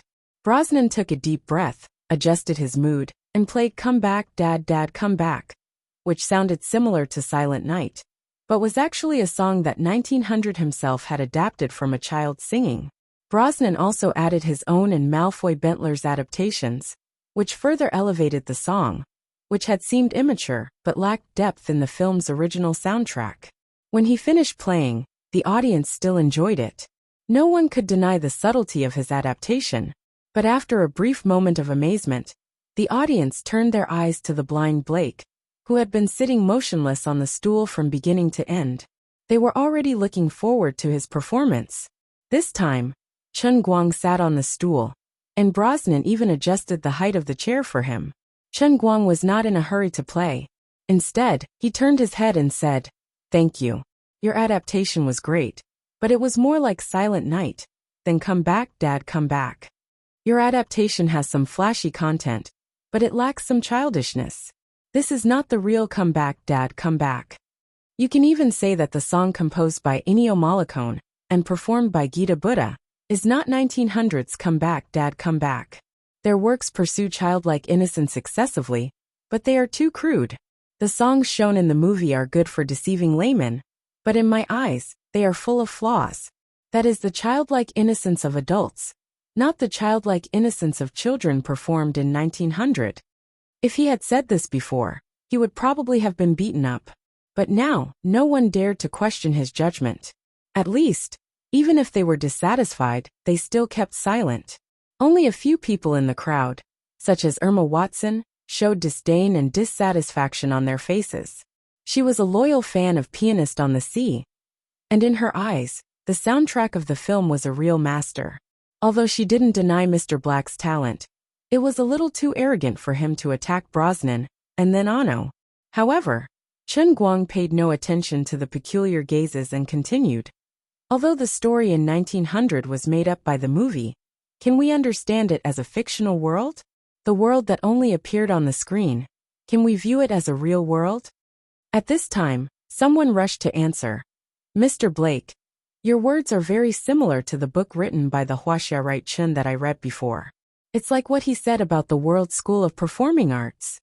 Chen Guang smiled and nodded. Yes, I think so too. Alright, let's get back to our music. So if the world of 1900 really existed, what would the real performance of Come Back, Dad performed by 1900 in his own world be like? Like what Ano and Jetta acted out? Or is it like what Alessandro Barrico, the author of the screenplay, wrote in his book? People were lost in thought. On the one hand, they were thinking about what Chen Guang had said, and trying their best to guess the real appearance of Come Back, Dad. On the other hand, they were trying to figure out Chen Guang's World School of Performing Arts. After all, the people here did not have much to do with the film. Except for Irma, they did not read World School of Performing Arts. Many people thought that it was a farce made by the Huaxia people.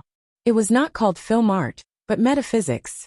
It could even be called philosophy, but it was not performing arts.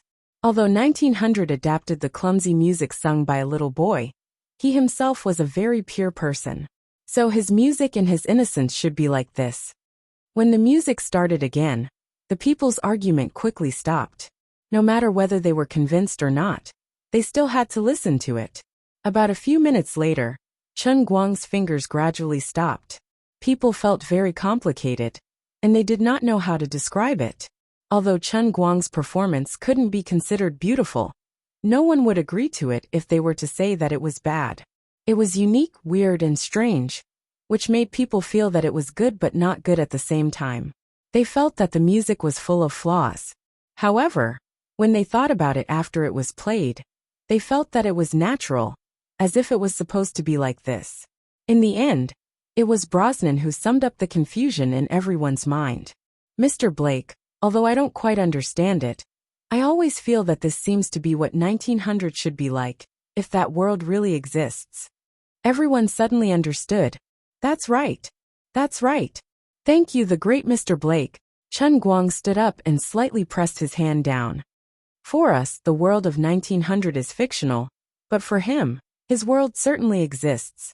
It could even be said that in every novel, every character in every story, they all had a real world that existed. In that case, this song is indeed real. And it should be so. As soon as he finished his words, the cafe suddenly burst into thunderous applause. People cheered and screamed. Hiding in the crowd, Irma looked at the blind man in sunglasses. She did not know how to describe her feelings at the moment. She really did not want to admit that this man's work was better than Inyo's and Jida's. But it had become a fact that could not be refuted. Irma had never thought that artistic achievements could be quantified so easily. The gap between good and better was so vivid and vivid in reality that it was almost within reach. She was very confused, but it did not affect her admiration for this Mr. Blake. She even knew that the name Blake must be an alias. Maybe because he knew that he was blind and felt that his world was dark. So when people asked him for his name, he would casually say Blake. If Chen Guang knew what Irma was thinking, he would probably laugh. It's really not that deep.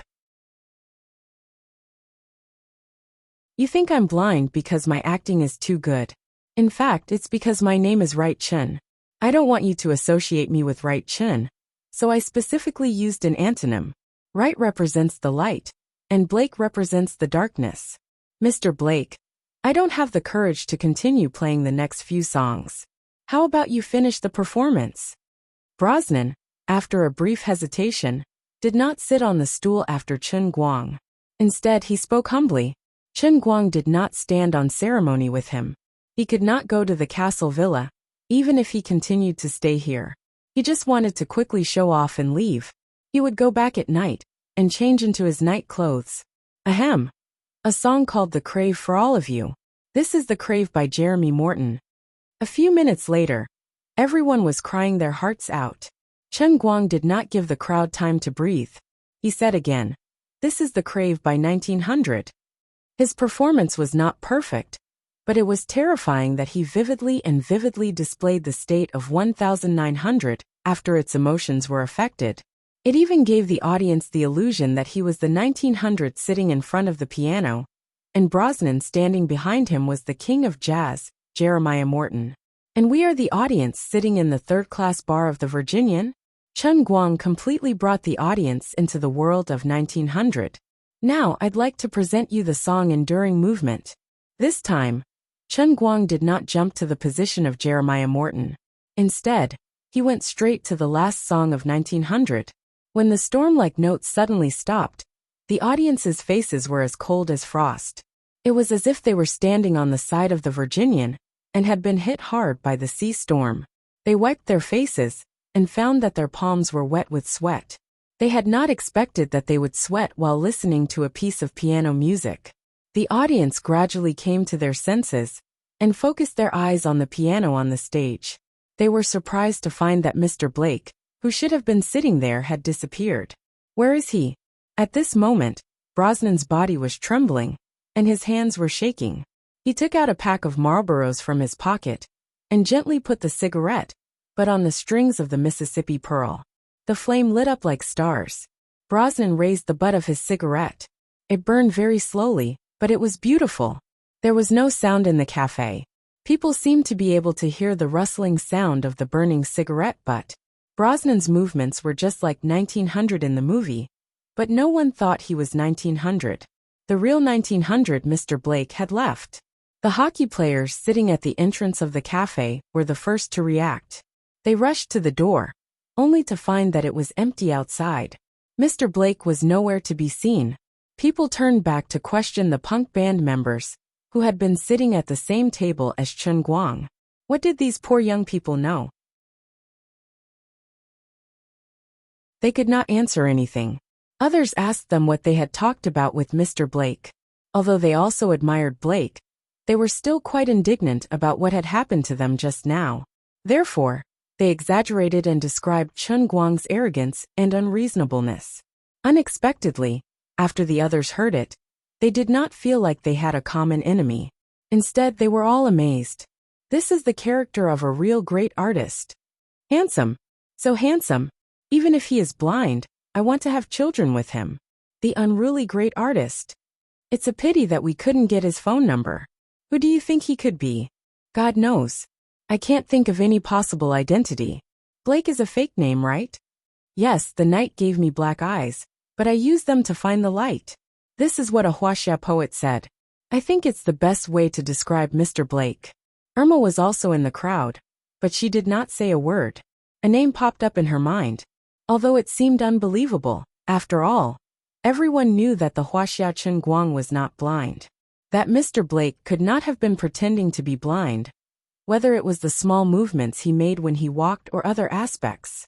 Irma swore with her most professional actor's eyes. But Blake's character, and the Huaxia Chen Guang's character. The same black hair, the same arrogance, and the same recognition of the world's performing arts. Oh yes, the Huaxia Chen Guang's piano skills were also very scary. The most important thing was the Huaxia Chen Guang's perfect acting skills. These two people were probably the same person. Irma thought so, but we would never have thought that not only could he play the piano, but his artistic achievements were also so high. If he did not act in movies, he would definitely become the greatest pianist in history.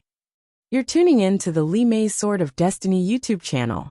We're so grateful for your support, and don't forget to subscribe to join us on this incredible journey through captivating stories. Your generosity through donations truly makes a world of difference, as it's the primary source of revenue that allows me to expand and enhance this channel for you. Thank you from the bottom of my heart for being a part of this adventure.